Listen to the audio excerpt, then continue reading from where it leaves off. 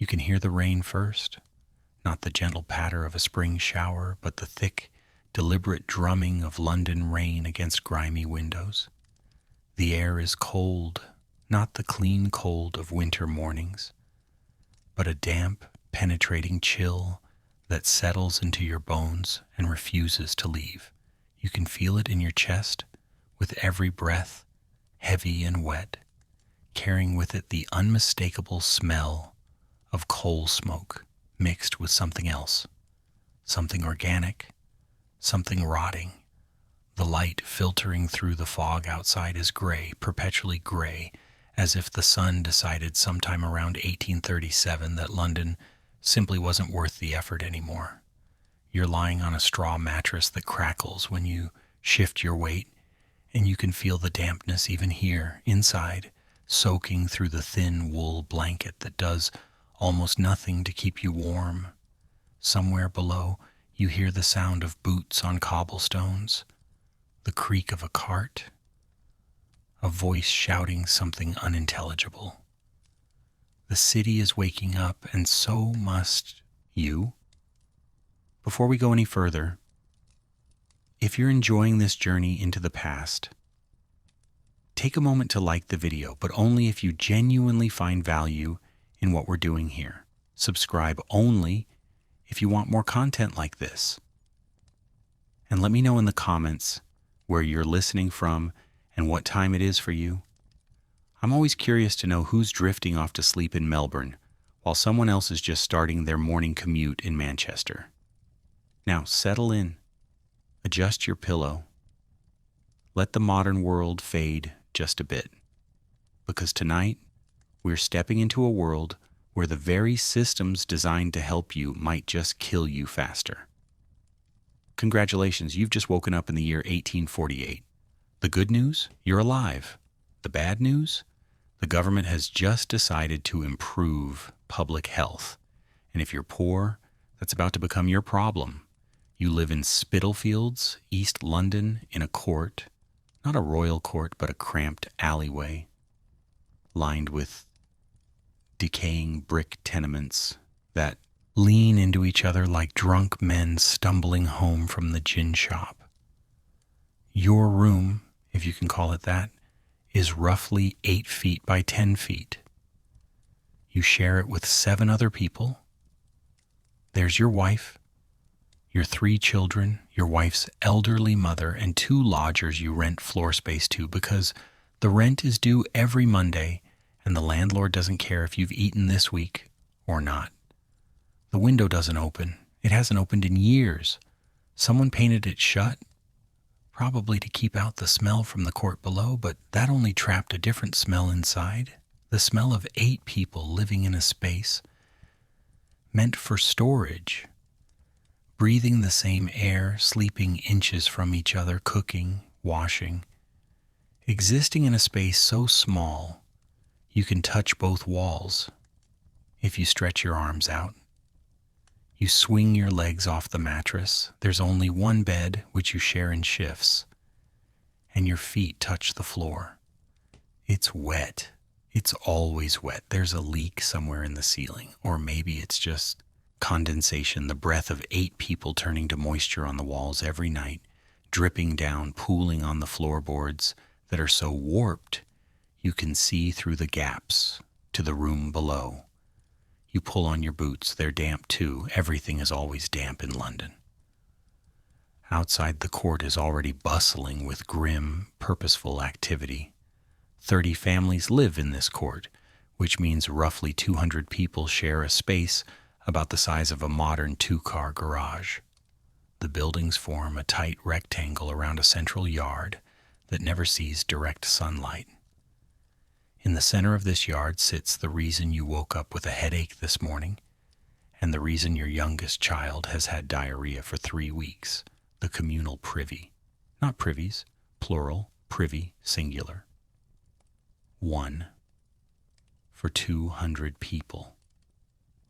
It's a brick structure about 6 feet tall with a wooden door that hangs crooked on rusted hinges. Inside there's a wooden bench with a hole in it. And beneath that hole is a cesspit, a large underground chamber that collects the waste of 200 people and just sits there, fermenting, breeding, becoming something that would make a modern sewage worker quit on the spot. The cesspit is supposed to be emptied every few months by night soil men, workers who come in the dark hours to shovel out the contents and cart them away to be sold as fertilizer. Supposed to be. In reality, it gets emptied when someone pays for it, and nobody in this court has that kind of money, so it gets emptied roughly never, which means the cesspit is full, has been full for months, is now overflowing. You can see it as you stand in your doorway. The ground around the privy is wet, but not with rainwater. The cesspit has breached. Human waste is seeping up through the earth, spreading across the courtyard like a slow, terrible tide. It pools in the low spots. It creates a permanent smell that you've almost gotten used to. Almost. And here's where things get interesting in the way that a shipwreck is interesting. Parliament, in its infinite wisdom, has just passed the Nuisances, Removal, and Diseases Prevention Act of 1848. This law, crafted by well-fed gentlemen in clean rooms who have never set foot in a place like Spitalfields, is designed to improve public health in crowded urban areas. It gives local authorities the power to enter private property, inspect sanitation conditions, and order improvements. Sounds good, right? It would be if you weren't poor. The law states that property owners are responsible for maintaining sanitary conditions. Landlords must ensure that privies are cleaned, that cesspits are emptied, that drainage is adequate. If they don't comply, they can be fined. But here's the thing about your landlord. He doesn't live here. He doesn't even live in London. He owns 40 properties across the East End and visits approximately none of them. He collects rent through an agent, a thin, perpetually irritated man named Mr. Whitaker, who appears every Monday morning with a ledger and a complete absence of sympathy. When the inspector from the newly formed Board of Health arrives in your court, he takes one look at the overflowing cesspit, turns slightly green, and writes up a notice. The property is in violation of the new sanitation laws. The cesspit must be emptied immediately. Drainage must be improved. The landlord has 30 days to comply or face a fine of £5. £5 is roughly 6 months of your wages. To the landlord, it's the cost of a decent dinner. The landlord does the math. £5 for the fine, or £20 to actually fix the problem. He pays the fine. The cesspit remains full. You continue living next to it, breathing air thick with methane and worse things, while your youngest child develops a cough that sounds like wet gravel shifting in her chest. But wait, it gets better.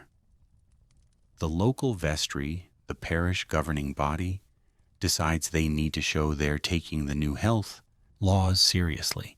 They hire a surveyor to map all the courts and alleyways in the district, identifying properties that need immediate attention. Your court is, unsurprisingly, at the top of the list. The vestry orders your landlord to install proper drainage, not just empty the cesspit, but actually build a drain that connects to the main sewer. Except there is no main sewer, not in Spitalfields, not in 1848. London's sewer system, such as it is, consists mainly of open ditches and underground channels that were designed in medieval times to carry away rainwater, not human waste. These sewers empty directly into the Thames, which is also where London gets its drinking water. But let's not think about that too hard right now. Your landlord, faced with the impossible task of connecting to a sewer system that doesn't exist, does what any rational businessman would do. He hires the cheapest builder he can find to install the cheapest possible drain, a simple pipe that runs from the cesspit under the courtyard to the street outside. Where does it drain to? The street? The pipe simply empties into the gutter, where the contents mix with rainwater, horse manure, and the drainage from 100 other courts, all flowing downhill toward the Fleet Ditch, an open sewer that runs through the heart of East London like a river of nightmares. The Board of Health inspector returns, sees that a drain has been installed, checks a box on his form, and leaves. The law has been followed, public health has been protected, progress has been made. You now live next to a cesspit that drains directly into the street where your children play. The street outside your court has become something that defies easy description. In dry weather, the waste from the cesspit drain mixes with the general accumulation of horse manure, rotting vegetables, dead animals, and mysterious fluids leaking from the tannery 2 blocks over. It forms a kind of paste that coats the cobblestones and gives off a smell so powerful it has physical presence. You can feel it in your throat. When it rains, and in London it always rains, this paste becomes a soup. The street has no proper drainage. Victorian London, for all its imperial grandeur and technological advancement, has not quite figured out that water needs somewhere to go. The cobblestones are uneven, laid by different crews over different decades, creating a surface that's more like frozen waves than a flat road. Water pools in the low spots, mixing with the paste, creating puddles that are best not examined too closely. You navigate these puddles on your way to work every morning. You've learned which stepping stones are relatively safe, which gaps between cobblestones are shallow enough to risk. Your children have learned too. They play a game hopping from dry spot to dry spot, laughing when someone miscalculates and lands ankle deep in the soup. They think it's funny. They don't know yet that the girl from number 12 died last week from something the doctor called putrid fever, which is Victorian English for we have no idea what killed her, but something definitely did. They don't know that the mortality rate for children in courts like yours is 1 in 2 before the age of 5. They don't know that their laughter, their resilience, their ability to find joy in hopping over pools of sewage is both heartbreaking and completely ordinary. You work at a match factory in Bow, about 1.5 miles from your court. The walk takes you past dozens of other courts, each with its own overflowing cesspit, its own street drain that goes nowhere useful, its own population of people trying to live normal lives in abnormal conditions. The match factory is a long, low building that smells of phosphorus and desperation. You work 14 hours a day, 6 days a week, dipping wooden sticks into a mixture of white phosphorus and glue. The phosphorus glows faintly in the dark, a beautiful, eerie light that would be magical if it weren't slowly poisoning you. White phosphorus does things to the human body. It seeps into your jaw through your teeth, causing a condition called phossy jaw. The bone literally rots from the inside, creating abscesses that smell like death, pain that makes you wish for death, and eventually, actual death. The factory owner knows this. Everyone knows this. There are women working alongside you whose faces are partially collapsed from phossy jaw, who work through pain that would hospitalize a modern person because not working means not eating. The Nuisances Removal Act, which was so concerned with your cesspit at home, has nothing to say about white phosphorus in match factories.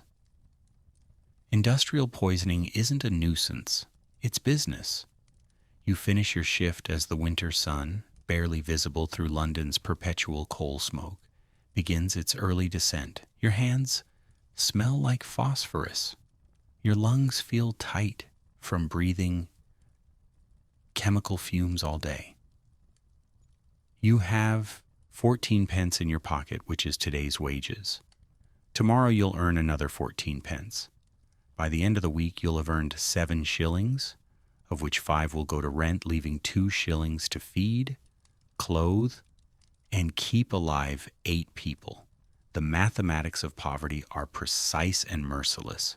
On your way home, you stop at the public water pump on the corner of Dorset Street. This pump is one of the modern improvements installed after the cholera outbreak of 1832 killed more than 7,000 Londoners. The old wells were condemned as contaminated, and new pumps were installed, drawing from deeper sources that were supposedly cleaner. The pump handle is wet from recent use. There's a queue of 6 women with buckets waiting their turn. You take your place in line, watching as each woman fills her bucket with water that runs clear and cold from the pump's iron spout. Clear and cold, and you'll discover in about 6 years, absolutely teeming with cholera bacteria.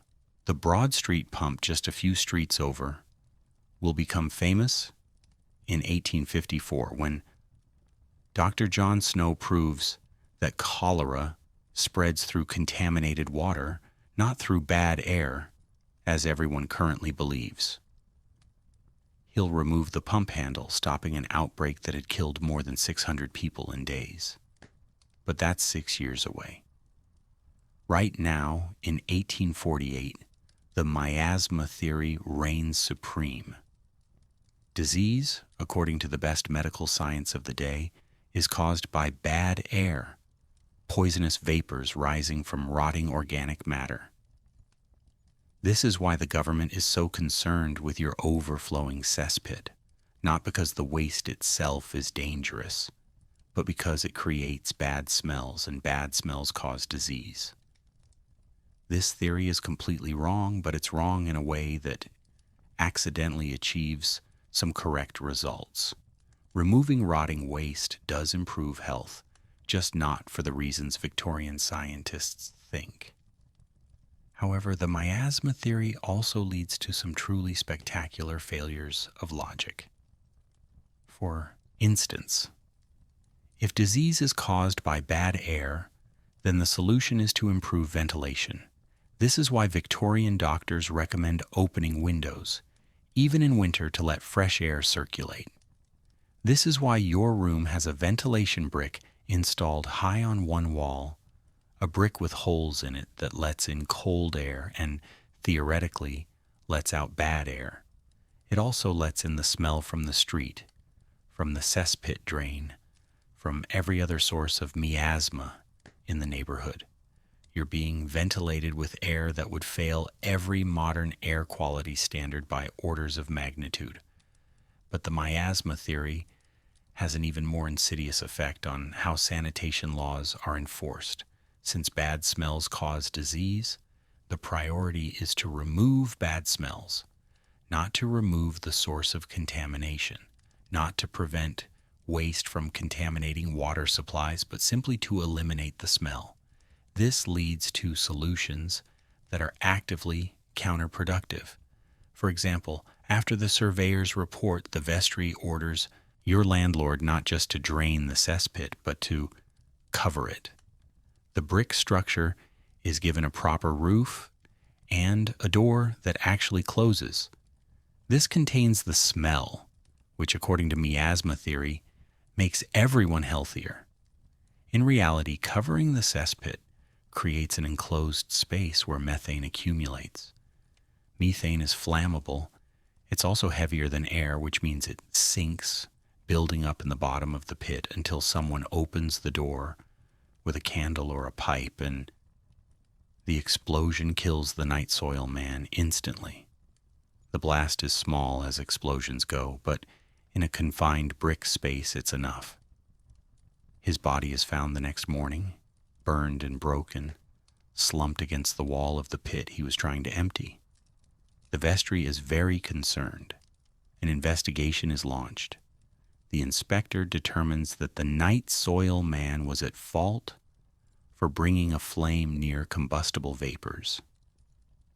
New regulations are drafted requiring night soil men to work without light sources, which means they now have to shovel human waste in complete darkness.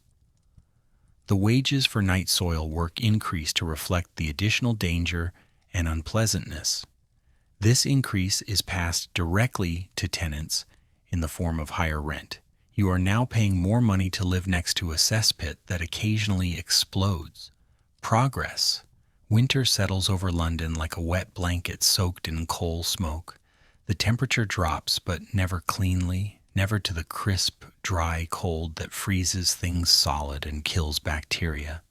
Instead, it hovers just above freezing, maintaining the perfect temperature for rot to continue its slow work while making every living thing miserable. The cesspit, now covered with its explosion-proof lid, generates its own heat through decomposition. On cold mornings, you can see steam rising from the gaps around the door, which is somehow worse than seeing nothing at all. It reminds you that the pit is alive in its own terrible way, an ecosystem of decay, working day and night beneath your feet. Your youngest daughter's cough has gotten worse. She's 3 years old, small even for her age, with the kind of thinness that comes from a diet of bread, potatoes, and whatever cheap scraps you can afford at the end of the week. The cough started a month ago as a dry tickle. Now it's wet and productive, bringing up phlegm that has a greenish tint you try not to think about. Your wife holds her at night, rocking her when the coughing gets bad, which is most nights. The sound carries through the thin walls, and you can hear other children in other rooms coughing too. It's the sound of winter in Spitalfields, as common as church bells, as ignored as church bells. You mention the cough to the foreman at the factory. He suggests you take her to the dispensary on Commercial Street. The dispensary is a charitable institution that provides free medical care to the poor, funded by donations from wealthy benefactors who believe in helping the deserving poor. Deserving meaning employed, sober, and appropriately grateful. You go on Sunday, you're one day off. The dispensary is a narrow building wedged between a cooperative and a pub, marked by a sign that reads, "Free medical relief for the industrious poor."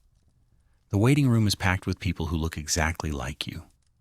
Thin, tired, wearing clothes that are clean but worn, maintaining dignity through sheer force of will. You wait for 3 hours. Your daughter sits on your lap, occasionally coughing into your shirt. The room smells of wet wool, unwashed bodies, and carbolic acid, which the dispensary uses to combat the miasma they believe causes disease. When your turn finally comes, you're ushered into a small examination room where a young doctor, probably fresh from medical school, doing his charity work to build his reputation, listens to your daughter's chest with a wooden stethoscope. "Inflammation of the bronchial tubes," he announces, as if this explains everything. "Common in children of her class. The miasmic conditions of your housing are to blame."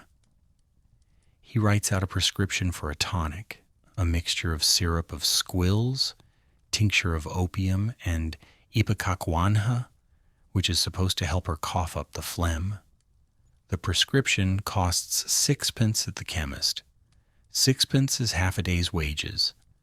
You thank the doctor, take the prescription, and leave. You don't go to the chemist.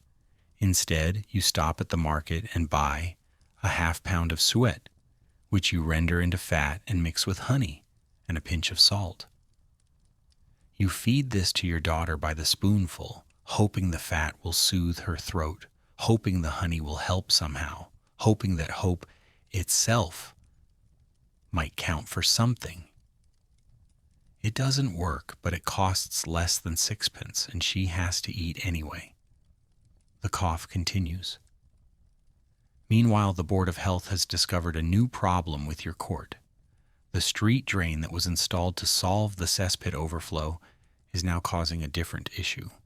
The waste draining into the street is creating what Victorian sanitarians delicately call a soil heap, a permanent accumulation of human waste in the gutter that attracts rats, dogs, and flies in numbers that constitute, in the technical language of the health inspector, a bloody nuisance. The solution, according to the new Metropolitan Commission of Sewers, is to connect your street drain to the main sewer system, which you'll recall doesn't actually exist in Spitalfields. What does exist is a series of underground brick channels built in the 1600s to carry away storm water. These channels are roughly 4 feet wide, 3 feet tall, and were never designed for human waste. They're also partially collapsed in several places, blocked with debris in others, and empty directly into the River Lea, which flows into the Thames, which provides drinking water to half of London. But they're sewers, technically, so the connection can be made. Your landlord hires the same cheap builder who installed the first drain. This builder, a man named Jessup, who smells perpetually of gin and bad decisions, digs a trench across the courtyard to connect the cesspit drain to the old storm sewer. The trench is 6 feet deep and 18 inches wide. It cuts through the courtyard like a wound, exposing layers of London's history: brick foundations from demolished buildings, pottery shards, old bones, and soil that's black with decades of accumulated filth. The trench stays open for 3 weeks while Jessup works at his own pace, which is to say, whenever he's sober enough to lay bricks in a straight line. During these 3 weeks, the trench fills with water every time it rains. Children fall into it regularly. Someone's cat drowns in it. The smell coming from the exposed soil is so powerful that even the rent collector starts coming on Tuesdays instead of Mondays, just to avoid the worst of it. When the connection is finally made, when the brick channel is built and the trench is filled in, and the cesspit is now theoretically draining into the city's sewer system, everyone breathes a sigh of relief. For about a week, then the smell changes. Instead of the localized stench of an overflowing cesspit, you now have a different problem. The old storm sewer, designed for rainwater, can't handle the volume of waste being dumped into it from your court and the 40 other courts now being connected to it under the new health regulations. The sewer backs up. When it rains, the sewer overflows, and waste flows backward through the drains, flooding basements throughout the neighborhood with a mixture of rainwater and sewage that creates a smell so profound it makes people vomit in the street. The Board of Health receives complaints, many complaints. An inspector is dispatched. He determines that the problem is caused by insufficient gradient in the old sewer lines. The channels are too flat, allowing waste to accumulate instead of flowing freely. The solution is to increase the gradient by lowering the sewer channels. This requires digging up every street in Spitalfields. The work begins in March of 1849.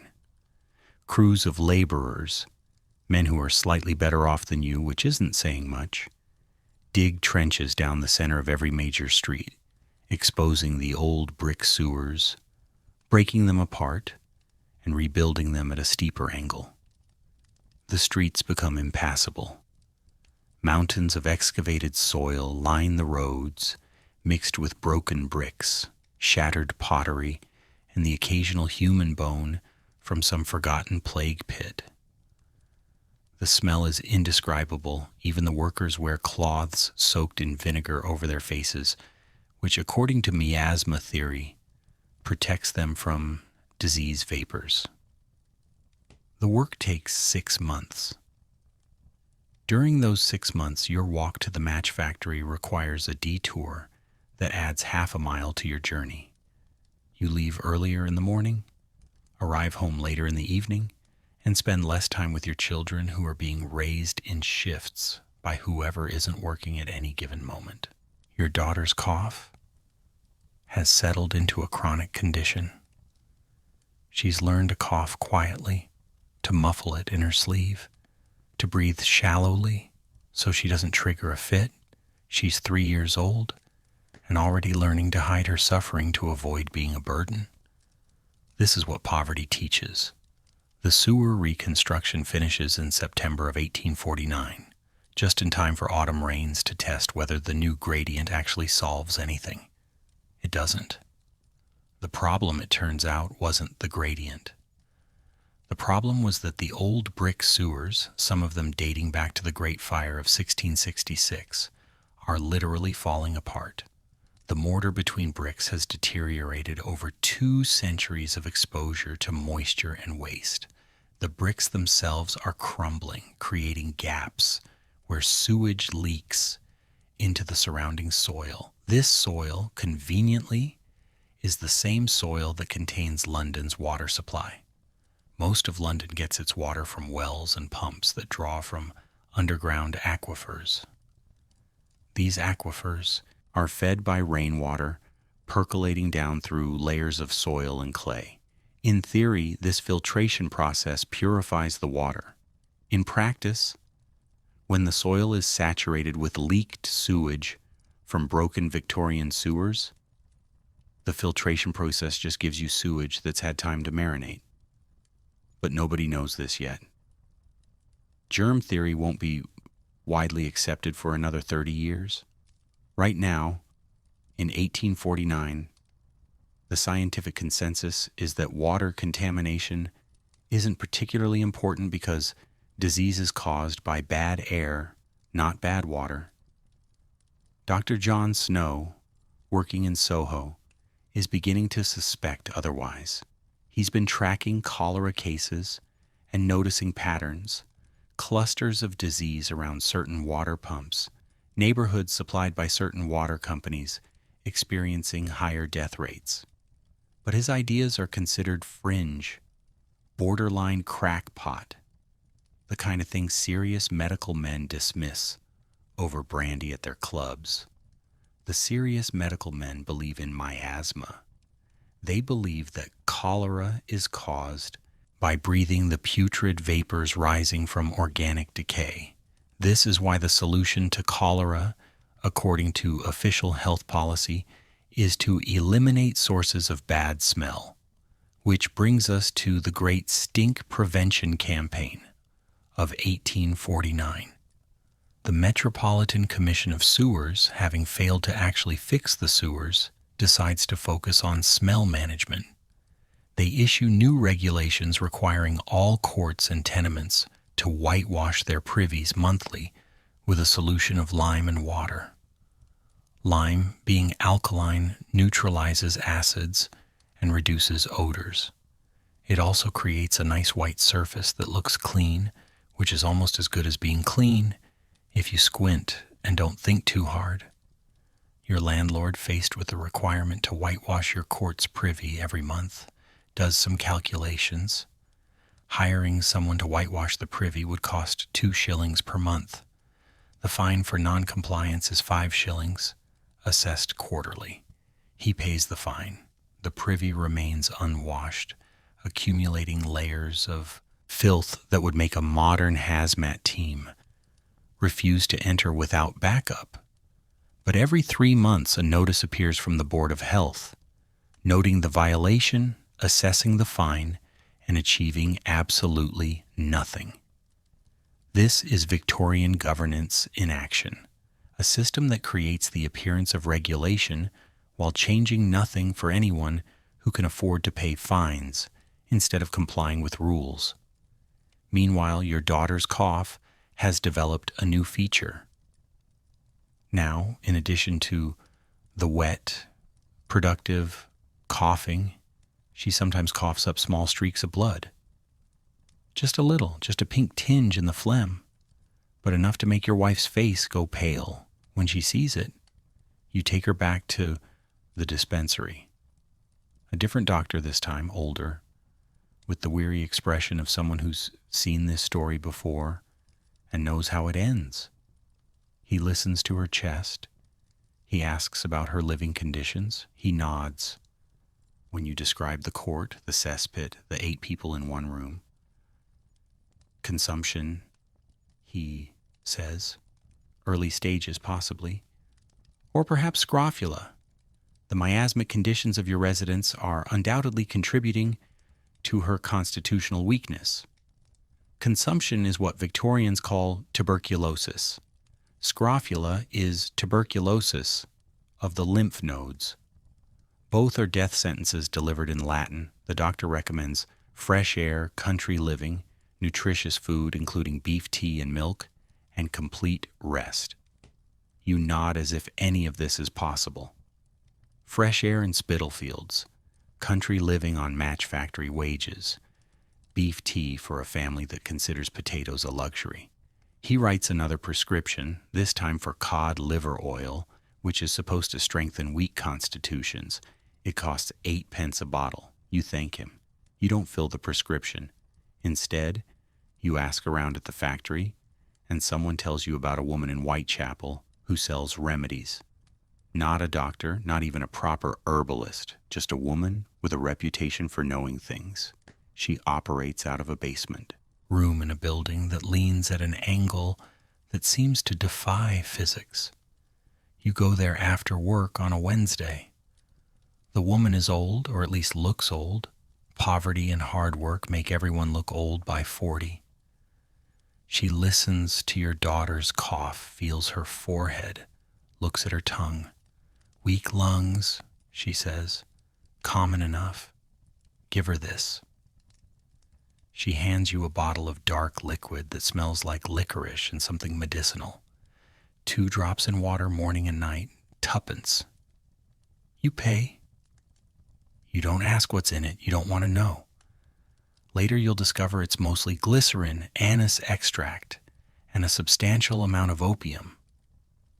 The opium suppresses the cough, which makes your daughter seem better, which allows everyone to sleep at night, which is probably worth the 2pence, even if it's not actually curing anything. The cough becomes manageable. Your daughter still has it, still coughs up the occasional pink-tinged phlegm. But quietly now, controllably, she learns to take her medicine without complaint, swallowing the bitter drops with a stoicism that no 3-year-old should have to master. Life continues in its grinding routine.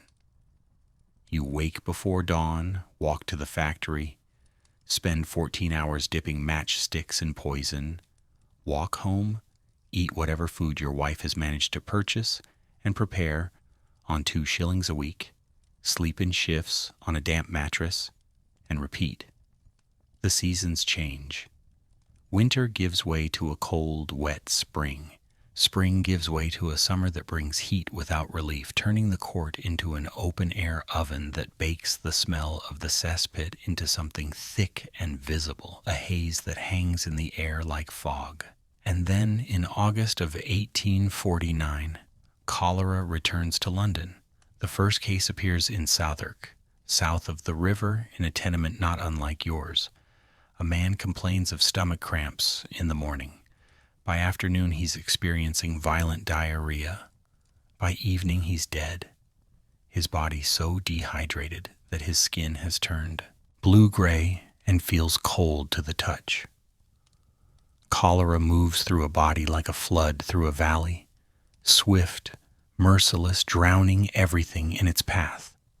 The bacterium Vibrio cholerae, though Victorians don't know it exists, multiplies in the intestines and produces a toxin that causes cells to dump water and electrolytes into the gut.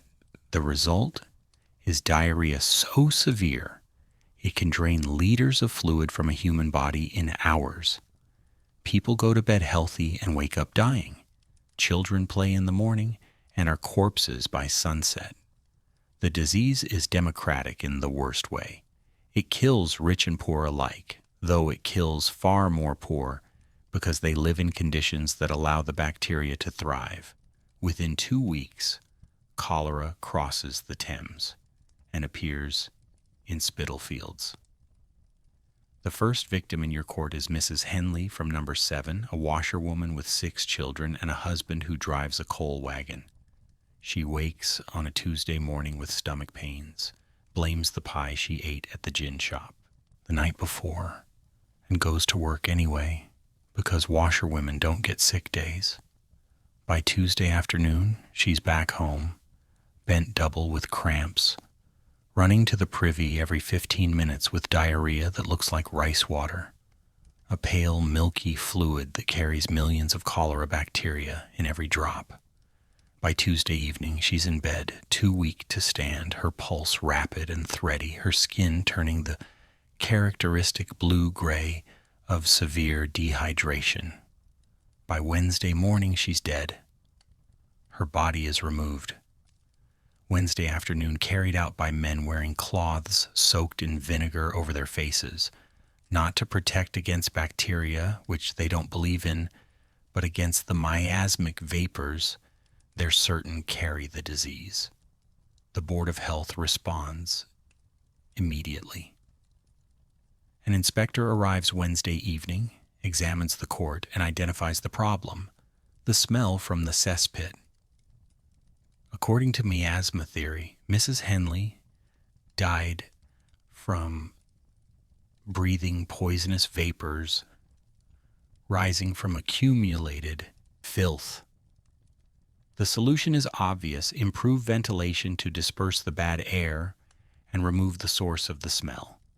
The inspector orders the cesspit to be emptied immediately and the entire court to be fumigated with burning sulfur, which is believed to purify infected air.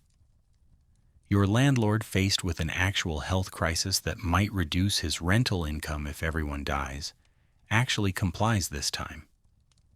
He hires a night soil crew, 4 men with shovels, a cart, and the kind of desperation that comes from being only marginally better off than you, to empty the cesspit.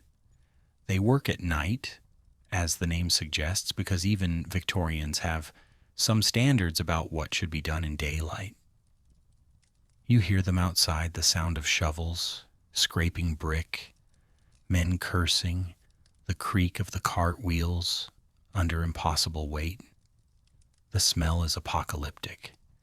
Even with the cesspit covered, even with everyone's windows closed, the smell penetrates everything. It's not just a smell, it's a presence, a force, something that makes your eyes water and your throat close and your stomach revolt. The men work for 3 nights, filling cart after cart with the accumulated waste of 200 people over 18 months. They haul it to a field east of the city where human waste is composted into fertilizer sold to farmers. The circle of life, Victorian style. When they finish, the cesspit is empty for the first time in over a year. The inspector returns, approves the work, and orders the fumigation to begin. Fumigation involves burning sulfur in pots throughout the court.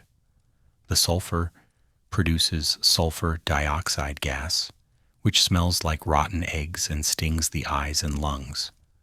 According to miasma theory, this purifies the air, killing the disease-causing vapors. In reality, it just makes everyone miserable.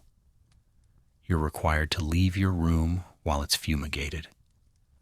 Everyone in the court stands outside in the August heat, while thick yellow smoke pours from windows and doorways, while the fumigators move from room to room with their sulfur pots, while the inspector makes notes in his ledger about the thoroughness of the disinfection. When you're finally allowed back inside, everything smells like sulfur. Your clothes, your bedding, the walls themselves. The smell lingers for days, mixing with the perpetual damp to create something that makes you nostalgic for the simple stench of the cesspit, and it accomplishes nothing. 2 days later, Mr. Henley, the coal wagon driver, Mrs. Henley's widower, comes down with cholera. His 6 children are being cared for by neighbors because Victorian orphanages won't take children until their father is officially dead, and he's still alive, technically, thrashing in his bed with rice water diarrhea while his body slowly transforms into a desiccated husk. He dies on Sunday. By Monday, 3 of his children are showing symptoms. The Board of Health inspector returns, even more alarmed now. The fumigation didn't work, which means the miasmic source must be more persistent than a simple cesspit. He expands his investigation, examining the street drains, the sewer connections, the water pump. He finds problems everywhere. The street drain that connects to the old sewer system is leaking. You can see moisture seeping through the cobblestones around it. The sewer itself is partially blocked, creating a backup that sometimes sends sewage flowing up through drain gratings. And the water pump, the one you use every day, is located downhill from all of this. The inspector's report is damning. The court presents conditions of extreme insalubrity owing to defective drainage and contaminated atmosphere. Immediate remediation required to prevent further loss of life. The recommended remediation includes rebuilding the street drain, clearing the blocked sewer, relocating the water pump, installing ventilation bricks in every dwelling, and whitewashing all surfaces with lime solution. Estimated cost, £40. Your landlord looks at the report, looks at the cost estimate, and makes a business decision. He evicts everyone. The eviction notice is delivered on a Thursday morning by Mr. Whitaker, the rent collector, who looks even more pinched and irritated than usual. He carries a stack of printed forms, legal documents that use phrases like notice to quit and termination of tenancy and failure to maintain healthful conditions. The irony is not lost on anyone. You're being evicted because the court is unhealthy.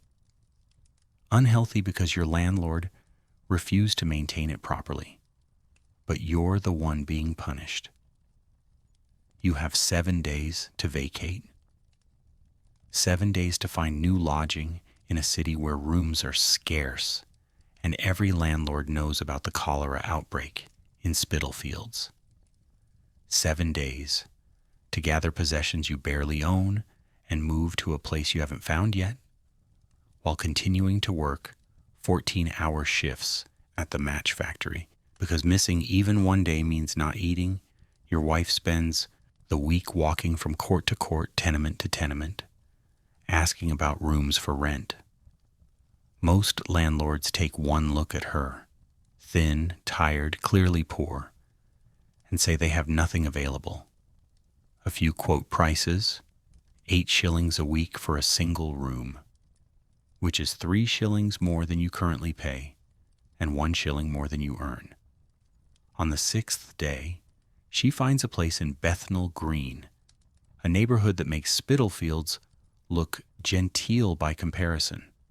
The room is smaller than your current one, 10 feet by 8 feet, on the 3rd floor of a building that sways noticeably when the wind blows.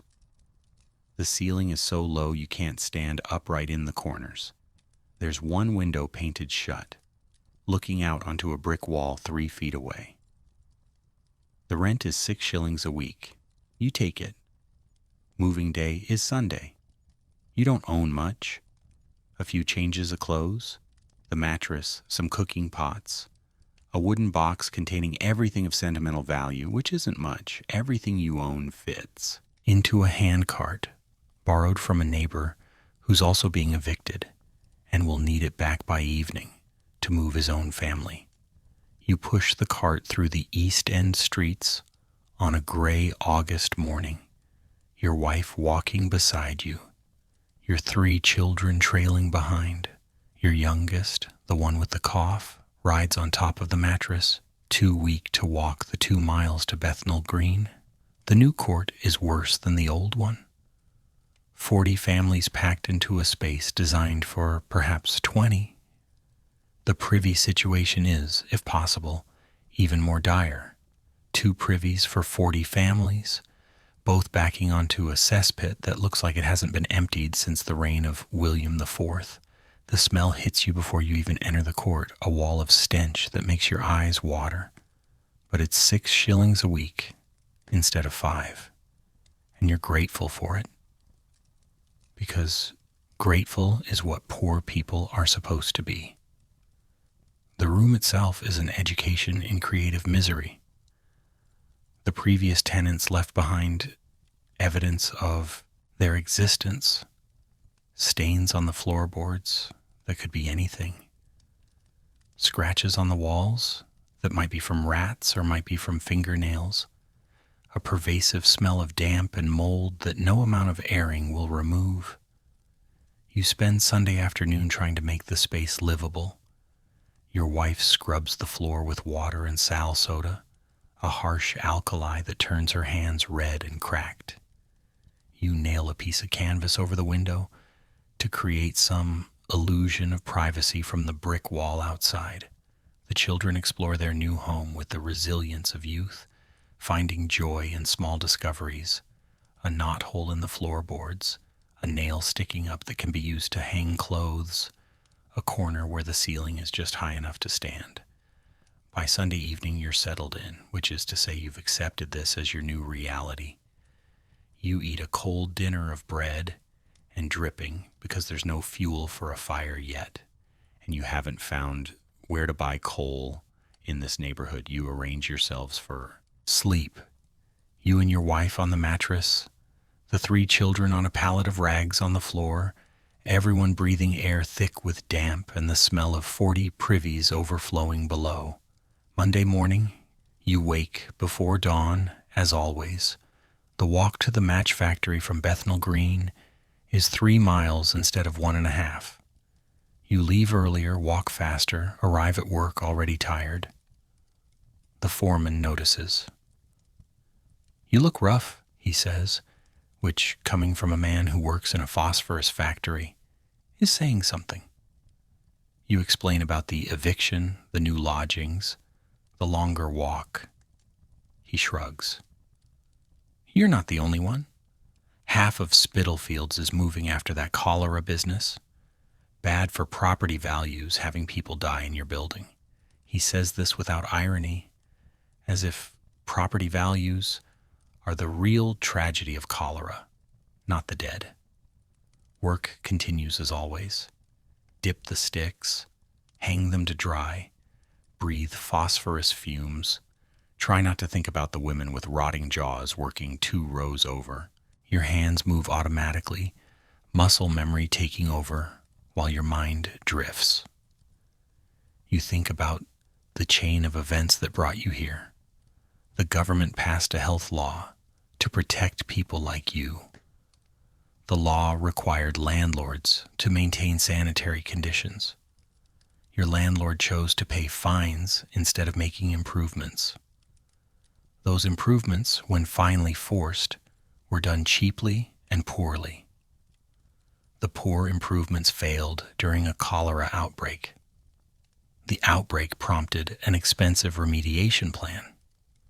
Rather than pay for remediation, the landlord evicted everyone. You are now worse off than before the health law was passed. This is not an accident. This is the system working exactly as designed. The law was written by wealthy men who own property. It was written to appear to help the poor while actually protecting property owners from liability. The fines were set low enough that paying them was cheaper than compliance. The enforcement was designed to allow months or years of violations before any real consequence. And when consequences finally came, they fell on tenants, not landlords. Victorian reform follows a pattern. Identify a problem, pass a law that looks like it solves the problem, enforce the law in ways that don't actually solve anything, declare victory, and move on. The poor get regulations. The rich get loopholes. Everyone gets to feel like progress is being made. Meanwhile, people keep dying. By the end of August 1849, cholera has killed more than 2,000 Londoners. The epidemic will continue into September, October, eventually killing more than 14,000 before it burns itself out. The Board of Health will issue reports, committees will be formed, new regulations will be proposed, debated, watered down, and eventually passed in forms that look impressive on paper and accomplish nothing in practice. And you will continue living in rooms that are too small, breathing air that is too foul, drinking water that is too contaminated, working jobs that are too dangerous for wages that are too low, while the people responsible for creating these conditions congratulate themselves on their charitable concern for the laboring classes. Autumn arrives with its usual London grace, which is to say it brings rain, more rain, and a kind of gray dampness that seeps into everything. The temperature drops just enough to make the unheated room unbearable at night, but not enough to kill the smell from the cesspit below.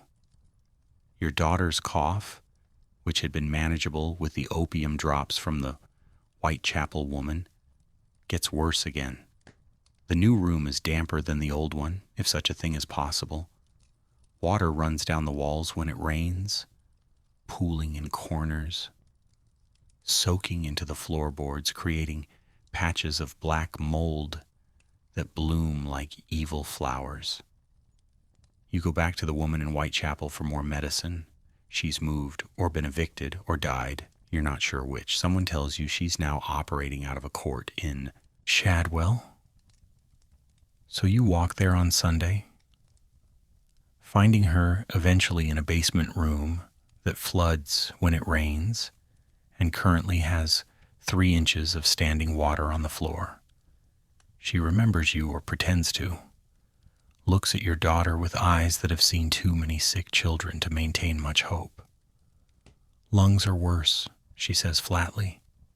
You can hear it when she breathes. The drops will help with the cough, but they won't fix what's broken. She gives you 2 bottles this time, charges you 3p, and offers something that might be kindness or might just be honesty. Keep her warm if you can, dry if you can, fed if you can. That's all anyone can do.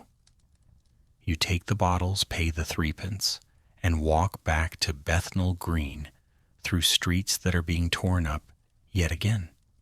The Metropolitan Commission of Sewers, spurred by the cholera deaths, has decided to replace more of the old brick sewers with modern pipe sewers. Modern, in this context, means ceramic pipes about 18 inches in diameter glazed on the inside to allow waste to flow smoothly. The work is being done by gangs of laborers called navvies, short for navigators, men who originally dug the navigation canals and now dig anything that needs digging. They work in conditions that make the match factory look safe, standing waist-deep in trenches that could collapse at any moment, breathing air thick with sewer gas, handling human waste with their bare hands, because gloves are expensive and labor is cheap. They're paid better than you, 2 shillings a day instead of 14p. But they also die younger.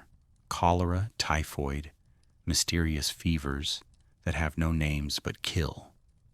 Just as thoroughly. The navvies have a saying, a short life and a merry one. The merry part is questionable. The short part is statistically accurate. You watch them work as you pass, these men digging through London's accumulated filth, and you think about how every improvement to the city requires someone to suffer for it. The new sewers will eventually make London healthier, cleaner, more modern. But the men building them will die in the process, and their deaths will be noted in accident reports filed in government offices and then forgotten. This is progress. This is always progress, built on the backs of people whose names no one will remember. Back in your room, your wife has managed to acquire a small amount of coal, half a hundredweight, purchased from a dealer who operates out of a yard in Bethnal Green and sells in quantities so small that the price per pound is nearly double what wealthier people pay. But you're not wealthy people, so you pay the premium and feel grateful to have fuel at all. She builds a fire in the small grate. More smoke than heat, but it takes some of the dampness out of the air. Your daughter sits close to it, wrapped in every piece of cloth you own, still coughing but less frequently, with the opium drops dulling her lungs' urge to clear themselves. The two lodgers who shared your room in Spitalfields have not followed you to Bethnal Green. You can't afford lodgers anymore. The room is too small, and honestly, you need the space. Which means you've lost the income they provided. Roughly £1 a week, which was the difference between eating adequately and eating barely. You now eat barely. Breakfast is bread and tea. Dinner is potatoes. And if it's a good week, a bit of bacon for flavoring. Supper is bread again, maybe with a scraping of butter, if your wife has managed to economize enough during the week to afford it. Meat is a Sunday luxury, and even then, it's the cheapest cuts. Sheep's head, pig's feet, things that require hours of cooking to become edible. Your children are growing up thin, not just slim, but genuinely undernourished, with the kind of thinness that shows in their faces, their stick-like arms, their distended bellies that signal not fullness but the opposite. They're developing rickets, a disease of vitamin D deficiency that causes bone deformations. Your middle child, a boy of 5, is starting to develop bowed legs, his shins curving outward in a way that will mark him as poor for the rest of his life. The dispensary doctor, when you take him in for examination, recommends cod liver oil and exposure to sunlight. Cod liver oil costs 8 pence a bottle. Sunlight in the narrow court where your room is located arrives for approximately 20 minutes a day in summer and not at all in winter. You don't buy the cod liver oil. You can't manufacture sunlight. So your son's legs continue to bow, and you try not to think about what his life will be like as an adult man who can't walk properly, who can't do physical labor, who will be even more vulnerable in an economy that already treats healthy workers as disposable. Meanwhile, the Board of Health has published its report on the cholera epidemic. It's a thick document full of statistics, tables, maps showing the distribution of deaths across London's neighborhoods. The conclusion, after hundreds of pages of analysis, is that cholera is caused by miasmic vapors arising from decomposing organic matter in conditions of poor ventilation and inadequate drainage.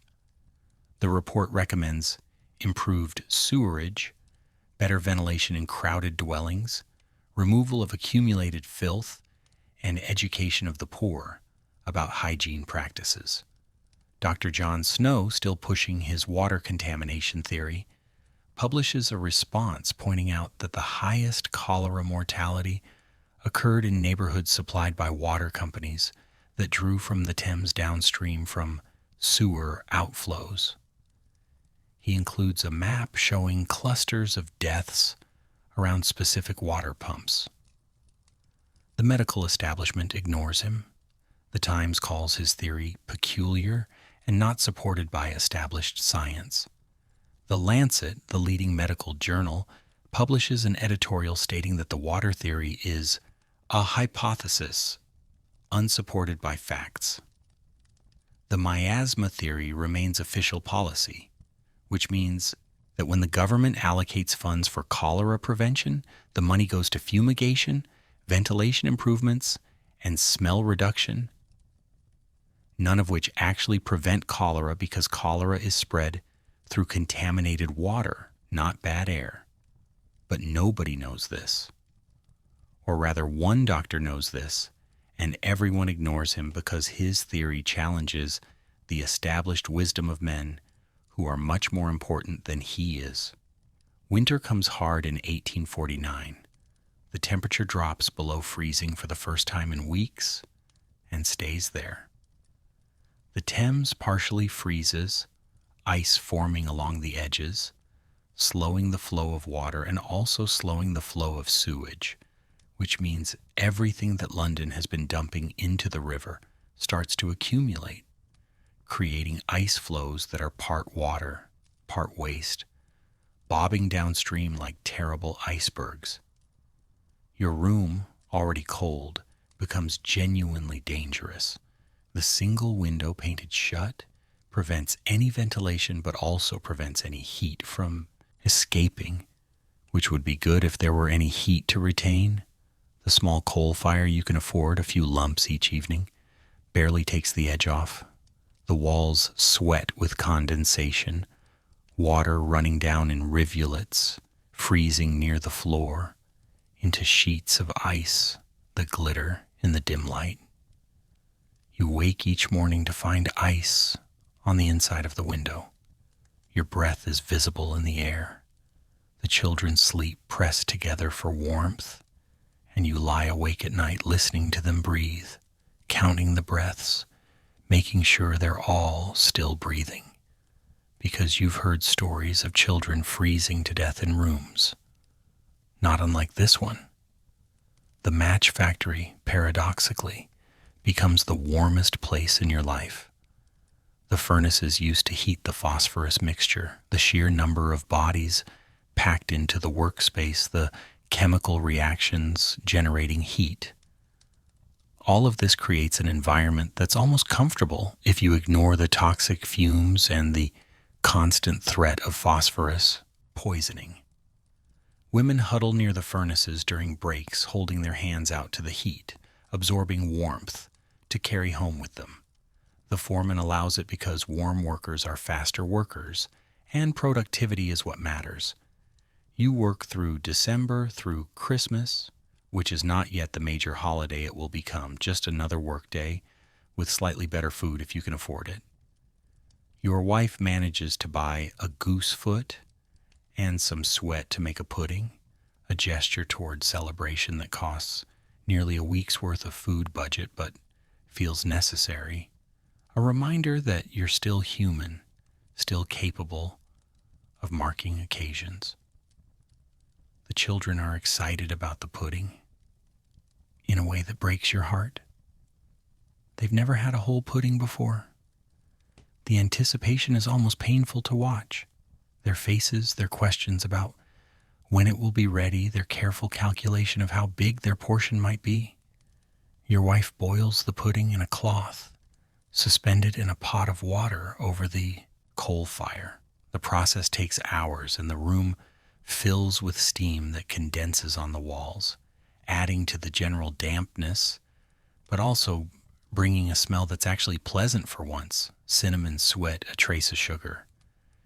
When it's done, she portions it out carefully, making sure everyone gets an equal share. The children eat slowly, making it last, and you do the same, because this is as close to luxury as you're going to get this year. Your youngest daughter eats her portion but starts coughing halfway through, the wet, rattling cough that's become the soundtrack to your life. The opium drops help, but they're running low, and you can't afford to buy more until next week's wages. She coughs into her sleeve, then continues eating, determined not to waste the pudding. This is what poverty does to children. It teaches them to endure suffering silently so as not to burden anyone else. It teaches them that their own discomfort is less important than not wasting food. It teaches them to be grateful for scraps. After Christmas, the Board of Health announces a new initiative, the Sanitary Inspection and Classification Scheme. Under this scheme, every dwelling in London will be inspected and classified according to its level of salubriousness. Class 1 dwellings meet all health standards. Class 5 dwellings are condemned as unfit for human habitation. The inspections begin in January of 1850. Your room is inspected on a Tuesday morning. You're at work, so your wife deals with the inspector, a young man with a notebook and an expression that suggests he drew the short straw and got assigned to Bethnal Green. He measures the room, notes the dimensions, counts the number of occupants. He examines the window, painted shut. The ventilation, none. The proximity to the cesspit, directly above it. The dampness of the walls, extreme. The state of the floorboards, rotting in corners. He assigns your room a classification. 4. Seriously deficient in sanitary arrangements. Unsuitable for habitation but not immediately dangerous. What this means in practice is that your landlord is required to make improvements within 6 months or face a fine of £2. Your rent immediately increases to 7 shillings per week. The landlord, anticipating the cost of improvements or fines, passes the expense directly to tenants. This is legal, expected, and completely in line with how Victorian housing economics work. The law requires improvements, but it doesn't prevent landlords from charging tenants for those improvements, even if the improvements never actually happen. 7 shillings is exactly what you earn per week at the match factory. You now spend every penny of your wages on rent, food, fuel, clothing, medicine. All of that must come from somewhere else. Your wife takes in washing, a job that involves carrying other people's dirty clothes to the communal washhouse, scrubbing them by hand in water so cold it makes her hands crack and bleed, wringing them out, carrying them back, all for pennies per load. She works from before dawn until after dark, her hands raw, her back aching, earning perhaps a shilling a week if she's lucky, if she can find enough customers, if the washhouse isn't too crowded. Between your wages and hers, you can afford rent, potatoes, bread, coal for perhaps an hour of fire per day, and nothing else. Your middle son's rickets get worse. His legs bow further, and he starts walking with a pronounced limp. The other children in the court mock him for it. The casual cruelty of children who are themselves suffering but need someone to feel superior to. He stops going outside. Your oldest child, a girl of 7, starts asking questions about school. She's heard that some children go to school, that there are places where you can learn to read and write. She wants to know if she can go. You explain that schools cost money. Even the charity schools require payments for books, slates, chalk. The ragged schools, institutions set up specifically for the poorest children, are free, but they require children to be clean, decently clothed, and able to attend regularly. Your daughter is none of these things. Her clothes are threadbare, patched with patches, held together by determination and careful washing. She's often needed at home to watch the younger children while your wife is at the wash house, and clean is a relative term when you live above a cesspit and share one room with 5 people. She accepts this explanation without complaint, the way children in poverty learn to accept everything, with resignation, with silence, with the understanding that wanting things is pointless. February brings a brief thaw, and with it the annual ritual of cesspit overflow. The frozen ground has prevented proper drainage for weeks, and now everything that's been accumulating, waste from 40 families, rainwater, snow melt, mysterious fluids from the nearby tannery, has nowhere to go except up. The courtyard floods, not with clean water, but with a mixture that's about 60% sewage, creating a lake roughly 2 inches deep that covers the entire space. The children who normally play in the courtyard are confined to the rooms, which means 40 families with multiple children. Each are now trapped in spaces measuring 8 by 10 feet, listening to their children go quietly mad from boredom and confinement. The smell is beyond description. Even the rats seem disgusted, abandoning the court for cleaner quarters elsewhere. The Board of Health is notified. An inspector arrives, takes one look at the flooded courtyard, holds a handkerchief to his nose, and declares the situation an urgent health hazard requiring immediate remediation. The recommended solution is to dig a drainage channel from the court to the street, allowing the water to flow away. Estimated cost, £3. Your landlord counters with a cheaper solution. Wait for it to drain. Naturally, cost, nothing. The inspector insists on immediate action. The landlord agrees to dig the drainage channel, but only if the cost is divided among all tenants, roughly 18 pence per family. 18 pence, a day and a half of your wages. To fix a problem your landlord created by not maintaining the cesspit properly in the first place. You pay it. Everyone pays it. What choice do you have? The alternative is living in a flooded court indefinitely, which even by Victorian standards is considered unacceptable. A crew of navvies arrives, digs a trench through the courtyard to the street, and installs a basic drainage pipe.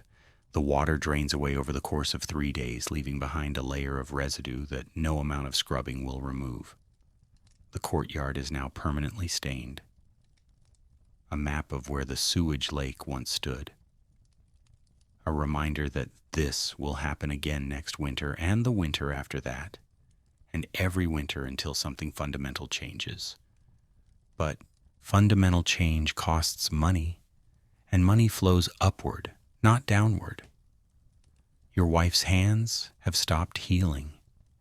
The constant exposure to cold water and harsh soaps at the wash house has created cracks in her skin that split open and bleed every time she works. She wraps them in rags, but the rags get wet, and wet rags against open wounds are an invitation for infection. By early March, her right hand is swollen and hot to the touch. Red streaks run up her forearm, signs of blood poisoning, though Victorians call it inflammatory erysipelas and believe it's caused by miasmic vapors entering through broken skin. She can't work, which means she can't earn money, which means the family income drops by a shilling per week at exactly the time when spring vegetables are still expensive and winter supplies have run out. You go to the dispensary again. The doctor lances the infected area, draining pus and blood, and prescribes rest and clean bandages changed daily. Clean bandages? As if you have clean bandages. As if you have any bandages. As if rest is something a woman in a one-room tenement with 3 children can afford. Your wife goes back to work 2 days later, her hand wrapped in strips of cloth torn from an old petticoat. The infection still red and angry, but no longer spreading. She grits her teeth and scrubs laundry because the alternative is not eating, and not eating kills you slower, but just as certainly as blood poisoning. Meanwhile, Parliament is debating the Nuisances Removal Act Amendment Bill of 1850. This bill proposes to strengthen enforcement of sanitation laws by giving local authorities more power to compel landlords to make improvements. It includes provisions for mandatory annual cesspit emptying, required ventilation in all dwellings, minimum space requirements, per occupant, penalties for landlords who fail to comply. The debate is lengthy and passionate. Members of Parliament give stirring speeches about their duty to protect the health of the laboring classes. The bill is praised as a humanitarian triumph, a sign that Britain is entering a new age of enlightened governance. The bill passes in July of 1850. The mandatory cesspit emptying provision states that cesspits must be emptied at such intervals as the local authority deems necessary for the preservation of health. Local authorities, being composed largely of property owners, deem that annual emptying is too frequent and burdensome. They interpret the law to mean as necessary, which in practice means when it becomes a documented health crisis. The ventilation requirements state that rooms must have adequate provision for the circulation of fresh air. Adequate is not defined. The painted shut window in your room technically counts because the window exists even if it doesn't open. The minimum space requirements state that rooms should provide sufficient space for healthful occupation. Sufficient is calculated at 60 square feet per adult, 40 square feet per child. Your room is 80 square feet. You have 2 adults and 3 children, which means you need 240 square feet. You have 1/3 of what you need, but the law is worded vaguely enough that enforcement is nearly impossible. The penalties for non-compliance are fines starting at £2, increasing for repeat violations. For landlords who own dozens of properties who earn hundreds of pounds per year in rents, a £2 fine is a minor business expense. The law changes nothing, or rather it changes one thing: the sense among reformers that something has been done. The law is on the books. The problem has been addressed, progress has been made, the poor are being helped. Meanwhile, you still live in a room classified as seriously deficient in sanitary arrangements, paying 7 shillings a week for the privilege, breathing air that's maybe 20% sewage vapor, watching your children develop diseases of malnutrition, while Parliament congratulates itself on protecting the laboring classes. In August, your youngest daughter's cough gets dramatically worse. The opium drops no longer help. She's coughing constantly now, day and night, bringing up phlegm that's more blood than mucus, breathing with a wheeze that sounds like air being forced through a wet sponge. She's 4 years old and weighing perhaps 30 pounds, light enough that you can carry her in one arm. Her ribs are visible beneath her skin. Her eyes are too large for her face. She looks like drawings you've seen in penny newspapers of famine victims in Ireland. You take her to the dispensary one more time. The doctor, the same older one who diagnosed consumption months ago, examines her with the air of a man going through motions he knows are futile. He listens to her chest, hears the wet rattle of lungs filling with fluid, sees the blood-stained handkerchief, notes her extreme thinness. Advanced consumption, he says quietly. Complicated by severe malnutrition and chronic exposure to insalubrious conditions. I'm sorry. Sorry means there's nothing to be done. Sorry means she's dying. Sorry means take her home and make her comfortable, which is Victorian medical euphemism for wait for death. He doesn't prescribe anything. There's no point. You carry her home through streets, being torn up for yet another sewer improvement project, past navvies digging trenches through filth, past inspectors making notes in ledgers, past politicians, posters promising better housing for the working classes, past all the apparatus of a society that's theoretically committed to public health, but practically committed to profit margins. Your daughter weighs almost nothing in your arms. She coughs against your shoulder, the sound wet and terrible. You can feel her heartbeat, rapid and weak, fighting against lungs that can no longer do their job. You take her home to die in a room that killed her. She dies on a Thursday morning in September, 3 weeks after the doctor's final examination. The end, when it comes, is almost quiet, a gradual weakening, a slowing of breath, a final small exhalation that doesn't get followed by an inhalation. Your wife is holding her when it happens. She doesn't cry out, doesn't make a sound, just sits there on the edge of the mattress, holding the small body, rocking slightly, the way she used to rock the baby to sleep when sleep was still possible. You have to go to work. This is not cruelty, this is economics. Missing a day of work means losing 14 pence, and you need that money to bury her. So you leave your wife holding the body of your daughter and walk 3 miles to the match factory, where you spend 14 hours dipping sticks in poison, where your hands shake so badly the foreman asks if you're getting sick. My daughter died this morning, you say, and even to your own ears it sounds flat, emotionless, a statement of fact rather than a tragedy. The foreman nods. You'll need to bury her quick, this heat. Take tomorrow off if you need to. No pay, mind. This is considered generous. You work the full shift.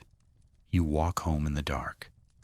Your wife has laid the body on the floor, wrapped in a sheet that was already old and thin, and is now your daughter's shroud.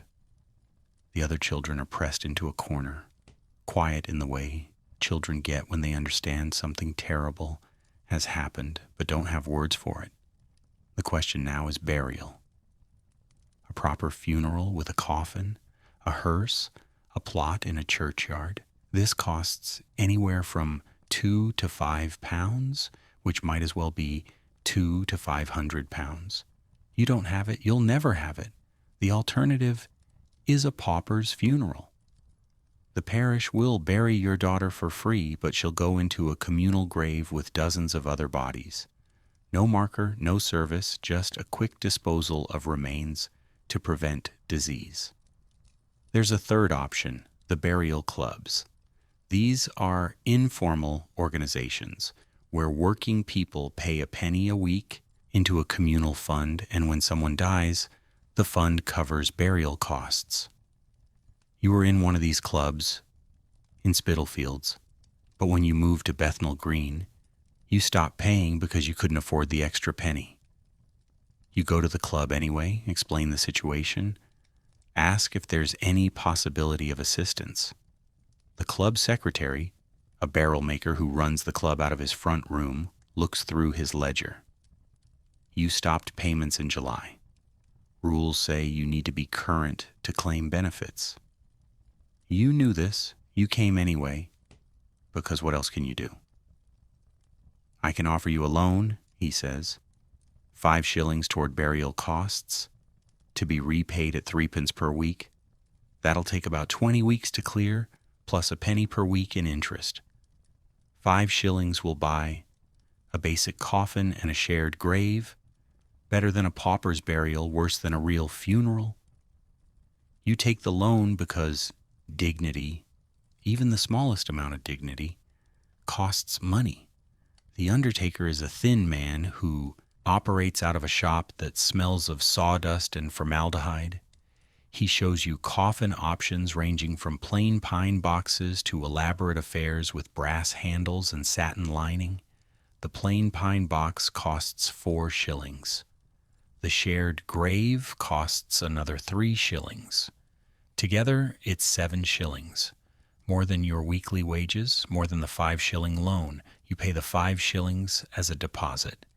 The undertaker agrees to provide services on credit with the remaining 2 shillings due within a month. You now owe 5 shillings to the burial club and 2 shillings to the undertaker, plus interest, plus the regular 7 shillings weekly rent, plus the cost of staying alive. The funeral is on Saturday. The undertaker collects the body Friday evening, which is good because September heat and a 4-day-old corpse in a small room would create problems. The coffin arrives Saturday morning, simple pine boards but clean, with a small brass plate that has space for a name but no name. Engraved because engraving costs extra. The service is at the parish church, St. Matthew's in Bethnal Green. The vicar is a harried man who conducts 4 or 5 funerals every Saturday, mostly children, mostly poor. He reads the standard service in a voice that suggests he's thinking about something else. Commits your daughter's soul to God, in the same tone he might use to order breakfast. The coffin is loaded into a cart, not a proper hearse, just a cart the undertaker uses for all his budget funerals. You and your wife and your 2 surviving children walk behind it to the cemetery, about a half-mile away. The shared grave is a trench, roughly 20 feet long and 6 feet deep. There are already 3 coffins in it from earlier funerals that day. Your daughter's coffin is lowered on top of them.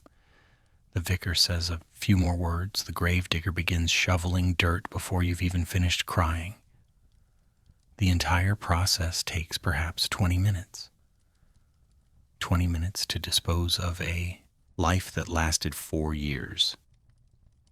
20 minutes that cost 7 shillings you don't have, that will take months to pay off, that represent a significant portion of your annual income spent on putting a small body into the ground with strangers. You walk home through Bethnal Green streets on a gray September afternoon. Your wife hasn't spoken since Thursday. Your surviving children haven't spoken much either. The family feels smaller now, emptier, like a structure with a load-bearing wall removed. Back in the room, there's a space on the floor where your daughter used to sleep. Her few possessions, a rag doll with a button for a face, a wooden spoon she liked to pretend was a baby, are still in the corner where she left them. Your wife picks up the doll, holds it for a moment, then puts it back down. She doesn't cry. She hasn't cried through any of this. Grief is a luxury, and she can't afford luxuries. I need to go to the wash house, she says. It's Saturday afternoon. There's work available for Sunday morning pickups. If she goes now, she can secure clients for Monday washing. She wraps her still infected hand in fresh rags and leaves. You're alone with your 2 surviving children in a room that still smells like sickness, despite your best efforts at cleaning. Your son, the one with rickets, sits in the corner playing with the wooden spoon. Your daughter, the 7-year-old who wanted to go to school, is staring at nothing, her face blank. Is she in heaven now? Your daughter asks suddenly. This is a theological question you're not equipped to answer. Heaven, as presented by the church, is a place of eternal rest and joy, reserved for the faithful. But your daughter died in a room above a cesspit, breathing air thick with sewage vapor, malnourished and suffering, 4 years old, and innocent of any sin except being born poor. If there's any justice, any fairness, any divine mercy, then yes, she's in heaven. But you've seen enough of how the world works to know that justice is for people who can afford lawyers, fairness is for people with political connections, and divine mercy is for people who make large donations to church-building funds. Yes, you tell your daughter, she's in heaven now. Your daughter nods, accepting this, because what else can she do? October arrives with rain that doesn't stop for days. The courtyard floods again, the new drainage channel proving inadequate when faced with actual weather. The cesspit overflows. The pattern repeats. Inspector, notice, landlord paying fine, nothing changing. You're back at the match factory, back to the 14-hour shifts, back to breathing phosphorus fumes and watching women with rotting jaws work through pain that should hospitalize them. The work is the same, but you're different. Lighter somehow, in a terrible way. As if grief has hollowed you out, left you lighter but weaker, less able to bear the weight of continued existence. The other workers notice but say nothing. Death is too common here to warrant much comment. Everyone has lost someone, children, spouses, parents, siblings. Mourning is universal and therefore unremarkable. The foreman, in a gesture that passes for compassion, assigns you to a slightly less toxic station, coating the boxes rather than dipping the matchsticks. The phosphorus exposure is marginally lower. You'll still die of it eventually, just slightly slower. Your debt situation is deteriorating. You owe 5 shillings to the burial club, repaying at 3 pence per week. 2 shillings to the undertaker, due within the month. 7 shillings weekly rent, always due Monday morning. Plus the cost of food, fuel, and survival. Your wife's washing income has dropped because her infected hand makes work difficult. She can't grip the washing paddles properly, can't wring out heavy garments. The infection comes and goes, sometimes better, sometimes worse. Never fully healed because healing requires rest and clean conditions, neither of which are available. By mid-October, you're 2 weeks behind on rent. Mr. Whitaker, the rent collector, appears on Monday morning with his ledger and his expression of perpetual disapproval. 14 shillings owed, he says. Plus, next week's rent makes 21 shillings total. I'll need at least 10 shillings by Friday, or we'll have to discuss eviction. 10 shillings? More than a week's wages? You have perhaps 3 shillings total between weekly earnings and your wife's reduced washing income. You try negotiating. I can pay 6 shillings by Friday, the rest next week.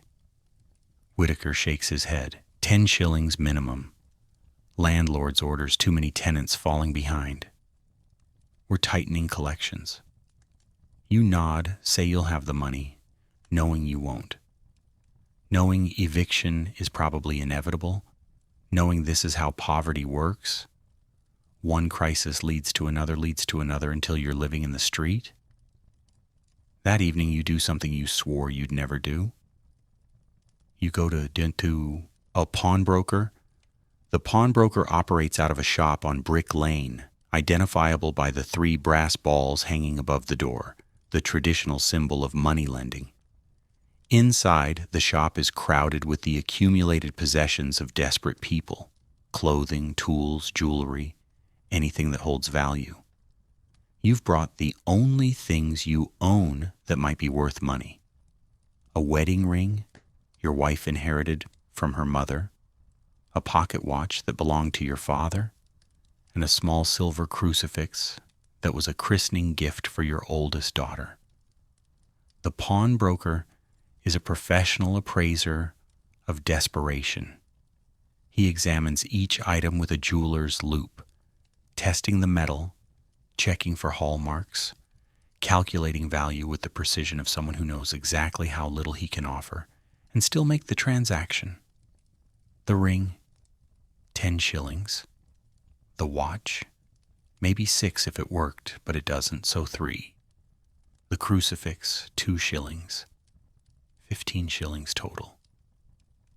These items represent the only family heirlooms you possess, the only connection to people who came before, the only things of value you could pass to your children. They're worth far more than 15 shillings emotionally, but emotions don't pay rent. I'll need them back, you say. This is just temporary. The pawnbroker shrugs. Standard terms, 20% interest per month. You have 3 months to redeem before I sell them. After 3 months, they're mine. 20% monthly interest on 15 shillings means you'll need 18 shillings to get your items back after 1 month, 21 shillings after 2 months. Given that you can barely manage 7 shillings weekly rent, the mathematical reality is clear. You will never redeem these items. But you need 10 shillings by Friday, or you'll be evicted, which means you'll lose everything anyway. You take the 15 shillings. Friday morning, you give Whitaker 10 shillings, reducing your debt to 11 shillings. Current week's rent, plus 1 week, arrears. You now have 5 shillings remaining to feed 5 people, fuel a fire, and survive until next Friday. Your wife makes it work through means that border on miraculous. Bread from the day-old baker at half price. Potatoes bought by the half-pound instead of the pound. Coal purchased in such small quantities that the price per pound is criminal, but there's no other option. Soup made from bones, begged from the butcher, boiled for hours to extract every trace of nutrition. Your children are hungry, not starving, that comes later, but genuinely, constantly hungry. In a way that shapes their personalities, they learn not to ask for second portions. They learn to eat slowly to make meals last longer. They learn to drink water to fill their stomachs when there's no food. They're learning poverty's lessons, the ones that will mark them for life. Meanwhile, the Board of Health has published its annual report for 1850. The report notes with satisfaction that sanitation laws are being enforced more rigorously, that dwelling inspections have increased, that landlords are being held accountable for maintaining healthful conditions. The report includes statistics. Number of inspections conducted, 12,847 number of violations found, 8,234 number of fines issued, 3,112 number of dwellings actually improved, 421. The math is telling. 64% of inspections found violations. Only 5% of violations resulted in actual improvements. The rest resulted in fines that landlords paid and passed on to tenants through increased rents. The system is working exactly as designed, creating revenue for local authorities through fines while changing nothing fundamental about how the poor live. The report's conclusion states, significant progress has been made in improving the sanitary conditions of the metropolis. Continued enforcement of existing regulations will further enhance public health outcomes for all classes of society. This is published in November of 1850, the same month that your daughter died of consumption contracted from living in a damp, overcrowded room. 12 people in your court developed typhoid from contaminated water. The cesspit overflowed 3 times. Your landlord paid fines totaling £7 but made no improvements. Your rent increased from 5 shillings to 7 shillings weekly. Progress. December brings the kind of cold that makes you understand why medieval peasants believed hell was frozen, not burning. The temperature drops below freezing and stays there for weeks. The Thames freezes solid enough that people walk across it. Vendors set up stalls on the ice, and someone organizes a frost fair that becomes a brief moment of joy in an otherwise miserable winter. You can't afford to attend the frost fair. You can't afford much of anything. The room is unbearable. Ice forms on the inside of the walls now, not just the window. The dampness that plagued you in autumn has frozen into sheets of frost that never fully melt. Your breath creates fog that hangs in the air like a visible reminder that you're still breathing, still alive, still suffering. The small coal fire you can afford, perhaps enough for an hour each evening, barely creates warmth beyond a radius of 2 feet. Your family huddles around it, taking turns sitting closest to the flames, rationing heat the way you ration food. Your son's rickets have progressed to the point where walking is painful. He mostly sits in the corner now, his bowed legs drawn up to his chest, trying to stay warm. He's 6 years old and already moving like an elderly man, every step calculated to minimize pain. Your oldest daughter has developed chilblains, painful swellings on her fingers and toes caused by repeated exposure to cold. Her hands are red and puffy, itching terribly, sometimes cracking open and bleeding. This makes everything difficult. Dressing herself, helping with household tasks, simply existing with hands that hurt constantly. You're Wife's hand infection has worsened with the cold. The cracks in her skin that never healed have deepened, and the cold prevents any chance of recovery. She can barely work at all now, which means the family income has dropped to just your 14 pence daily wages, 7 shillings per week, all of which goes to rent. You're eating once a day now, bread in the evening, sometimes with a scraping of dripping, sometimes plain. The children drink water flavored with a tiny amount of tea leaves steeped so many times they barely color the water anymore. You call this tea because it's warmer than plain water, and the ritual of preparing it creates an illusion of normalcy. Christmas approaches, but there will be no goosefoot this year, no pudding, no acknowledgement that the day is anything other than another day of not quite starving. The church distributes charity at Christmas, coal and bread for the deserving poor. You go to collect your share on Christmas Eve, standing in a line of perhaps 200 people who all look exactly like you, thin, cold, wearing clothes that are more patches than original fabric, maintaining dignity through sheer force of will. The charity distribution is organized by church ladies, wealthy women doing their Christian duty to help the less fortunate. They hand out tickets that can be exchanged for coal and bread at designated distribution points. They smile while doing this, their faces radiating benevolent satisfaction at their own goodness. One of them asks your name for the registry. You tell her, "And how many in your family?"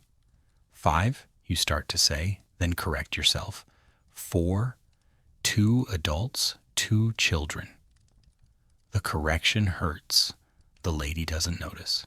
She writes 4 in her ledger and hands you a ticket worth 100 weight of coal and 2 loaves of bread. 100 weight of coal, 112 pounds, should last perhaps 2 weeks if burned sparingly. The bread will last 2 days. This is charity, and you're supposed to be grateful. You are grateful. Gratitude and resentment can coexist in poverty. You're grateful for coal that will keep your children from freezing, and resentful that this is considered generosity rather than a basic human right. The coal distribution point is a yard behind the church. You join another queue, present your ticket, receive your coal in a burlap sack that you have to carry 3/4 of a mile back to your room. The sack weighs more than your youngest child did when she died. You carry it on your back, bent under the weight, moving slowly through frozen streets. At home, your wife has used some of their remaining coal to build a small fire. The children are huddled around it, quiet.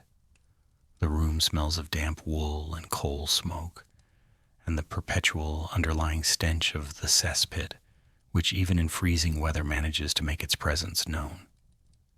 You pour the new coal into the small storage area, a wooden crate in the corner, feeling briefly wealthy in a way that's both pathetic and genuine.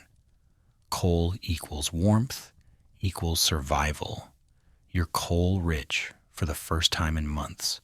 Your wife cooks the charity bread over the fire, toasting it to make it feel more substantial.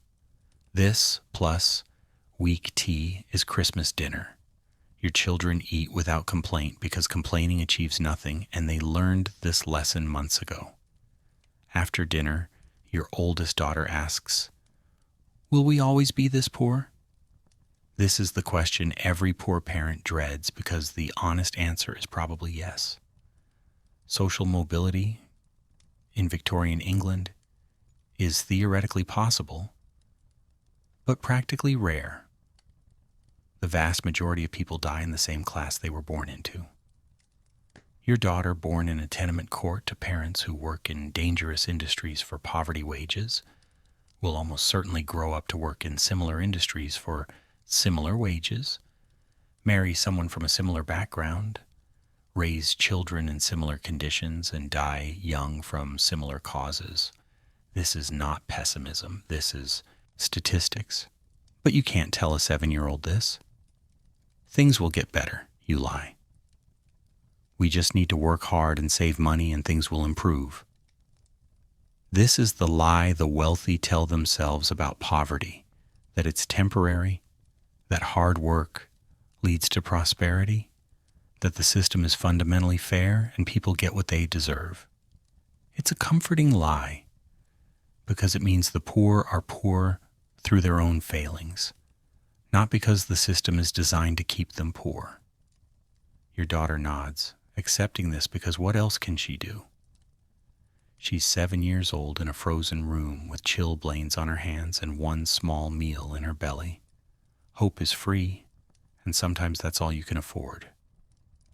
The Board of Health, in its Christmas address to Parliament, announces that 1851 will bring even stricter enforcement of sanitation laws. The Metropolitan Commission of Sewers has secured additional funding for inspections. New regulations are being drafted to address overcrowding. Progress is being made toward a healthier, more sanitary London. Your landlord receives this news and immediately begins calculations. Stricter enforcement means more potential fines. More fines mean increased costs. Increased costs mean higher rents or selective evictions of the most problematic tenants. Problematic meaning poor enough to complain, but not poor enough to be ignored completely. You're in this category. By early January, eviction notices begin appearing throughout your court. Not everyone. The landlord can't evict everyone simultaneously without losing rental income, but enough to send a message. Roughly half the families receive notices giving them 30 days to vacate. Your family is not on the list. Not yet. But you know it's coming. You've been late on rent too many times. Your wife's reduced income makes you vulnerable. The death of your daughter created disruption. You're marked as risky tenants, and risky tenants get removed when landlords need to improve their property's compliance rating. January 1851 begins with a cold that feels personal, targeted, malicious. The frost fair on the Thames continues for 3 weeks, which is delightful for people who can afford entertainment and potentially fatal for people who live in unheated rooms. The match factory reduces hours. This is presented as temporary, a response to decreased winter demand for matches. People apparently buy fewer matches in January. Whether this is true or just a cost-cutting measure disguised as market forces, the result is the same. You're now working 10-hour days instead of 14, earning 10 pence daily instead of 14 pence, making 5 shillings per week instead of 7. Your rent is 7 shillings per week. The mathematics of this situation are straightforward and devastating. You fall behind immediately. By the end of January, you owe 4 weeks' rent, 28 shillings.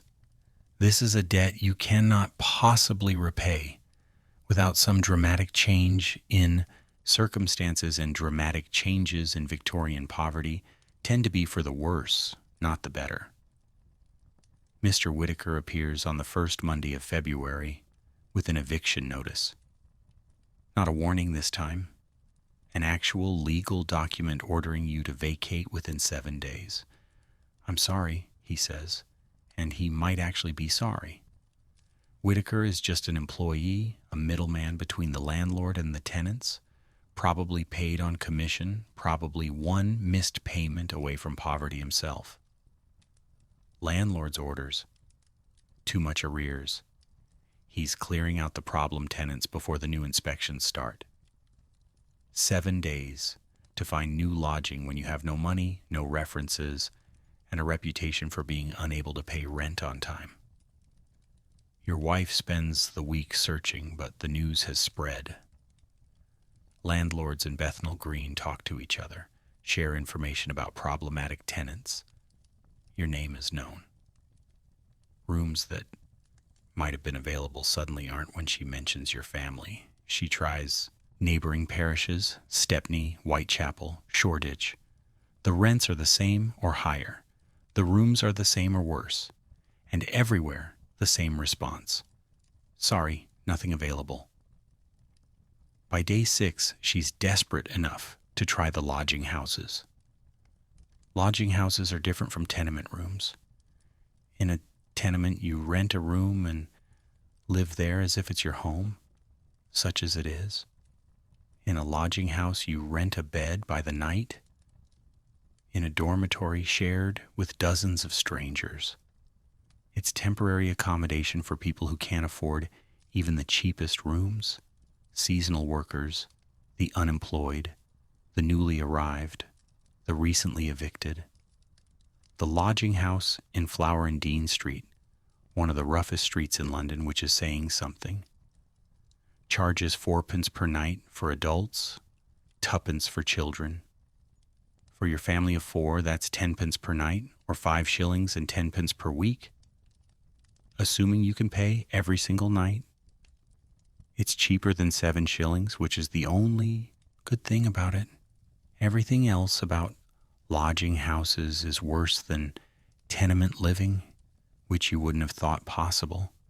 You move on the 7th day, carrying your possessions in bundles in the same borrowed handcart you used when leaving Spitalfields. The accumulated belongings of a family, reduced to what can be carried in 2 trips. The lodging house is a 3-story brick building that leans slightly to the left and smells like everything wrong with Victorian London concentrated into architectural form.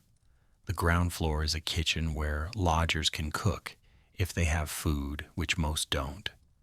The upper floors are sleeping rooms, large dormitories with beds crammed so close together you can touch 3 other beds from any one position. The beds aren't really beds, they're wooden frames with rope webbing that sags under any weight, creating hammock-like depressions where you sleep, if you can call it sleep. There are no mattresses, no blankets, no pillows. What you bring is what you get. The men's dormitory holds 60 beds, the women's dormitory holds 40.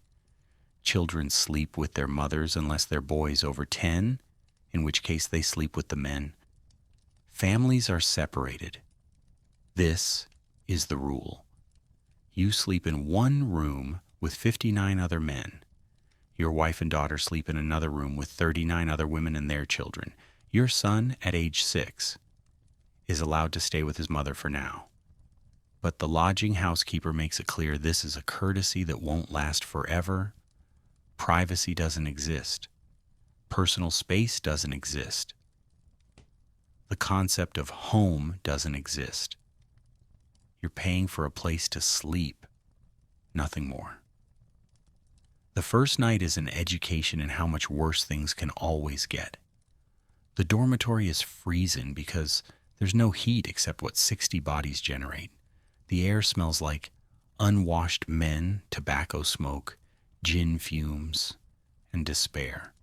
The sounds are constant: snoring, coughing, arguments, someone crying quietly in a corner, someone else talking to themselves in the dark.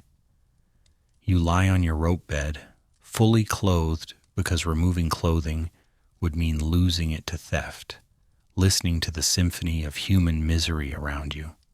The man in the next bed is coughing wetly, the kind of cough that means consumption. The man on the other side is drunk, muttering threats to someone who isn't there. Sleep comes in fragments, brief unconscious moments between periods of cold alertness. You dream about the tenement room in Bethnal Green, which seemed terrible when you lived there, but in retrospect was palatial. A private space, a door that locked, walls that belonged to you for 7 shillings a week. Morning comes, early and harshly. The lodging housekeeper bangs on the wall at 5 in the morning. Everyone must vacate the dormitories by 6. This is the rule, designed to prevent people from staying in bed all day. Lodgers who don't leave are physically removed. You dress, which takes no time since you never undressed, and go downstairs to find your wife and children. They look like you feel, exhausted, cold, shocked by the sheer awfulness of the new reality. Your daughter has a bruise on her arm. Someone rolled over on me in the night, she explains. In a room with 40 beds occupied by women and children with beds touching each other. This is inevitable. Your son looks terrified. He spent the night in a room full of strange women and crying children, separated from his father for the first time in his life, in a place that feels dangerous because it is dangerous. I want to go home, he says. You don't have the heart to explain that home doesn't exist anymore. Life in the lodging house develops a rhythm that's less living and more surviving in shifts. You wake at 5 when the keeper makes his rounds. You vacate by 6, which means standing in the street until somewhere opens or finding shelter under bridges, in doorways, anywhere that blocks the wind. The kitchen opens at 7, but using it requires fuel, which costs money you mostly don't have. Your wife, resourceful as always, discovers that the ash pit behind the lodging house where coal ashes are dumped sometimes contains pieces of unburned coal. She and other women pick through the ashes each morning, salvaging enough coal fragments to build a small cooking fire. It's degrading work, kneeling in ash piles, competing with other desperate women for scraps of fuel, but it allows her to cook the bread and potatoes that constitute your diet. The lodging house has rules posted on every wall, enforced with immediate eviction. No cooking in the dormitories, no washing clothes in the dormitories, no remaining in bed after 6 a.m., no guests or visitors, no loud talking after 9 p.m., payment due nightly before 10 p.m. or lose your bed. That last rule is the cruelest. If you can't pay by 10 o'clock, you forfeit your bed and must leave immediately, even in winter, even in a storm, even if you're sick.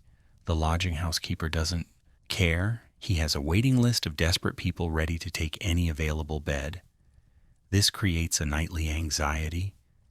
Every evening as 10 o'clock approaches, you must have 10 pence for the family, 4 pence for yourself, 4 pence for your wife, 2 for the children. If you're short even a penny, someone sleeps in the street. Your reduced wages from the match factory make this precarious. 5 shillings per week equals 60 pence. Lodging costs 5 shillings and 10 pence, which is 70 pence. You're 10 pence short every week before accounting for food, fuel, or any other expense. Your wife returns to washing work despite her infected hand. She can manage perhaps 3 shillings per week, working through pain that makes her gasp when she thinks no one is watching. Combined with your 5 shillings, that's 8 shillings total, or 96 pence. After lodging, 70 pence, you have 26 pence for everything else. Food for 4 people, minimal coal for cooking,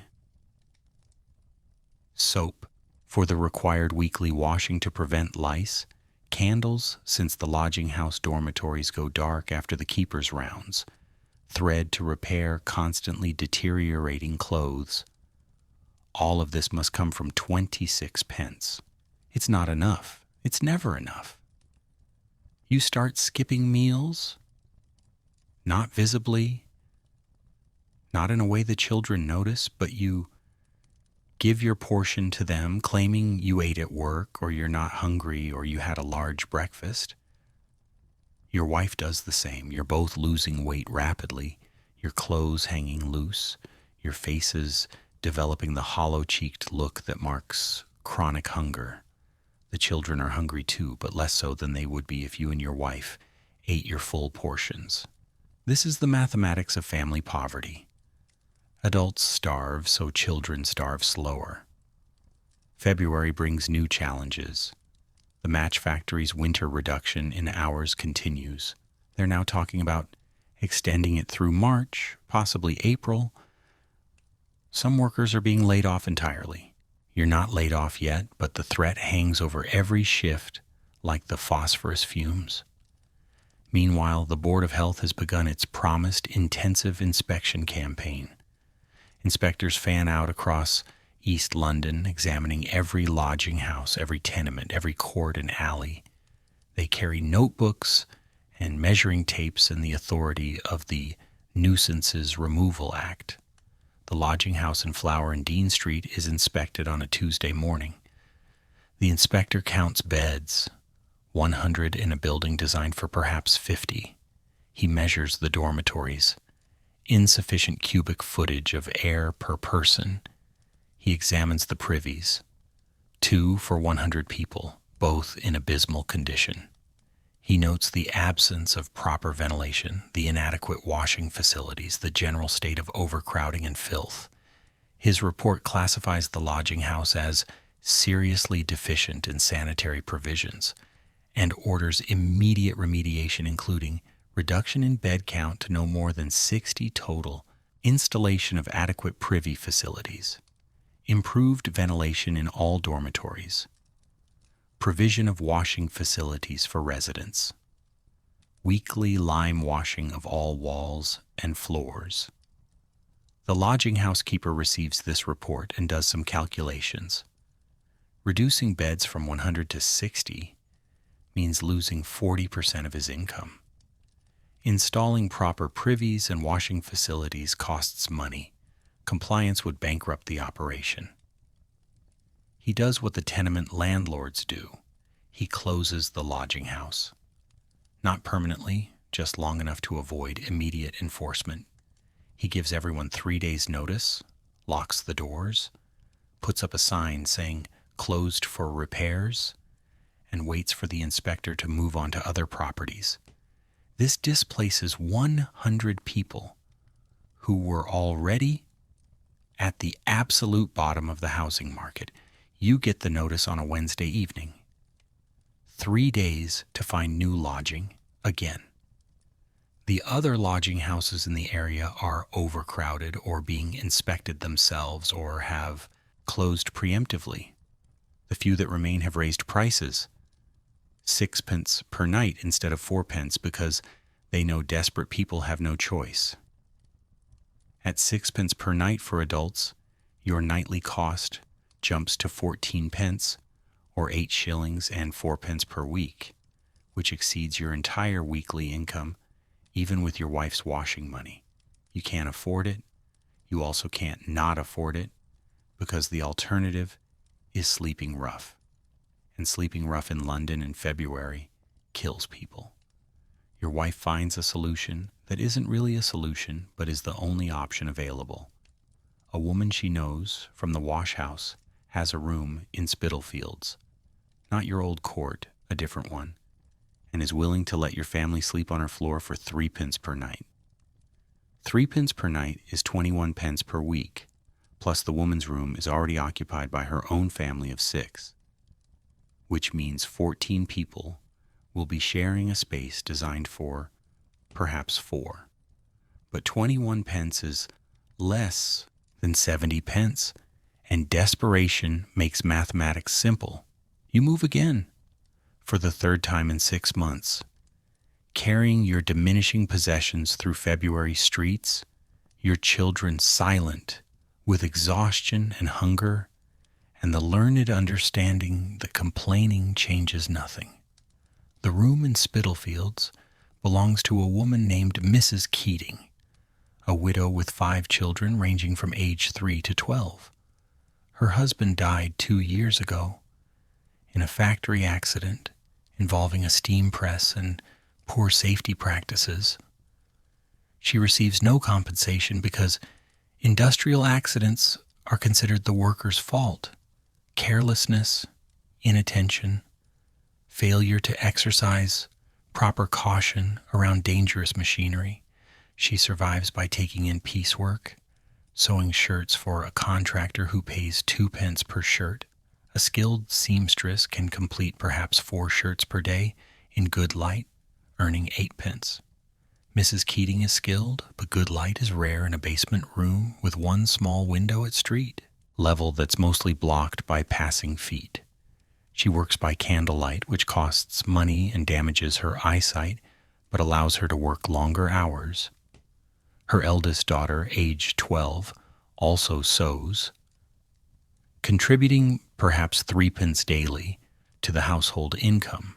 Together, they earn roughly 7 shillings per week, of which 5 shillings goes to rent, leaving 2 shillings for feeding 6 people. Your 3 pence per night supplements this, giving her an additional 21 pence weekly, which is the difference between grinding poverty and absolute destitution. The arrangement is simple. You pay 3 pence each evening, and your family gets floor space in the corner near the door. No bed, no blankets beyond what you brought, no heat beyond whatever coal Mrs. Keating can afford for her own family. You sleep in shifts because there isn't room for all 14 people to lie down simultaneously. The first night, you arrange yourselves carefully. Your wife and daughter in one corner, your son pressed between them for warmth. You sleep sitting against the wall because lying down would require space that doesn't exist.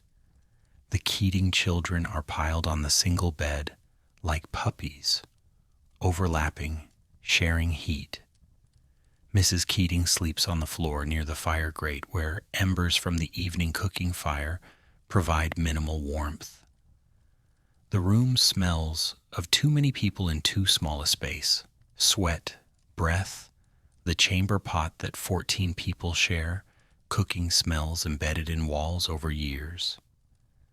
Damp rising from the basement floor. You don't sleep much. Your back against the wall, your legs drawn up.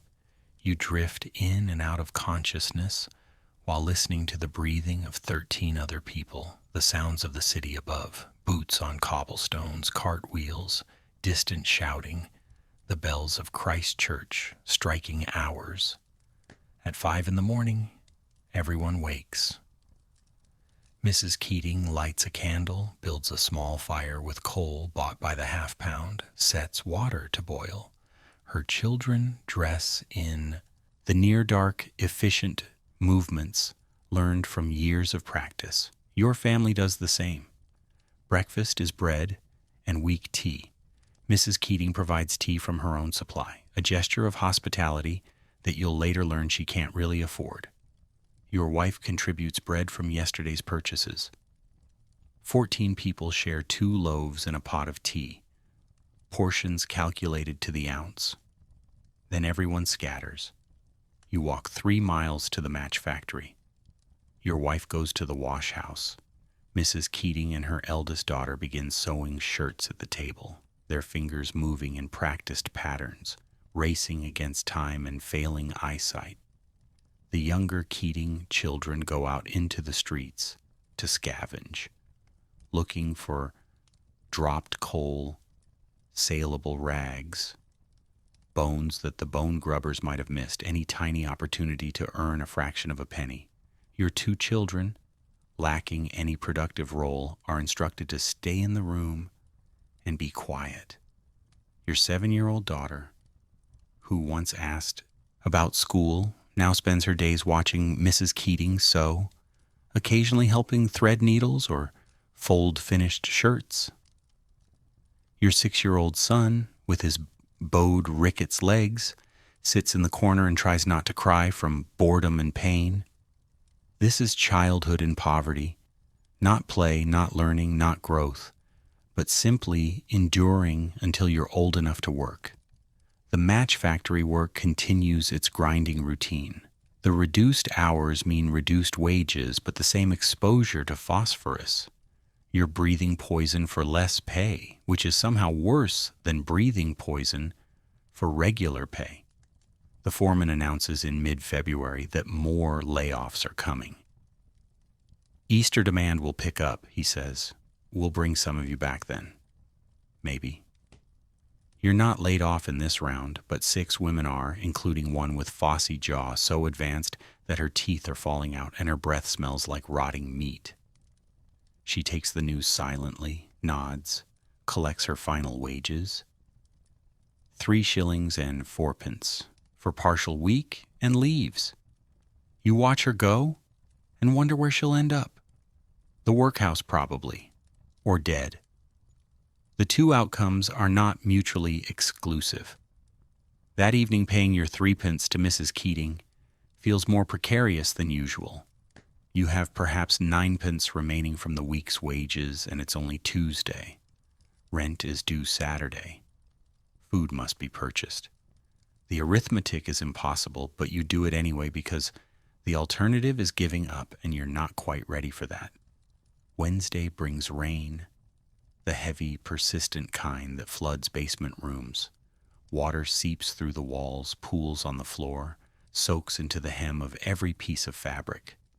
Mrs. Keating tries to sweep it out with a broom, but water flows faster than sweeping can remove it. By evening, there's an inch of standing water across half the room. 14 people cannot sleep in standing water, so everyone crowds onto the dry half of the room, creating a density of human occupation that should violate some law of physics. You sleep, standing up, leaning against the wall, your children pressed against you, while water laps at your boots. The Board of Health would classify this as uninhabitable if they saw it, but they don't see it because basement rooms in Spitalfields are numerous and inspectors are few, and Mrs. Keating certainly isn't going to report conditions that might get her evicted. The rain continues for 3 days. The water in the room never fully recedes, just drops to a thin layer that soaks through boot leather and creates a permanent smell of mildew. Everyone develops coughs, not the terrible consumption cough your daughter had, but the wet, productive cough that comes from breathing air that's more moisture than oxygen. Your wife's cough is particularly bad. Her lungs, weakened by years of breathing coal smoke and factory fumes and the general miasma of poverty, produce phlegm that has a greenish tinge. She tries to hide it, coughing into her sleeve, but you notice everything because you're afraid of noticing the early signs of the disease that killed your youngest child. She keeps working because stopping means starving. Every morning she wraps her infected hand, still not healed, never healing, in clean rags, torn from clothing too worn to be worn, and she goes to the wash house and scrubs other people's laundry in water so cold it makes her wounds crack and bleed. This is what survival requires. You work through pain, through sickness, through conditions that would hospitalize a modern person, because not working means not eating, and not eating means dying. March arrives without improving anything. The rain stops, but the basement room never fully dries.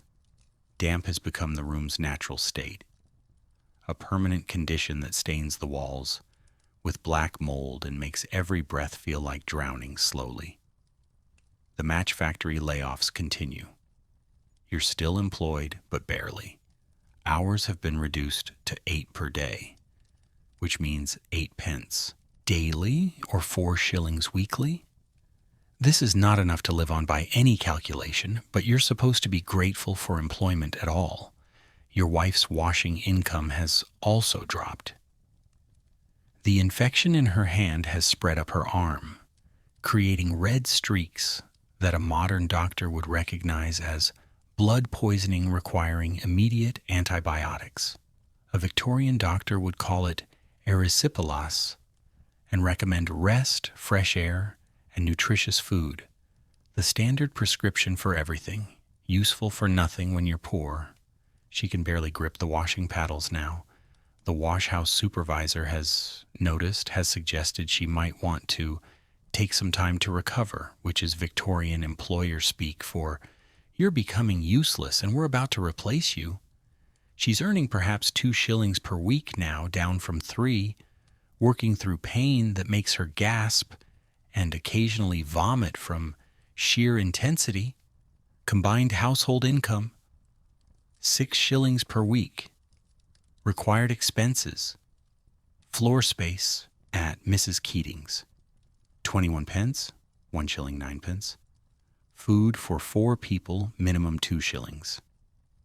Coal for cooking, 6 pence soap. Candles, basic necessities, 3 pence. Total, 4 shillings 6 pence. This leaves 1 shilling 6 pence for everything else, including the debt you still owe to the burial club. 3 pence per week, payments you've missed for the last 6 weeks. Accumulating arrears that now total 18 pence plus interest. You're drowning in poverty's mathematics, where every number is negative and the sum never balances. The Board of Health's inspection campaign reaches Mrs. Keating's court in early March. An inspector arrives on a Thursday morning, examining the building with the thorough attention of someone following a checklist. He measures room dimensions, counts occupants, examines the state of the privies, 3 for the entire building, all overflowing, all draining directly into the courtyard. He notes the basement flooding, the lack of ventilation, the general state of decay and overcrowding. The building receives a classification 4. Seriously deficient in sanitary arrangements and potentially hazardous to occupant health. The landlord is ordered to make improvements within 90 days, or face fines and possible closure of the property. The landlord's response is by now familiar. Raise the rents. Mrs. Keating's rent increases from 5 shillings to 6 shillings weekly. Your floor space cost increases from 3 pence to 4 pence nightly, a 33% increase that pushes your weekly lodging cost to 28 pence. You can't afford this. Mrs. Keating can't afford her increased rent. Nobody in the building can afford anything. But the landlord knows that evicting everyone would leave the building empty and generate no income. So he's betting that people will somehow find the money rather than become homeless. He's correct. Desperation makes people resourceful in terrible ways. Mrs. Keating takes in another lodger family, a couple with 1 child who will pay 4 pence nightly for floor space in the opposite corner. The room now houses 17 people. The density of human occupation is such that everyone must coordinate sleeping positions. Some sleep at night, others during the day in shifts. The chamber pot is in constant use and empties slowly, because the person whose turn it is to empty it can't always leave their shift at work to do so. The smell is indescribable. 17 people living, breathing, sweating, existing in a space perhaps 12 feet by 10 feet, creates an atmosphere that's almost visible, a fog of human effluvia that coats everything. Your wife starts coughing up blood. Not much, just flecks in her phlegm, pink-tinged stains on the rag she coughs into. You recognize these signs because you saw them in your daughter before she died. She notices you noticing. "It's nothing," she says, "just from coughing so much, irritation." You both know this is a lie, but challenging it would require acknowledging the truth, that she's developing consumption, that she's dying, that the family's already precarious situation is about to collapse entirely. So you say nothing. She says nothing. You both continue the fiction that everything is manageable, that this is temporary, that things will improve. Meanwhile, your children are changing in ways that break your heart. Your 7-year-old daughter has stopped asking questions. She used to be curious, wanting to know why things work, where things come from, what things mean. Now she's silent, watching the world with eyes that have seen too much, accepted too much, learned that curiosity leads only to disappointment. Your 6-year-old son has stopped complaining about his legs. The pain is constant now, but he's learned that mentioning it achieves nothing except making everyone feel worse. He sits in the corner of Mrs. Keating's room day after day, his bowed legs drawn up to his chest, staring at nothing. This is what poverty does to children. It teaches them that their suffering doesn't matter, that their needs are burdens, that silence is virtue, and endurance is strength. The Board of Health publishes an interim report on the inspection campaign. It notes with satisfaction that landlords are responding positively to enforcement actions, that rents are being adjusted to reflect improved standards, that progress is being made toward healthier living conditions for the working classes. The report doesn't mention that improved standards means higher rents. It doesn't mention that responding positively means paying fines instead of making repairs. It doesn't mention that progress means the poor are being squeezed harder, packed tighter, charged more for less. These details are not considered relevant to public health policy. In late March, your wife collapses at the wash house. She's scrubbing a sheet when her legs simply give out, folding beneath her, dropping her into the wash tub. The other women pull her out, lay her on the floor, try to revive her with cold water and fresh air. She comes around after a few minutes, insists she's fine, tries to stand and work again. The supervisor sends her home, which means the day's wages are forfeit, which means the family has no income for that day. You're at the match factory when this happens. You don't learn about it until evening, when you return to find your wife lying on the floor in Mrs. Keating's room, her face gray, her breathing shallow, her infected arm now swollen from hand to shoulder. Mrs. Keating has seen this before. She needs a doctor, she says quietly. You need money for a doctor. You have perhaps 6pence total to your name. The dispensary is free, but it's closed until morning. The nearest hospital, London Hospital in Whitechapel, might treat her in the charity ward, but getting her there requires carrying her 3/4 of a mile, and she's too weak to walk. You make the decision that poverty forces on people constantly. Wait until morning, hope she survives the night, because the alternative, spending money you need for rent on immediate medical care, might save her today, but doom the entire family tomorrow. Your wife survives the night, but barely. She drifts in and out of consciousness, mumbling incoherently, her skin hot to the touch. The infection in her arm has clearly spread beyond the local area. Her whole body is fighting something it's losing to. At first light, you carry her to London Hospital. She weighs almost nothing. Malnutrition has reduced her to bones and skin and fevered determination. Your 7-year-old daughter walks beside you, holding your coat, while your son stays behind with Mrs. Keating because his legs can't manage the distance. London Hospital is a large brick building on Whitechapel Road, established by charitable donation to provide medical care for the deserving poor. The waiting room is packed by 7 a.m. people with injuries, diseases, conditions that range from trivial to terminal, all waiting their turn to see one of the volunteer doctors who donate a few hours weekly to helping the unfortunate. You wait for 4 hours, your wife lying on a bench, occasionally shivering despite the fever. Other patients eye her nervously, shifting away, because fever means contagion, and contagion means everyone in this crowded room might get whatever she has.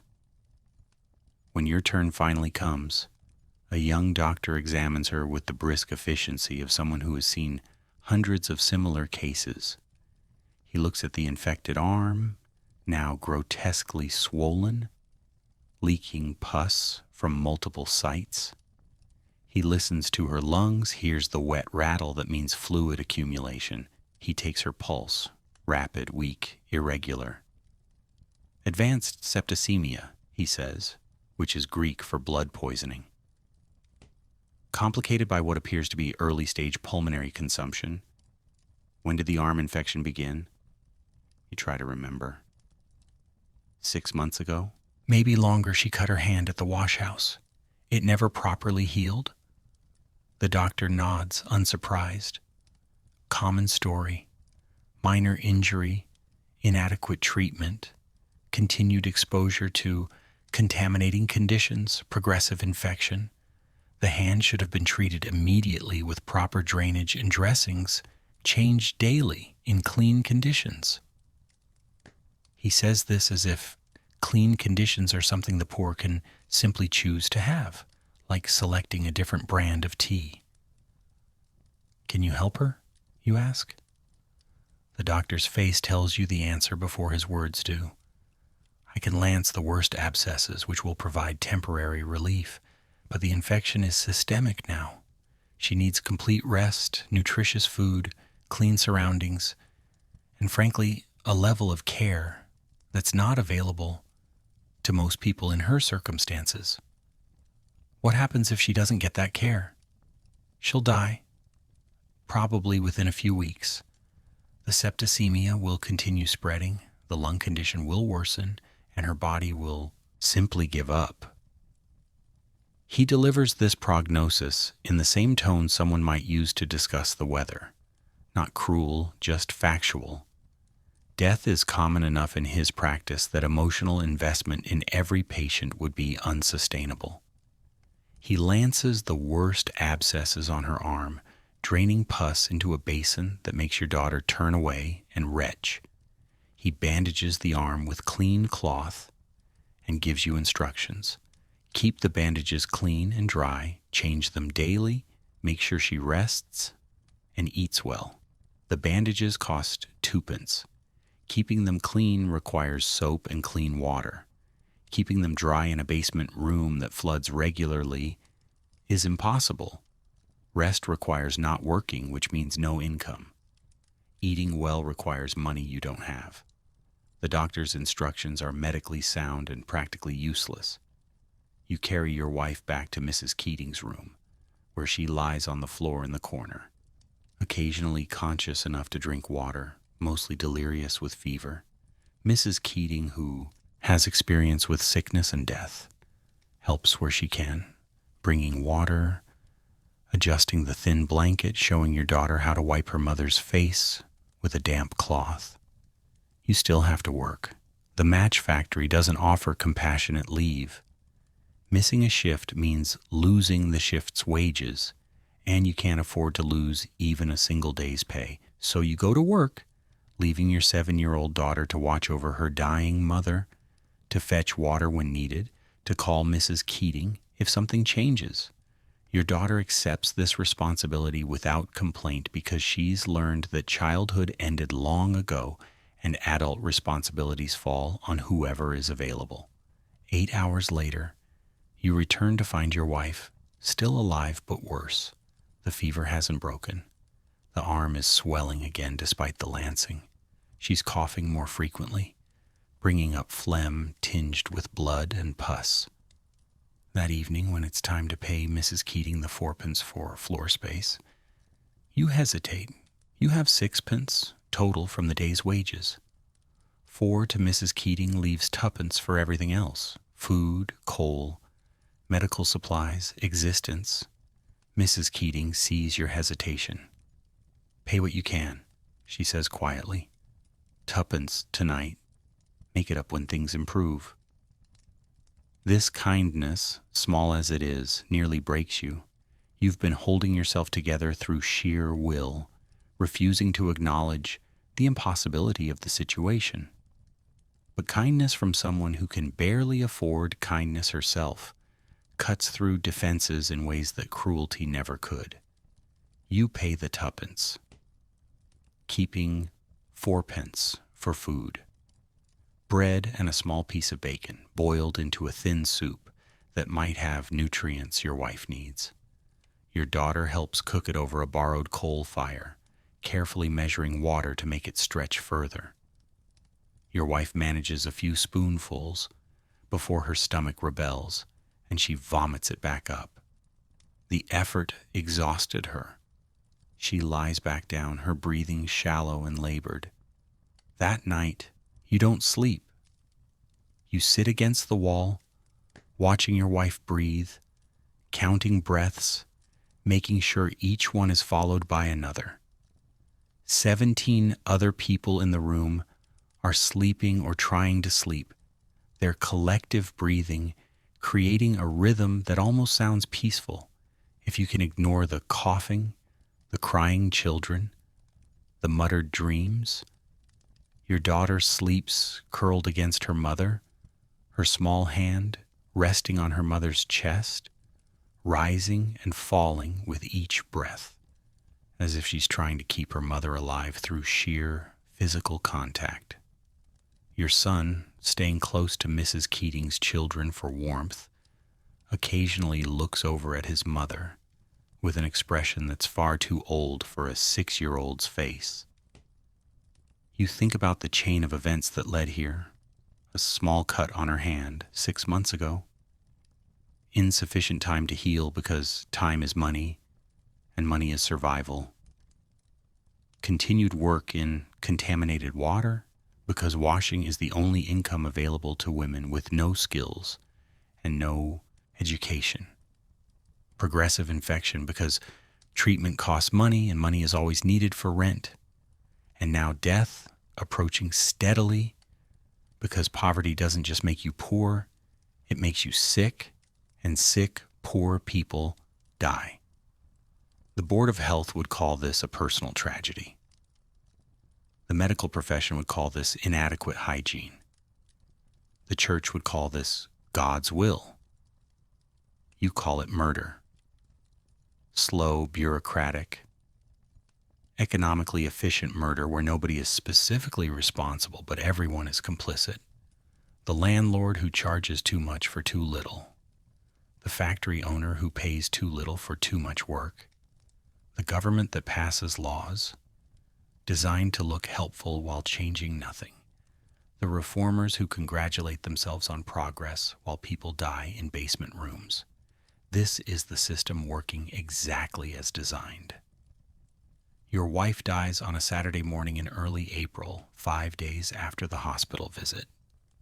The end comes quietly. Her breathing simply stops between one moment and the next, transitioning from labored to absent so smoothly you almost miss it. Your daughter notices first. "Papa," she says, her voice small and frightened. "Mama's not breathing." You know she's right, but you check anyway, pressing your ear to her chest, listening for a heartbeat that isn't there. Her skin is still warm, but emptying of life. Her face relaxed in a way it hasn't been for months. The fever tension finally released. Mrs. Keating takes the children out of the room. They don't need to see what comes next. You sit with the body for a while, not thinking, not grieving yet, just sitting in the strange quiet that death creates even in a room that houses 17 people. The practical considerations begin almost immediately. A body can't stay in a room for long, especially not in April warmth. You need burial arrangements, which means money you don't have. You still owe the burial club 5 shillings, plus accumulated interest from your daughter's funeral. Going back to them for another loan is impossible. The undertaker who handled that funeral might offer credit again, but you're already in debt to him. The only option left is a pauper's funeral. The parish will bury your wife for free in a communal grave with others who died too poor to afford individual burial. It's better than leaving her body in the street, which is what happens when people can't afford even pauper's burial, but not by much. You go to the parish office On Saturday afternoon, register the death, request pauper's burial. The clerk is efficient and impersonal, recording details in a ledger: name, age, cause of death, recorded as erysipelas and consumption. Residence, next of kin. Collection on Monday, he says. Be sure the body is ready. Ready means wrapped in whatever cloth you can spare. You use the sheet from your old tenement room, the one you've carried through 3 moves, the last piece of fabric with any size. Your daughter helps you wrap her mother, crying silently while working, learning too young that death requires work, that grief is something you do between other tasks. The burial cart comes Monday morning, a simple wagon pulled by a tired horse, driven by a man who does this daily and has learned not to see the bodies as people. Your wife's wrapped form is loaded alongside 3 others, an elderly man, a child, another woman about your wife's age, 4 people who died too poor to afford individual dignity. There's no service, no ceremony. The cart simply leaves for the cemetery, and you're expected to get back to work because grief doesn't pay rent. You don't go to work. You can't. Instead, you walk behind the cart through Spitalfield streets, following at a distance, your daughter holding your hand, your son limping beside you on his bowed legs. This is the funeral. Following a cart through city streets, watching it turn into the cemetery, seeing it stop at the common grave where paupers are buried in layers. The grave is a trench, roughly 30 feet long and 8 feet deep. There are already bodies in it. You can see coffins and wrapped forms stacked at the bottom. The burial men work quickly, lowering the 4 new bodies in, arranging them efficiently to maximize space. Your wife lands on top of someone else's coffin. The elderly man lands on top of her. This is economy of space in death. The vicar appears, reads a brief service over all 4 bodies simultaneously. Man that is born of woman hath but a short time to live, and is full of misery. He cometh up, and is cut down like a flower. The words wash over you without meaning. When he finishes, the burial men begin shoveling dirt into the trench. Not enough to fill it, just enough to cover today's dead. The trench will stay open for weeks, accumulating more bodies until it's full enough to close permanently. You stand there until the dirt covers the wrapped form that was your wife. Then you take your children's hands and walk back to Mrs. Keating's room, where you still owe 4pence for tonight's floor space. Your daughter asks the question you've been dreading. What happens to us now? This is the question that every widow and orphan faces in Victorian England, where social safety nets don't exist and family structure determines survival. You're a widower with 2 young children working 8-hour shifts at a match factory, earning 4 shillings weekly. You can't afford proper lodging. You can't afford child care. You can't afford to feed 3 people on 4 shillings. Your children can't stay alone all day. Your daughter is 7, your son is 6 and disabled, but they can't come to the factory, and you can't stop working because 4 shillings is barely enough to survive, but 0 shillings is definitely death. The solution, obvious and terrible, is to send them to the workhouse. The workhouse is where people go when they've exhausted every other option.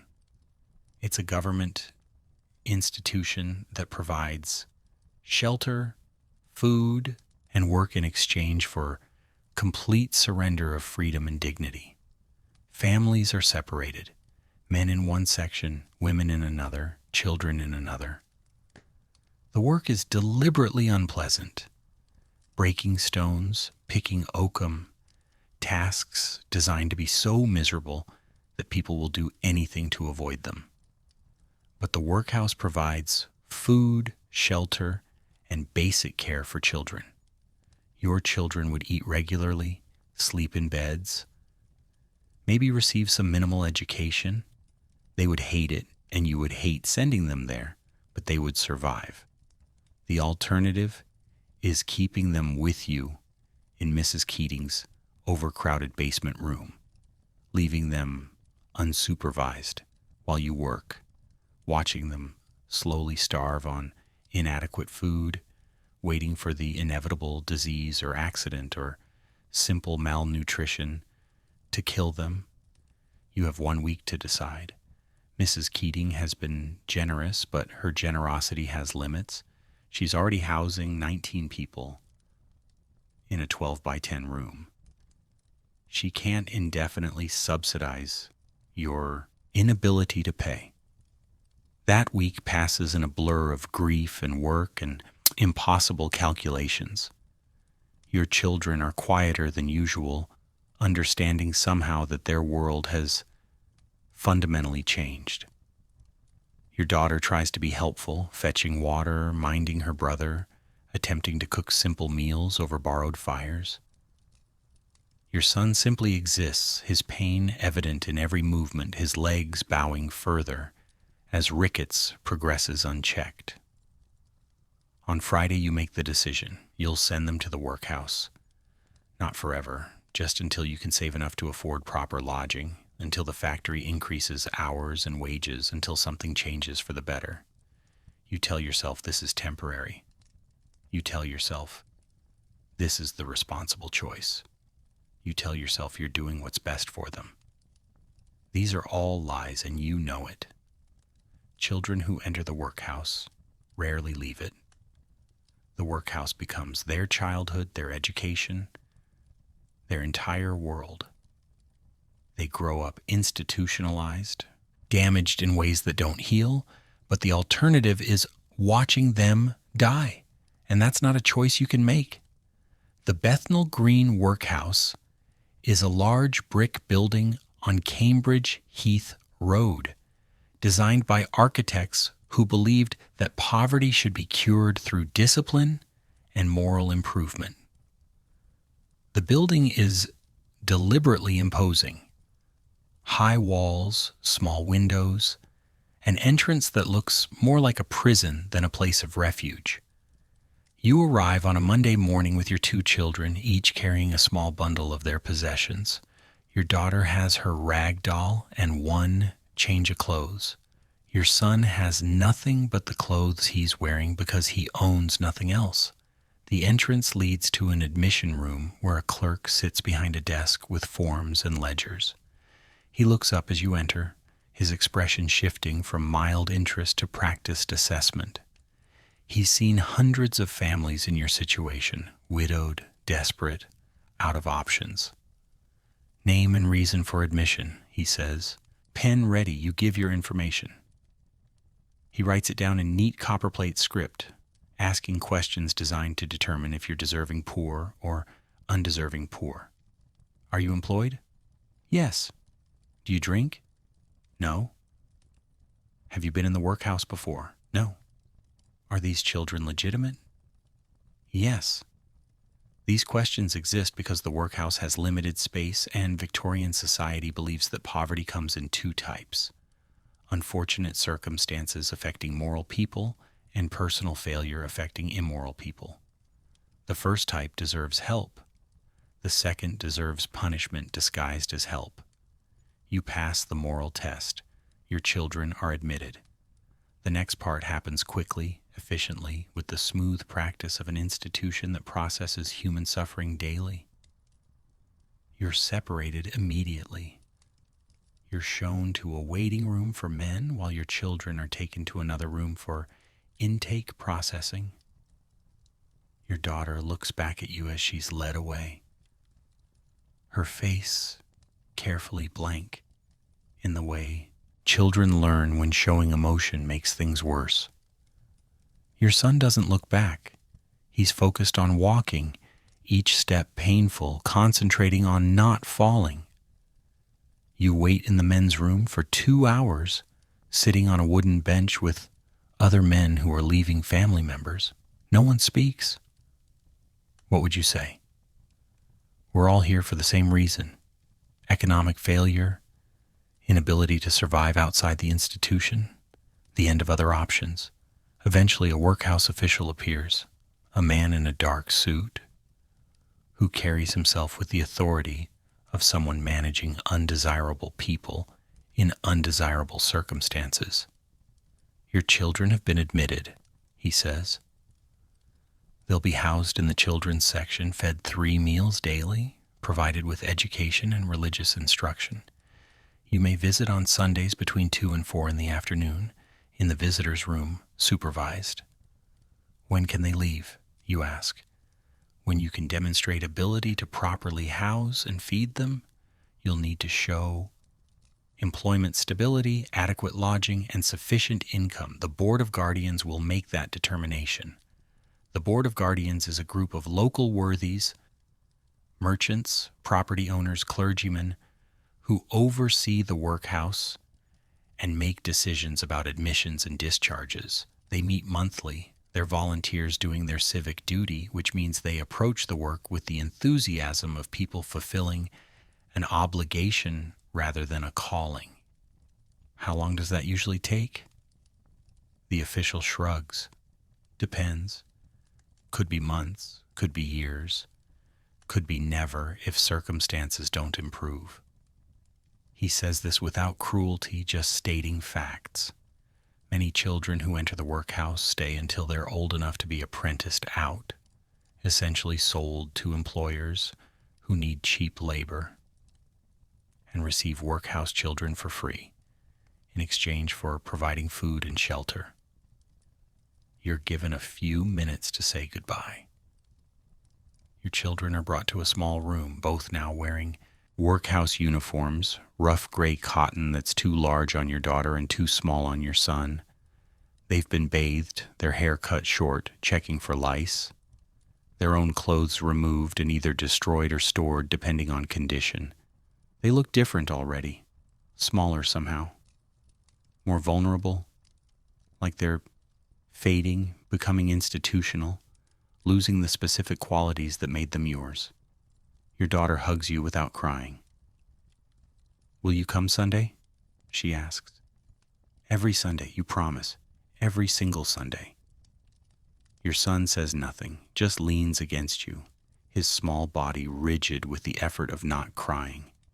A bell rings. Visiting time is over. The official returns, gestures that you need to leave. You hug your children one more time, memorizing the feel of them, then force yourself to stand and walk away. You don't look back because looking back might break something essential, might make it impossible to walk out of this building and keep living. Outside, the April day is bright and mild, which feels like mockery. The world should be dark and stormy when you've just voluntarily imprisoned your children, but instead, it's pleasant. People are going about their business. The sun is shining on a city that doesn't care. You walk back to Mrs. Keating's room, which is no longer your room because you can't afford 4 pence nightly with only yourself. You collect your few remaining possessions, some clothes, the wooden box containing nothing of value but everything that matters, and you leave. You're homeless now, alone, free of dependence, which should make survival easier, but instead makes it feel pointless. The lodging house in Flower and Dean Street has reopened after its forced closure, now charging 6 pence per night because the keeper has calculated that fewer beds at higher prices generates the same revenue with less overhead. You pay the 6 pence, half a day's wages for a rope bed in a room with 30 other men. That night, lying on the sagging rope webbing, listening to 30 men breathe and cough and dream, you think about the mathematics of poverty. You're earning 4 shillings weekly. Lodging costs 3 shillings 6 pence. That leaves 6 pence for food, clothing, and the possibility of saving enough to retrieve your children from the workhouse. 6 pence per week. roughly a penny per day for food. This is starvation mathematics. You could increase earnings by working longer hours, but the factory won't give you more hours. You could find a second job, but jobs are scarce and competition is fierce. You could reduce expenses by sleeping rough, but sleeping rough in London kills people, and you can't help your children if you're dead. The Board of Guardians requires you to demonstrate adequate lodging before releasing your children. Adequate means, at minimum, a room of your own, which costs at least 5 shillings weekly. To afford 5 shillings weekly rent, plus food, plus the 6 pence saving toward retrieving your children, you'd need to earn at least 7 or 8 shillings weekly. You earn 4 shillings. The gap between where you are and where you need to be is unbridgeable under current circumstances. Something fundamental must change. A wage increase? A cheaper room? A miracle. Miracles, you've learned, don't happen to the poor. Sunday arrives with the weight of obligation and dread. You've worked 6 days at the match factory, 8 hours daily, breathing phosphorus fumes, earning your 4 shillings. You've spent 3 shillings 6 pence on lodging, leaving 6 pence for food. You've eaten bread and water, 1 meal daily, losing weight you couldn't afford to lose. But it's Sunday, and you promised to visit your children. The workhouse visiting hours are 2 to 4 in the afternoon. You arrive at 1:15, joining a queue of other people waiting to see family members inside. The queue is mostly women, mothers visiting children, wives visiting husbands who are too old or sick or injured to work. There are a few men like you, fathers whose circumstances have separated them from their children. No one speaks. The queue is silent except for the sound of shuffling feet and occasional coughing. At 2 o'clock precisely, the doors open, and you're admitted in groups of 10. You're led through corridors that smell of carbolic soap and boiled cabbage, past rooms where you can hear the sounds of institutional life, children reciting lessons, men breaking stones, women picking oakum. The visiting room is a large space divided by a wooden barrier roughly waist high. Visitors stand on one side, inmates on the other. Physical contact is not permitted. A workhouse official sits in the corner watching, ensuring rules are followed. Your children are brought in with a group of other children, all wearing the same gray uniforms, all looking smaller than they should. Your daughter sees you first, her face brightening for a moment before institutional training reasserts itself, and she approaches calmly, properly, the way workhouse children are taught to behave.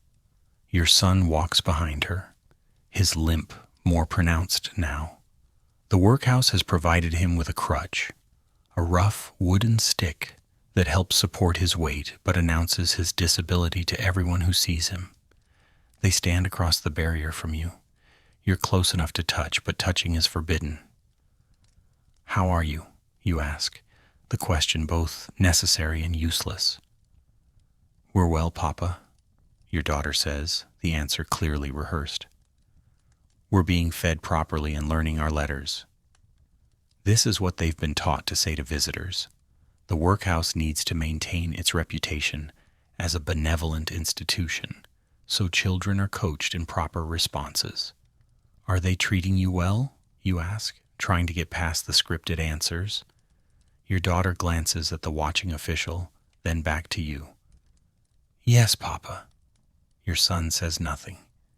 He's staring at the floor, his small hands gripping the crutch so tightly his knuckles are white. You try different approaches. You ask about their meals, porridge for breakfast, bread and cheese for dinner, soup for supper. You ask about their sleeping arrangements, dormitory beds, 40 children to a room, supervised by a matron. You ask about their work. Your daughter is learning to sew. Your son is too young for hard labor but helps in the kitchen gardens. All the answers are correct, proper, exactly what the workhouse wants visitors to hear. But you can see what they don't say. Your daughter has lost weight, her face thinner, her eyes larger. Your son hasn't grown at all. Malnutrition has stopped his development, leaving him small and weak and broken-looking. The workhouse provides adequate food by Victorian standards, which means just barely enough to prevent starvation, but not enough for growing children to actually grow. The portions are calculated precisely, enough calories to maintain life, nothing for health or development or joy. "When can we come home?" your son asks suddenly, breaking the scripted politeness. The official in the corner shifts slightly, making his presence known. You don't have an answer that's both honest and kind. "Soon," you lie. "I'm working on finding us a better place to live. As soon as I have a proper room, I'll come get you." Your son nods, accepting this because what else can he do? But his eyes tell you he doesn't believe it, that he understands soon is an adult word meaning never, or when circumstances that will probably never occur finally occur. The visiting hour passes with excruciating slowness and impossible speed. You want more time and also want this to end because seeing your children across a barrier you can't cross, unable to comfort them or hold them or even touch their hands, is its own kind of torture. At 4 o'clock a bell rings. Visiting time is over. The official stands. "Say goodbye now." Your daughter straightens, proper and controlled. "Goodbye, Papa. We'll see you next Sunday." Your son doesn't say goodbye. He just looks at you with an expression that will haunt you for the rest of your life. A mixture of pleading and resignation, hope and despair. The face of a child who knows he's been abandoned, even if the abandonment was involuntary. They're led away. You watch them go, your daughter walking with careful correctness, your son limping beside her, both of them disappearing into the institutional maze of corridors and regulations. You leave the workhouse and walk back through Bethnal Green streets in the April afternoon. The city is full of people enjoying their Sunday. Couples walking together, children playing, families doing the things families do when they have the luxury of being together. You return to the lodging house in Flower and Dean Street, where you have a few hours before you need to pay for tonight's bed. You lie on the rope webbing in the empty dormitory. Most men are out, enjoying what freedom poverty allows, and you stare at the ceiling and do mathematics that never balance.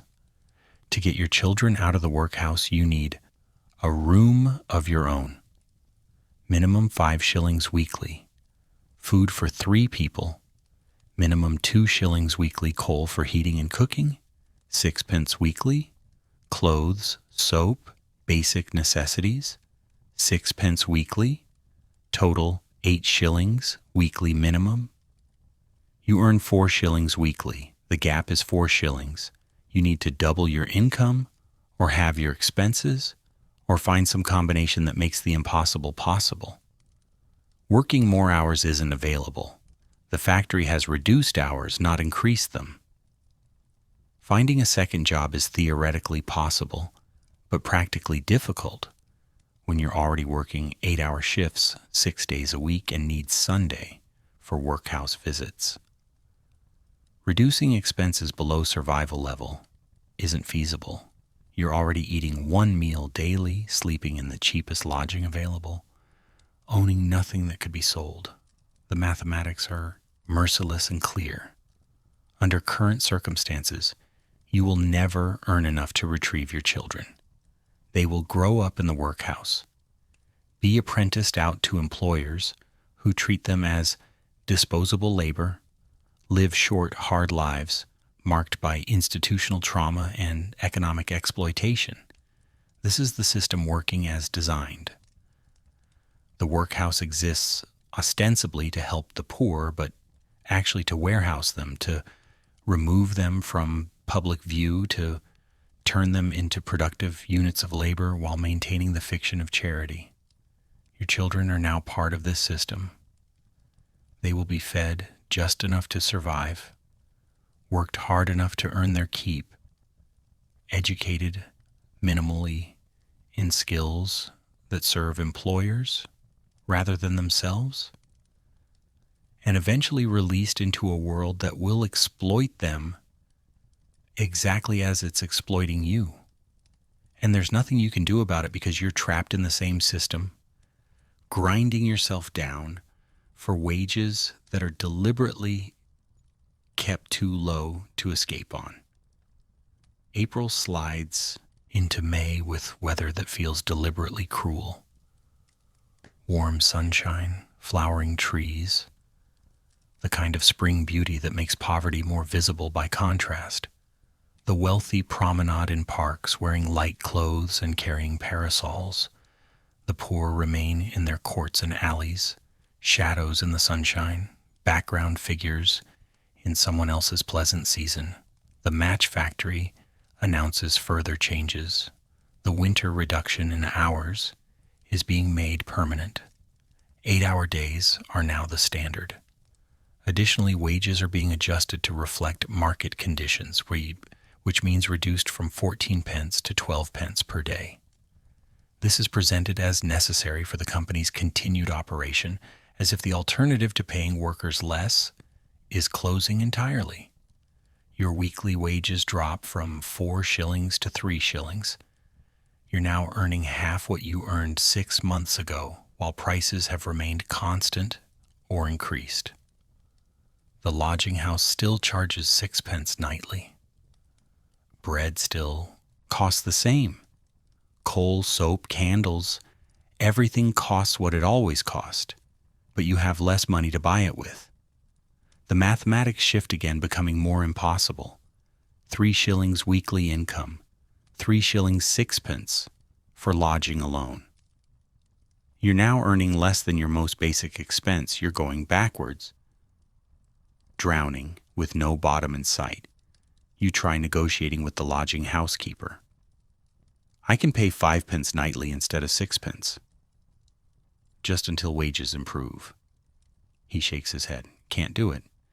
The inspection reforms raised my costs. I had to install ventilation, reduce beds, pay higher fines. 6 pence is already barely profitable. Go lower and I'm losing money on every bed. So what am I supposed to do? He shrugs. Find cheaper lodging, or sleep rough, or go to the workhouse yourself. Those are the options. Cheaper lodging than 6 pence nightly doesn't exist in any form you'd want to experience. The only places charging less are the 4-penny doss. Houses, establishments so foul that even the casual ward of the workhouse is preferable. 4-penny doss houses are where the truly desperate go. They're usually just basements or abandoned buildings where an enterprising landlord has installed rows of benches or barrels cut in half, charging 4 pence to lean against the bench all night or curl up in the barrel.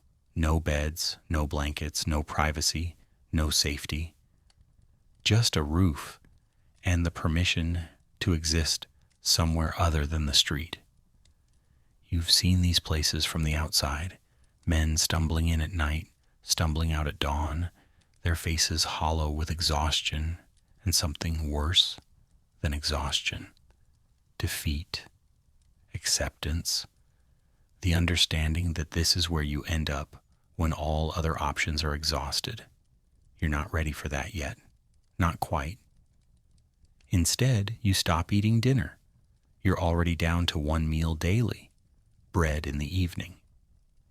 Now you reduce that to a half meal, half a loaf instead of a full loaf, saving 2 daily, 14 pence weekly. This brings your food costs down to roughly 10 pence weekly. Combined with 3 shillings for lodging, you're spending 3 shillings 10 pence weekly on survival basics while earning 3 shillings. You're still short by 10 pence weekly. This shortfall accumulates. Within a month, you'll be 2 weeks behind on lodging, which means eviction, which means the street or the four-penny doss house or the workhouse. Your body begins showing signs of serious malnutrition. Your gums bleed when you bite into bread. Your skin bruises easily, dark purple marks appearing from the slightest pressure. Your hair is falling out in clumps. These are symptoms of scurvy, vitamin C deficiency from a diet consisting entirely of bread and water. Scurvy is a disease you associate with sailors on long voyages, not workers in modern London. But scurvy is what happens when you can't afford vegetables, fruit, or any food containing the nutrients human bodies require. The Match Factory. Foreman notices your deterioration. "You look terrible," he says bluntly. "You sick?" "Just tired," you say. "Well, don't get sick here. We can't have consumption spreading through the workforce. You feel ill, go home immediately." Going home means losing wages, so you work through the early stages of scurvy, through the bleeding gums and bruising and hair loss, because stopping means starving faster. Sunday comes again. You walk to the workhouse for visiting hours, arriving 30 minutes early because you have nothing else to do and nowhere else to be. The queue of visitors is shorter this week, 4 people instead of 10. Visiting is difficult for poor families when visiting means losing work hours, spending money on the walk, using energy that's needed for survival. You're admitted at 2 o'clock. Your children are brought to the visiting room. Your daughter has changed in the month since you last saw her. She's thinner, more withdrawn, moving with the mechanical precision of someone who's learned that institutional life rewards obedience and punishes individuality. She's 7 years old and already becoming institutional, losing the spontaneity and curiosity that made her a child. Your son has developed a cough. It's a dry, persistent cough that sounds familiar in terrible ways. You've heard that cough before. In your youngest daughter before she died. In your wife before she died. It's the consumption cough, the tuberculosis cough, the sound of lungs slowly filling with fluid and bacteria. "How long has he been coughing?" you ask your daughter. She glances at the watching official before answering. "A few weeks? The matron says it's just a cold." It's not a cold. You know it, and from the careful way your daughter says, "just a cold," she knows it too. But the workhouse has a reputation to maintain, so childhood tuberculosis is categorized as colds until the child dies, at which point it becomes respiratory failure due to constitutional weakness. Has he seen a doctor? The visiting physician comes monthly. He examined the children with coughs and said fresh air and cod liver oil would help. Fresh air in a 40-bed dormitory with painted shut windows. Cod liver oil that the workhouse provides in quantities so small it's essentially homeopathic. Your son stands silently during this conversation, leaning on his crutch, his breathing audible now that you're listening for it. Slightly wheezy, slightly labored, the sound of lungs that aren't working properly.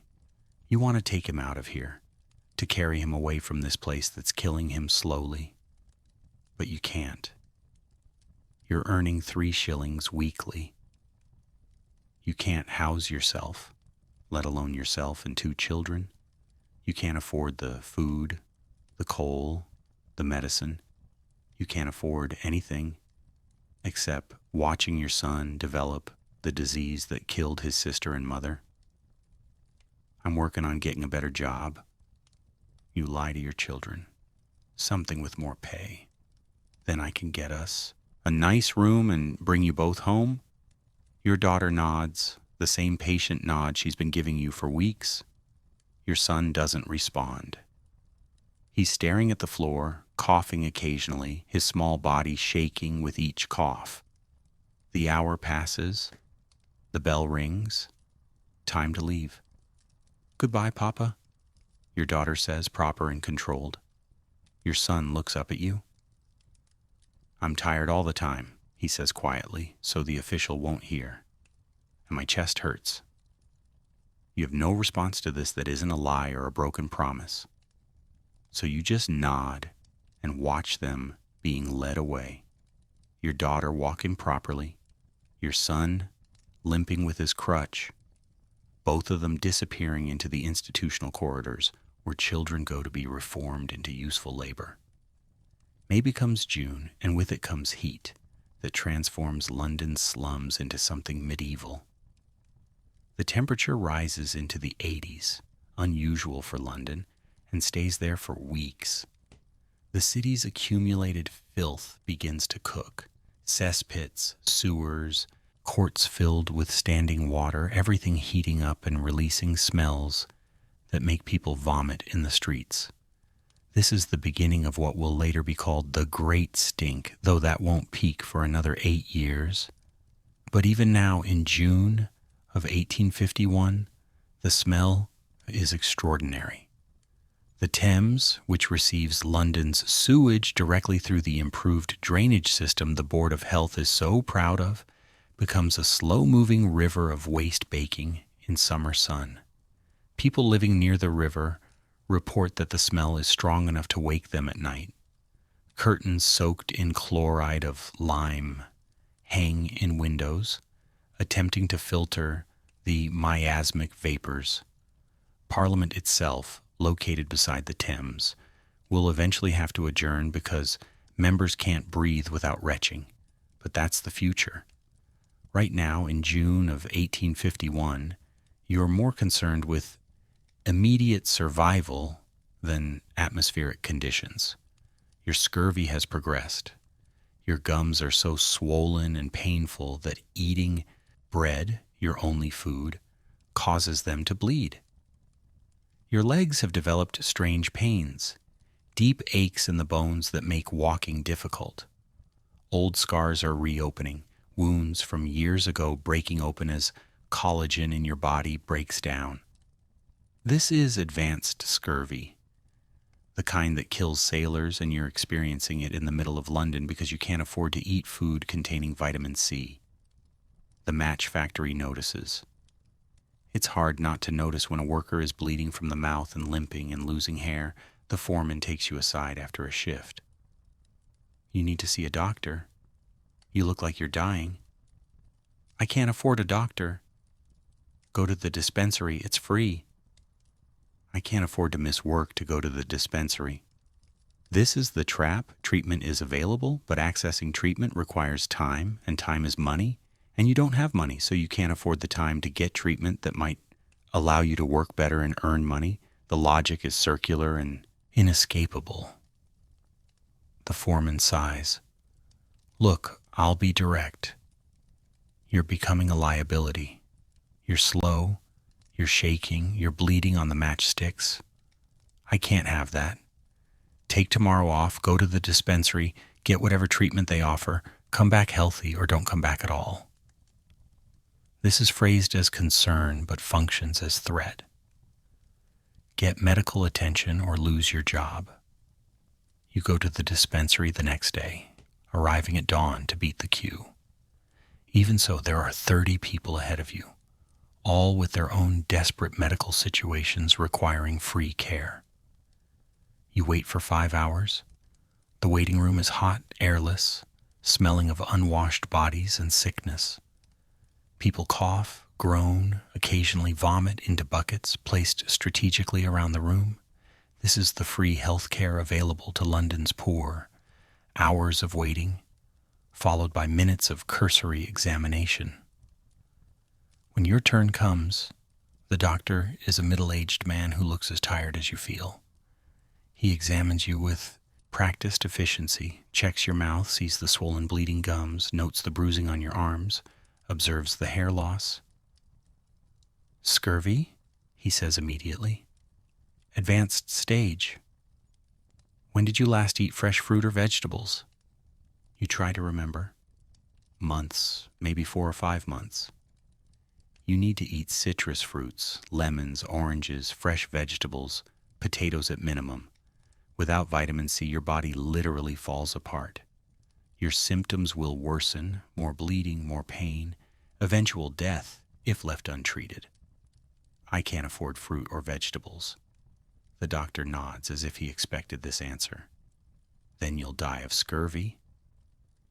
I can prescribe lime juice, which will help, but it costs 4 pence per bottle, and you'll need several bottles over several weeks. Or you can eat potatoes, which are cheaper and will also prevent further deterioration. Potatoes cost roughly a penny per pound. A pound a day would prevent scurvy, while also providing actual food. That's 7 pence weekly, which is 7 pence you don't have. Lime juice at 4 pence per bottle, several bottles needed, is even more impossible. The doctor writes a prescription anyway, knowing you probably won't fill it, because writing prescriptions is what doctors do, and acknowledging the futility would make the job unbearable. Try to eat something other than bread, he says. Anything. The variety itself will help. You leave the dispensary with a prescription you can't afford and advice you can't follow. You've lost a day's wages, 10 pence, to receive information you already knew. You're dying because you're too poor to eat properly. That evening, you stand in front of the lodging housekeeper, 6 pence in hand, knowing that this is the last 6 pence you can afford. You're 2 weeks behind on rent. You owe the keeper 7 shillings. He's been patient because even partial payment is better than nothing, but patience has limits. This is the last time, he says, as he takes your money. Tomorrow night either you pay in full, both weeks' arrears, plus tomorrow's rent, total of 7 shillings 6 pence, or you're out. I can't carry you anymore. I've got a business to run. 7 shillings 6 pence. You earn 3 shillings per week. Even if you worked 2 full weeks without eating anything or spending a penny on anything else, you'd still be short by 4 pence. The mathematics don't work. They haven't worked for months. You've been surviving on credit and charity and the kindness of people who can barely afford kindness. But that's ending now. Tomorrow night, you'll be homeless. The options are clear. 1. The casual ward of the workhouse. This is temporary accommodation for the homeless. A night's shelter and food in exchange for several hours of hard labor. You can stay 1 or 2 nights. Then you're required to leave and can't return for a week. It's not permanent housing, just a rotating shelter for people with nowhere else to go. 2. The 4-penny doss house. Lean against a rope all night for 4 pence, or curl up in a barrel, or sleep sitting on a bench. Better than the street, but worse than anything else. 3.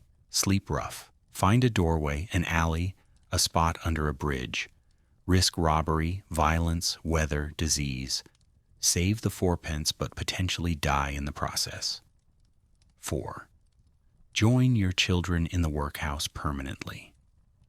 Admit complete defeat, surrender all independence, become a permanent, institutional case. You think about your children in the workhouse, your son coughing his way toward tuberculosis, your daughter becoming institutional and mechanical. If you enter the workhouse, you'll be in the men's section, separated from them, unable to help them, just another failed adult in a building full of failure. At least outside you can visit on Sundays. At least outside you maintain the fiction that this is temporary, that improvement is possible, that you're working toward retrieving them. But outside you're dying of scurvy and malnutrition and overwork and the accumulated effects of breathing phosphorus for months. There are no good options. There are only degrees of terrible and you're trying to choose which terrible is most survivable. You choose the casual ward, at least for tonight. Tomorrow's problems can wait for tomorrow. The casual ward is located in a separate building attached to the main workhouse, designed specifically for the transient homeless, people who need shelter for a night or two but aren't yet ready to commit to permanent institutional life. It's meant to be unpleasant enough to discourage malingering, but adequate enough to prevent people from freezing or starving on the streets. You arrive at 6 in the evening, joining a queue of perhaps 20 men waiting for admission. The queue is a cross-section of poverty's variations, older men too, worn out to work anymore, younger men between jobs, men with visible disabilities, men who are simply broken in ways that don't show physically. No one speaks. The queue shuffles forward in silence, each man focused on the ground, on his own thoughts, on anything except acknowledging the shared humiliation of needing the casual ward. At the front of the queue, a workhouse official checks each person, asking questions designed to determine eligibility. Are you sick? Are you drunk? Have you stayed in the casual ward in the last week? The sick and drunk are turned away. The casual ward won't accept anyone who might cause disruption or spread disease. This is theoretically about maintaining order, but practically means that the people who most need shelter are often denied it. You pass inspection, you're malnourished and showing signs of scurvy, but you're not actively sick with something contagious, and you're sober because you can't afford alcohol. You're admitted through a door that locks behind you with a finality that makes your stomach clench. Inside, you're directed to a room where you must remove all clothing and possessions. Everything is taken. Your clothes, your boots, the small bundle containing your few remaining possessions, and locked away for safekeeping. You'll get them back in the morning, the attendant says, handing you a rough workhouse uniform and wooden clogs that don't fit properly. Naked except for the ill-fitting uniform, you're directed to a washing room where you must bathe in a communal trough of cold water. This is partly about hygiene and partly about institutional control, reducing everyone to the same level, removing identity, making all casual ward residents interchangeable units. After washing, you're shown to the casual ward dormitory, a long room with wooden platforms running along each wall. No beds, just platforms where men sleep side by side, touching. No personal space, no privacy, no comfort beyond the fact that it's indoors. The platforms are already half full of men who arrived earlier. You find a space near the end, claim your 2 feet of platform, and sit down because there's nothing else to do until the evening meal. The meal, when it arrives at 7, is workhouse standard, bread and a liquid the attendant calls soup, but which is mostly hot water with some vague suggestion of vegetables. The bread is hard, the soup is thin, but it's food and you haven't eaten all day. You force yourself to eat slowly, making it last, even though your scurvy-damaged gums bleed and make eating painful. The other men eat in silence, the same defeated quiet that characterized the queue outside. After the meal, the work requirement begins. The casual ward rules are clear. In exchange for shelter and food, you must work. For men, this usually means oakum picking, unraveling old rope fibers to create oakum, which is used for caulking ships. The work is tedious, painful, and deliberately unpleasant to discourage people from staying long. You're given a large piece of tarred rope and shown how to pick it apart, separating the fibers, working until your fingers bleed from the rough hemp and dried tar. You're required to complete a certain amount before you're allowed to sleep, roughly 2 pounds of oakum, which takes several hours of constant work. Your fingers are already damaged from scurvy. The skin thin and prone to tearing. The oakum picking makes them worse. Small cuts opening, blood mixing with tar, pain that's sharp and immediate with every movement. The other men work silently, their fingers moving in practiced patterns.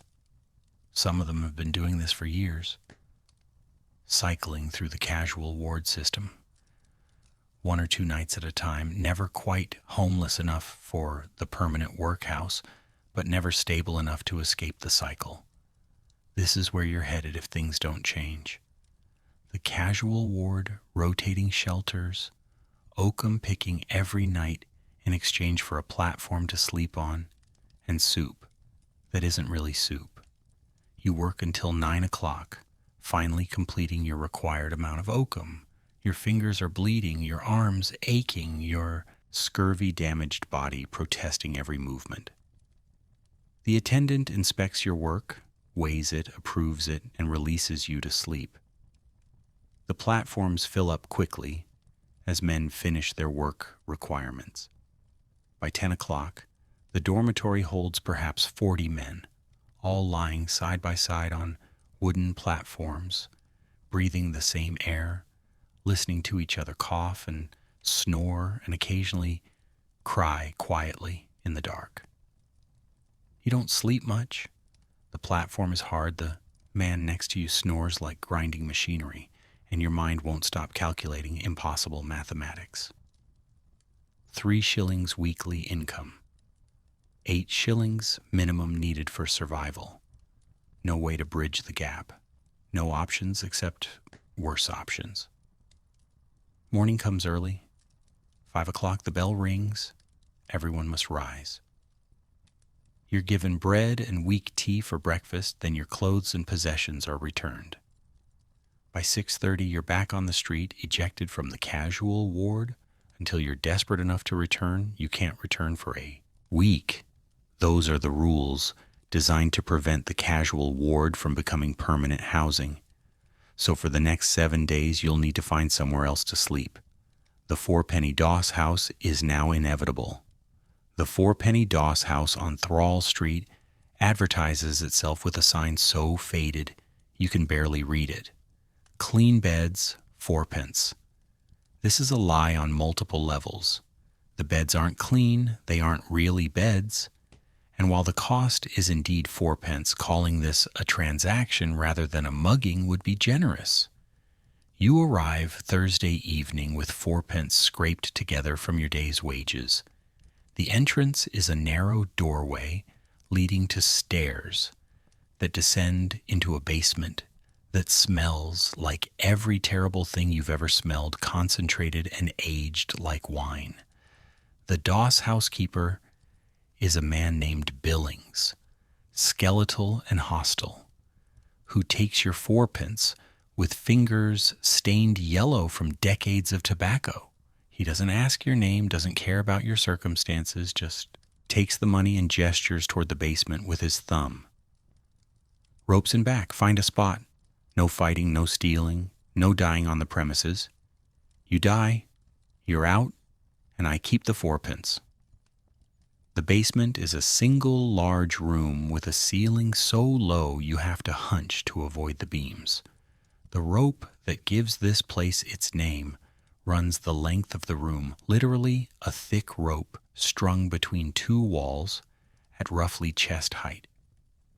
Men lean over this rope to sleep, draped like laundry, using the rope for support because there's nothing else.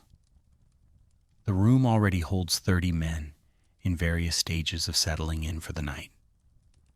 Some are arranging themselves over the rope, testing positions, trying to find angles that won't leave them in complete agony by morning. Others are already asleep or unconscious or something in between. You find a space near the middle of the rope, position yourself so the rope crosses your chest, lean forward, and try to find a position that resembles comfort. It doesn't exist. The rope digs into your ribs, your arms dangle awkwardly, your legs take most of your weight in a squat that will become unbearable within hours. This is what fourpence buys: permission to lean on a rope in a basement with 30 other desperate men. The smell is worse down here than in the casual ward. At least the workhouse maintains minimal standards of cleanliness. Here there are no standards. Men who haven't bathed in weeks, wearing clothes they've lived in for months, standing so close you can feel their breath, their body heat, their collective misery made tangible. Someone near the front vomits. The sound is wet and terrible. No one reacts. Vomiting is common enough here to be unremarkable. You close your eyes and try to sleep, but sleep while standing, leaning on a rope, in a room full of men who cough and groan and occasionally scream from nightmares is impossible. You drift in and out of consciousness. Brief moments of darkness between hours of painful wakefulness. Around 3 a.m, there's a commotion near the door. Someone has died. An older man simply stopped breathing, his body slumping over the rope, dead weight, pulling the entire rope down slightly before someone notices. Billings is summoned. He examines the body with the interest of someone checking on a minor inconvenience, determines the man is indeed dead, and drags the corpse out by its ankles. The scraping sound of body on stone floor is something you'll hear in nightmares if you survive long enough to have nightmares. Anyone know his name? Billings asks the room. No one responds. The dead man is unknown, unidentified, another anonymous casualty of poverty who will be buried in a pauper's grave without ceremony or record.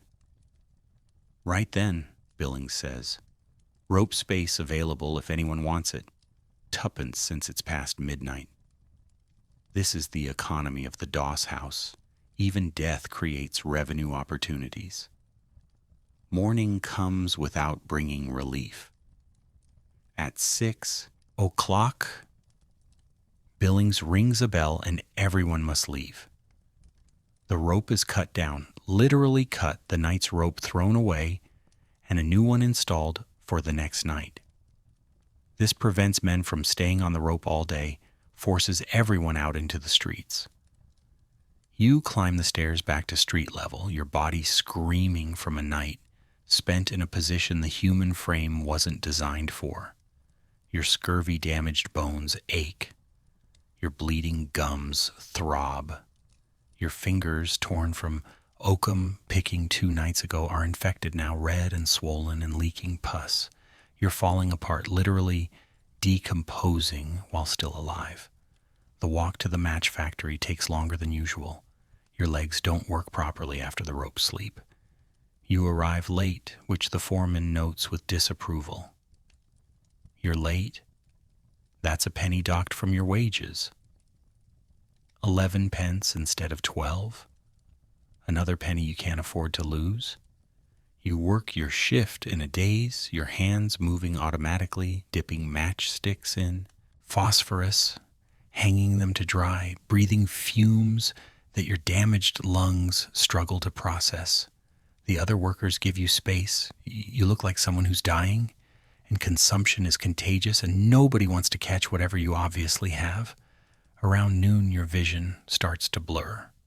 The room tilts slightly, then more, then slightly.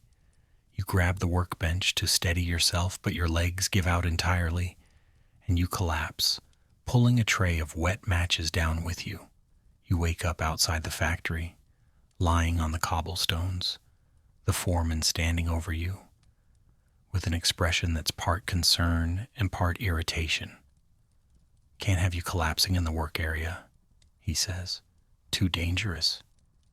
You go home, get yourself sorted out, come back when you're fit to work. I need the wages, you say, trying to stand and failing. Can't pay you if you can't work. Go home.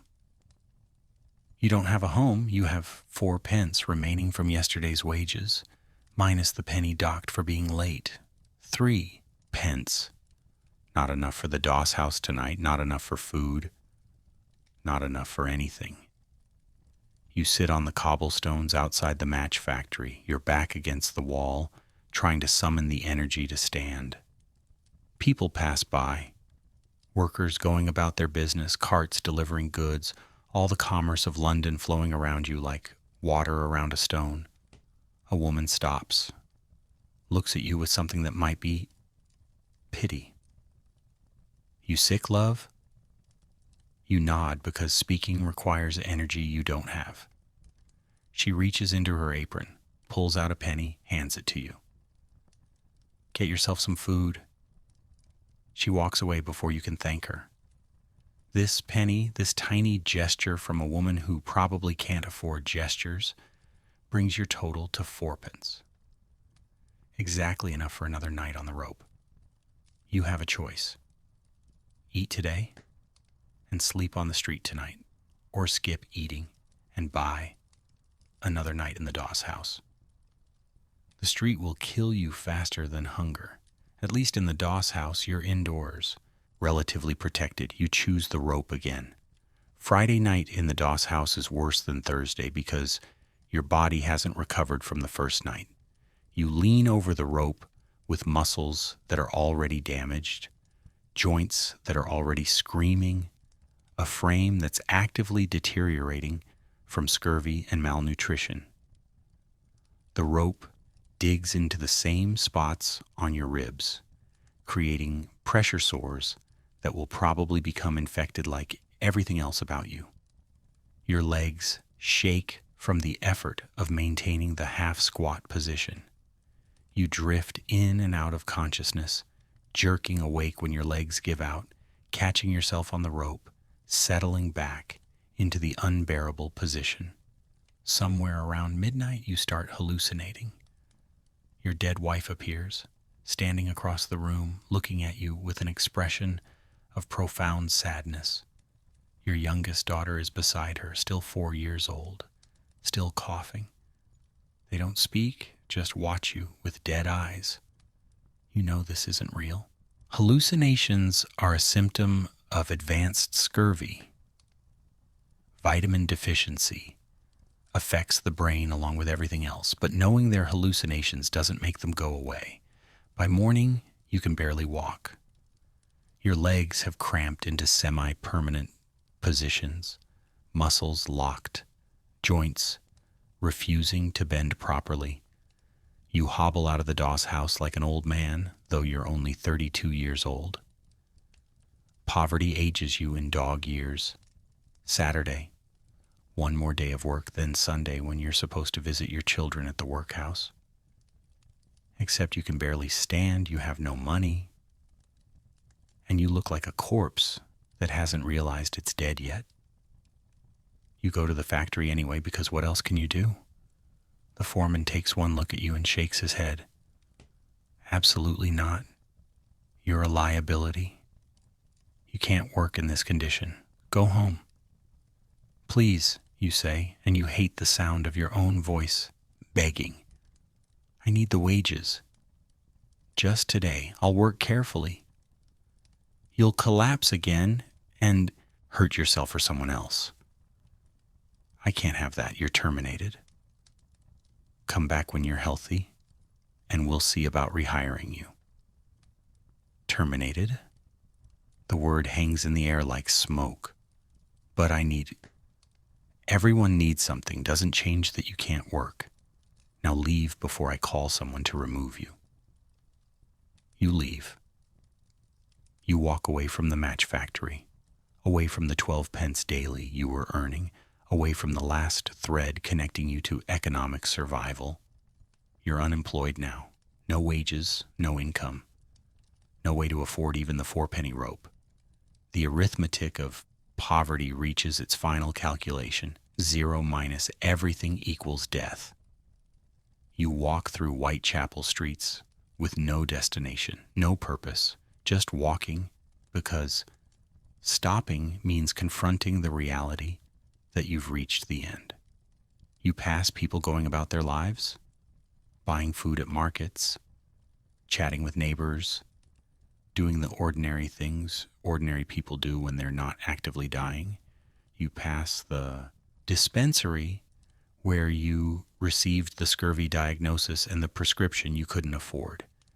You pass courts and tenements where families live in conditions that would horrify the wealthy, but which seem palatial compared to where you've been sleeping. You pass a street vendor selling oranges, bright, impossible oranges that could cure your scurvy if you could afford them.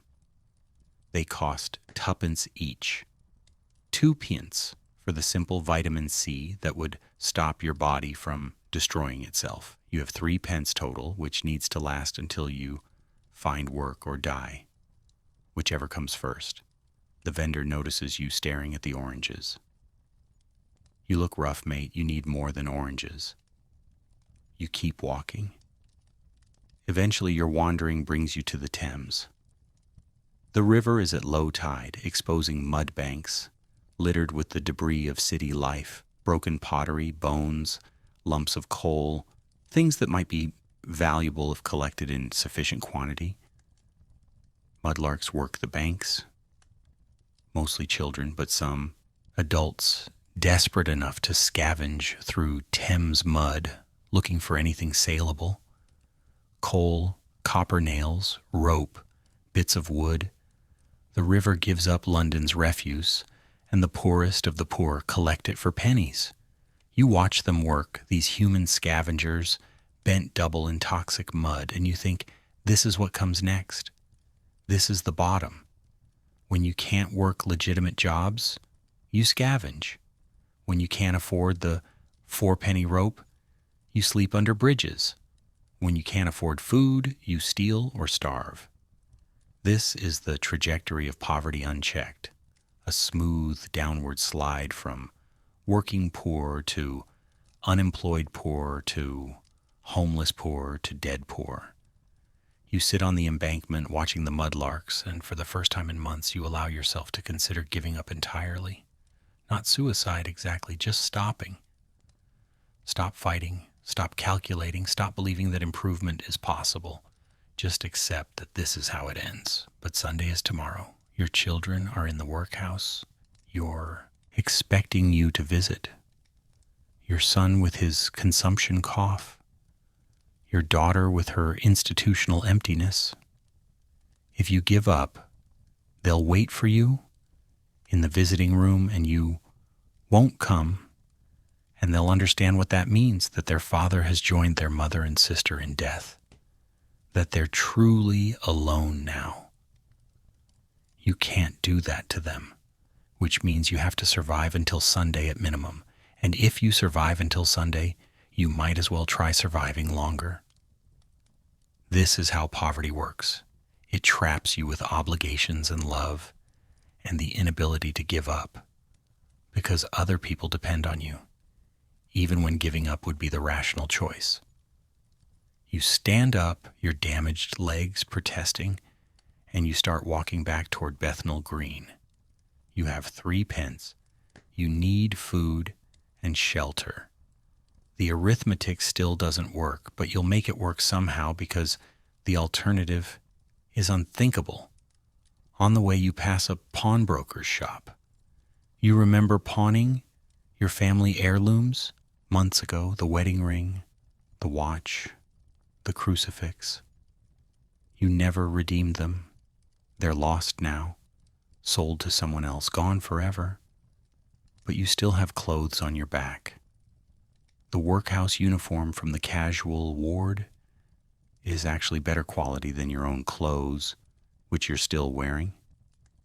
Rough cotton, but intact, worth perhaps 6p to someone who needs workhouse clothes for whatever reason people need workhouse clothes. The pawnbroker examines your coat, threadbare, patched, but still functional. 3p, he offers. You're wearing the coat. Taking it off means being coatless, which in June isn't immediately fatal but will be problematic when weather changes. But 3p doubles your total money to 6p, which is enough for the doss house tonight and food tomorrow. You take off the coat. The pawnbroker gives you 3 pence. You walk out into the June afternoon in your shirt sleeves, slightly warmer but financially better off. 6 pence. Enough to survive until Sunday. Then what? You'll figure that out Sunday. Saturday afternoon stretches ahead with the particular emptiness that comes from having no work, no home, no obligations except survival. You're unemployed, effectively homeless, deteriorating physically from multiple conditions that would each individually require medical attention you can't access. You walk to save money. Walking is free, and movement keeps you from thinking too clearly about your situation. The walking also serves a purpose. You're looking for work. Any work. Anything that might generate income to replace what you've lost. You try the docks first. There's always casual labor at the docks. Loading ships, unloading cargo, moving crates. The work is brutal but pays daily, usually 10 pence for a full day's labor. If you can get even a few days of dock work, you might stabilize enough to find something more permanent. The docks are crowded with men seeking the same thing. Hundreds of workers gather at dawn, hoping to be selected by the foremen who hire casual labor. You're arriving in the afternoon, which is already a mistake. Morning is when hiring happens, but you try anyway, approaching foremen, asking about work. They look at you and see a man who's obviously sick, obviously weak, obviously unreliable. Dock work requires strength, and you're barely standing. Nobody hires you. Nobody even considers it seriously. You try the markets next. Covent Garden, Billingsgate, anywhere that needs workers to move goods. The answer is the same everywhere. You look too sick, too weak, too likely to collapse mid-shift. By late afternoon, you've walked miles and achieved nothing except exhausting your limited energy. Your scurvy symptoms are worsening. The joint pain is intense now, your legs barely functioning, your gums bleeding constantly even when you're not eating. You buy a half loaf of bread for a penny, eating it slowly while sitting on the steps of a church. The bread tears at your damaged gums, causing fresh bleeding, but you force it down because you need calories more than you need to avoid pain. 5 pence remaining. As evening approaches, you face the decision that's been lurking all day. The Doss house costs 4 pence. If you spend 4 pence tonight, you'll have 1 pence left. Not enough for food tomorrow, not enough for anything.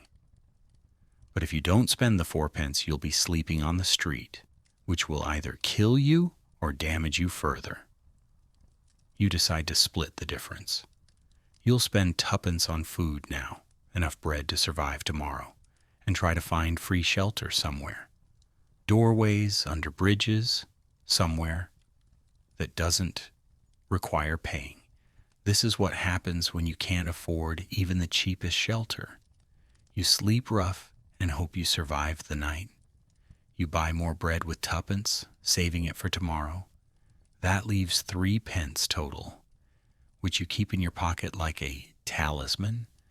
As darkness falls, you join London's invisible population, the people who sleep in doorways and alleys, under arches and bridges, in any space that offers minimal shelter from weather and minimal visibility from police who periodically sweep rough sleepers into workhouses or jails. You find a spot in an alley off Brick Lane, a recessed doorway belonging to a warehouse that's closed for the weekend. The doorway is deep enough to offer some shelter and dark enough to avoid immediate notice. 2 other men are already there, settled into opposite corners, acknowledging your arrival with silent nods. The stone step is cold and hard. You curl up on it, using your arms as a pillow, trying to position yourself so your scurvy-damaged joints hurt less. It doesn't really work. Everything hurts regardless of position. The night passes in fragments. You doze for minutes at a time, jerking awake when someone passes the alley, when distant sounds suggest police, when the cold becomes too penetrating to ignore. The other men in the doorway cough, periodically, one of them muttering in his sleep. Both of them engaged in the same uncomfortable rest you're attempting. Around 3 in the morning, it starts to rain. Not heavy rain, just steady drizzle that soaks through clothes and chills to the bone. The doorway offers some protection, but not enough. Within an hour, you're wet through, shivering, your teeth chattering uncontrollably. This is how people die, not dramatically, not from specific violence or disease, just from accumulated exposure, accumulated deprivation, accumulated stress on a body that's already failing. When dawn finally comes, you're still alive, but worse. Soaked, frozen, every muscle cramped, your scurvy symptoms amplified by the night's ordeal. You try to stand and your legs refuse initially, then cooperate with shooting pains that make you gasp. The other 2 men in the doorway are stirring as well. One of them looks at you with something resembling concern. "You got somewhere to go today?" he asks. "Workhouse visiting hours, 2 o'clock. He nods. "Get yourself inside afterward. You won't survive another night out here in your condition." This is street wisdom. From someone who's been homeless long enough to recognize the signs of someone actively dying. "I'll manage," you say, because admitting defeat to a stranger in a doorway is more than you can handle. He shrugs. "Your funeral." You leave the doorway and start walking to warm up, to restore some circulation to your frozen limbs, to kill the hours before visiting time. You walk through Spittle Fields, through Bethnal Green, through streets you lived in when you had family and employment and hope. The city wakes up around you, shops opening, people going to church, the normal rhythms of Sunday morning. You're invisible to most of them, just another rough sleeper in a city full of rough sleepers. Background poverty that the wealthy have learned not to see. By noon, you've walked enough to mostly dry out. Your clothes are still damp, but no longer dripping. You eat half the bread you saved, saving the other half for later, rationing calories like a miser counting coins. At 1:30, you begin walking toward the workhouse. The visiting hours start at 2, and you need to be there, need to see your children, need to maintain this last connection to family and purpose, and the idea that you're still a father rather than just a dying man who used to have children. You arrive at 1:45. The visiting queue is small today. Just 3 other people. Sunday visiting must be difficult for most families, requiring time and energy that poverty doesn't allow. At 2 o'clock, you're admitted. Your children are brought to the visiting room. The change in them stops your breath. Your son has lost weight, visible, alarming weight. His face is hollow, his eyes too large, his workhouse uniform hanging on him like a shroud on a corpse. The cough you heard last week has worsened dramatically. He coughs constantly now, wet and rattling, bringing up phlegm that he spits into a rag he carries. Your daughter looks older. Not grown, she's still only 7, but aged in the way poverty ages children, draining youth and replacing it with exhaustion and premature understanding. Her eyes are dull, her movements mechanical, her face carefully neutral. They stand across the barrier from you, close enough to touch, but forbidden to touch, and you see your own deterioration reflected in their faces. They're looking at you the way you're looking at them, with horror barely concealed, with recognition that death is approaching.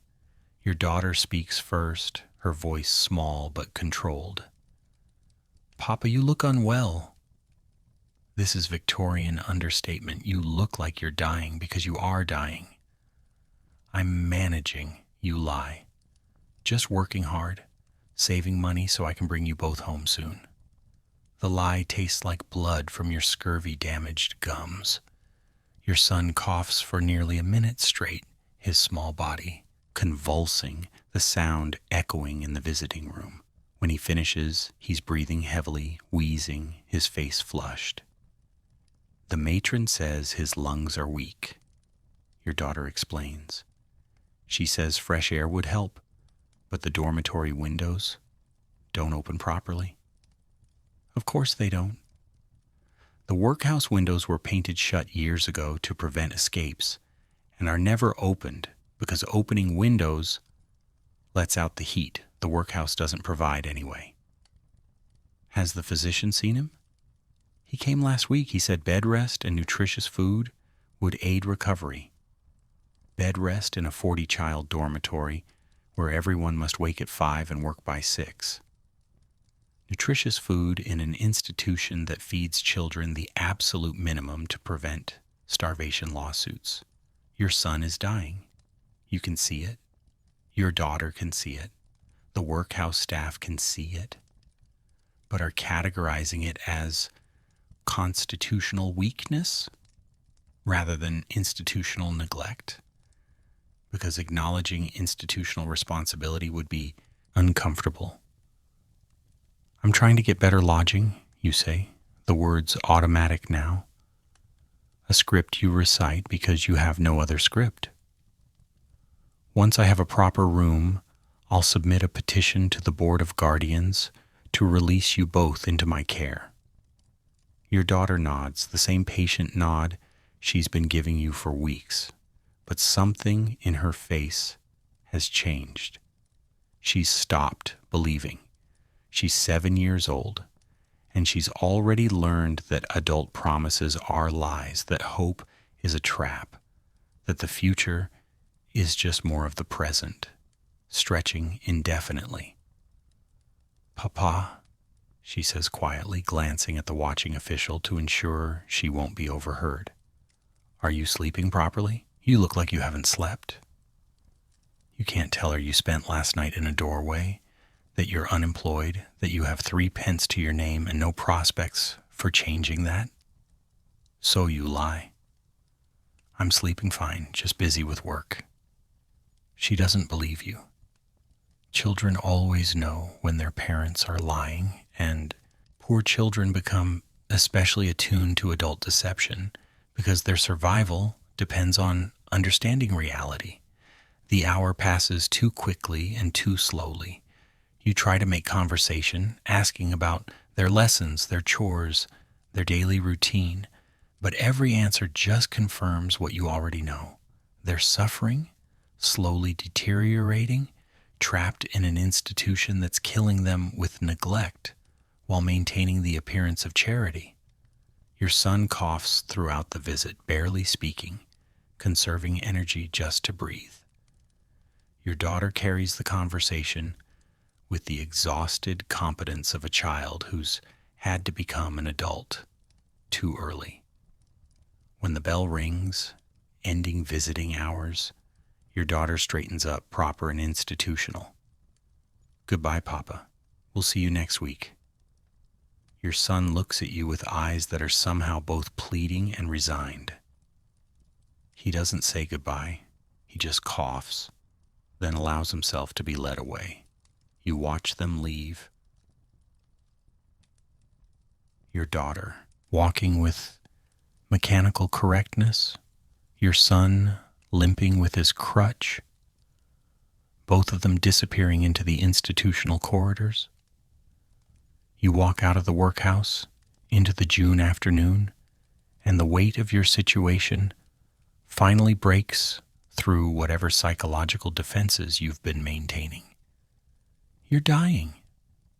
Your children are dying.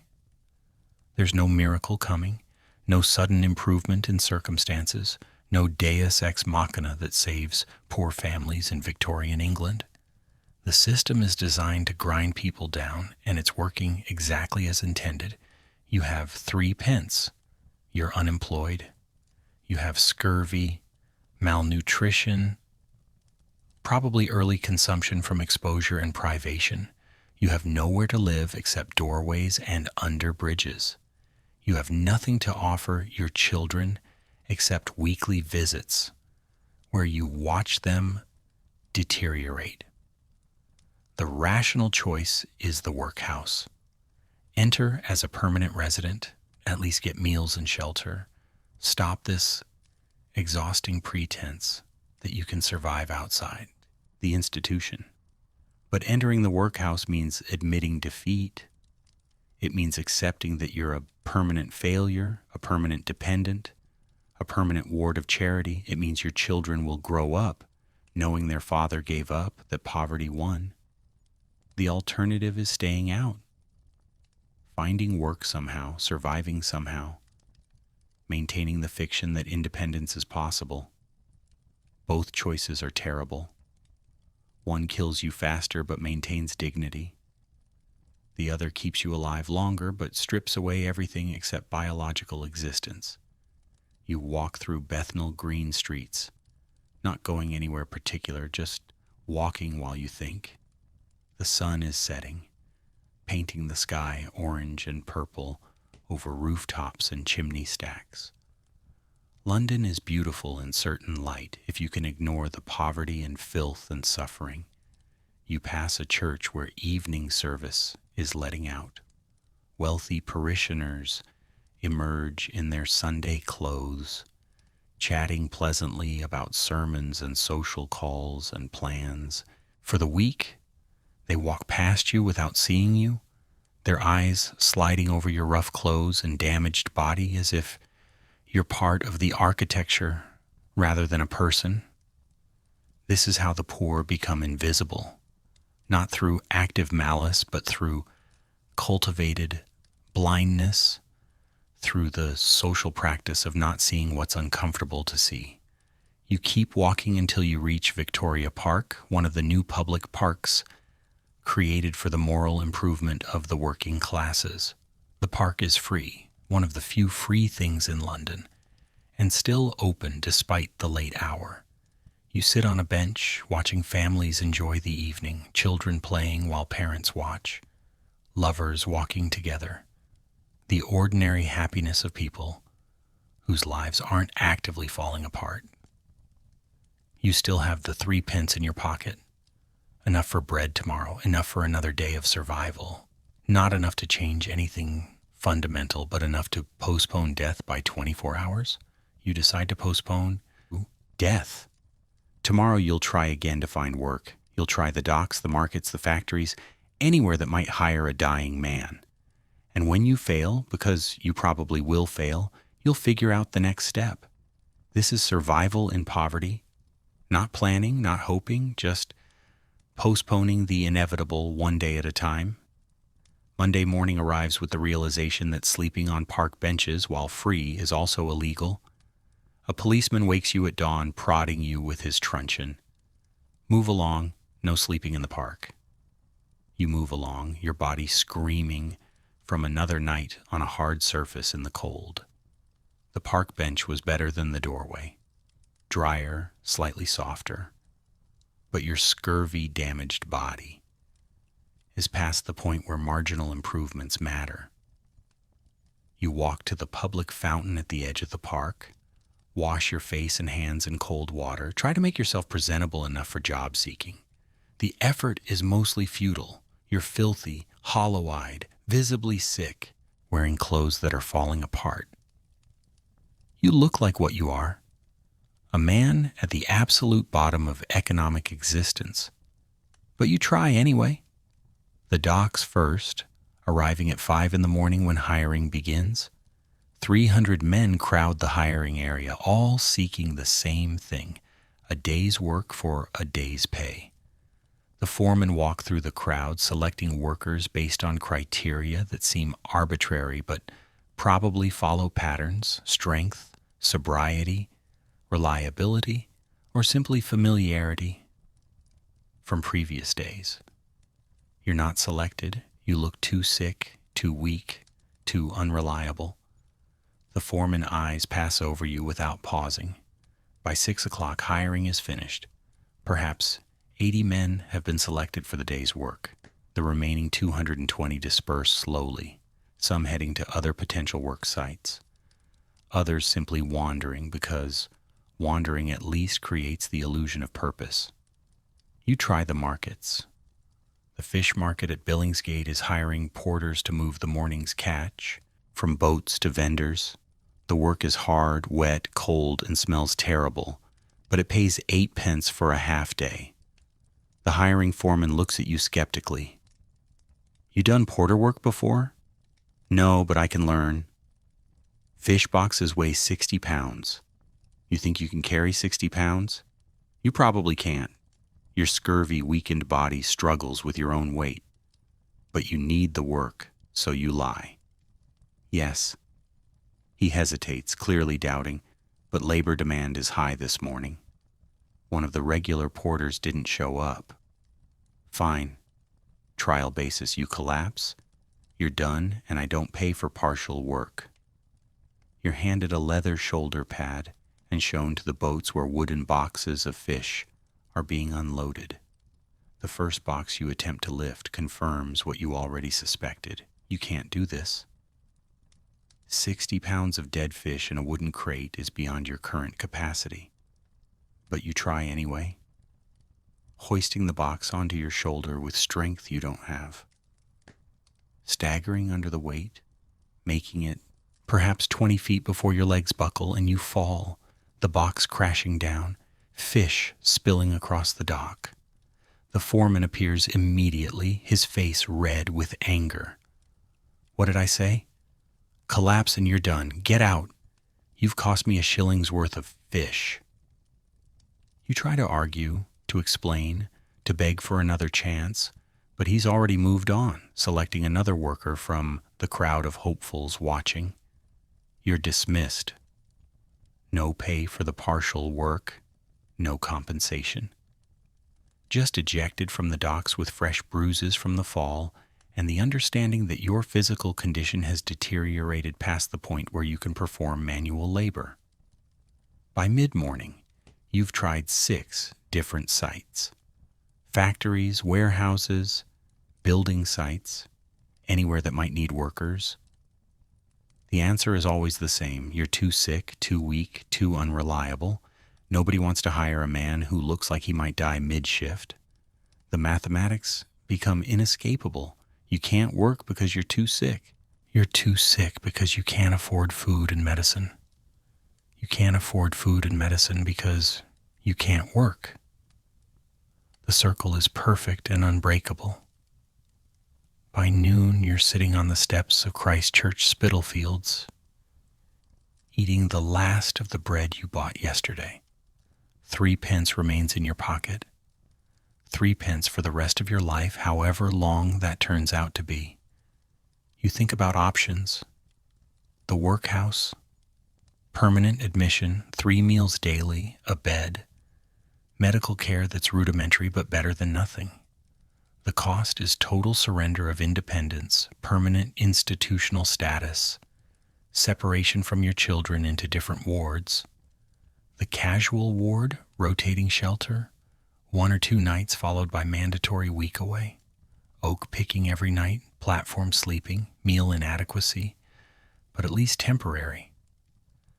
This works for men who have prospects, who need occasional shelter while maintaining employment. It doesn't work for unemployable men with chronic illness. Continued rough sleeping, free. But exposure will kill you within weeks given your condition. Already you're developing what feels like a chest infection, probably pneumonia starting, adding to the scurvy and malnutrition and exhaustion. The streets. There's a growing population of professional beggars in Victorian London. People who make pennies through direct solicitation. But begging is illegal, and you're not yet desperate enough to add criminal activity to your problems. You're contemplating these equally terrible options when a man sits down beside you on the church steps. He's perhaps 50, wearing clothes that suggest poverty but not destitution. Clean, patched, maintained. He pulls bread from his pocket and begins eating. After a moment, he glances at you. You look rough. I'm managing. He snorts. That's what everyone says right before they die. You got work? No. You got lodging? No. You got family? 2 children, workhouse. He nods as if this is a familiar story, which it probably is. You know what you need? Money, food, medicine, and a miracle. Close. You need the Ragged School. The Ragged Schools are charitable institutions that provide free education to the poorest children. Children too poor, too dirty, too ragged for regular schools. But some of them also provide other services. Meal programs, clothing distribution, sometimes job placement for adults willing to do menial work.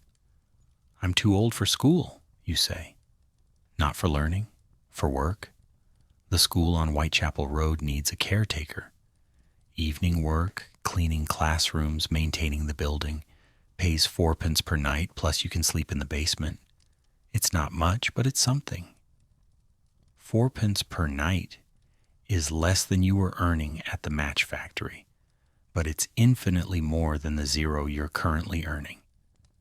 And sleeping in the basement means shelter without daily payment. Why are you telling me this? The man shrugs. Because I used to look like you. Someone helped me, now I'm helping you. That's how this works when the system doesn't. He gives you the address, Ragged School, Whitechapel Road. Ask for Mr. Talbot, then stands and walks away before you can properly thank him. You sit on the church steps, processing this information. It might be a real opportunity. It might be nothing.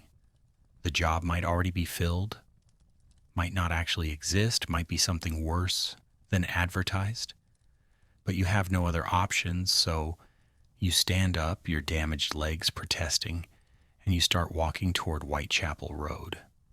The Ragged School on Whitechapel Road is a narrow brick building wedged between a tannery and a gin shop, marked by a hand-painted sign reading "Free Education for Destitute Children."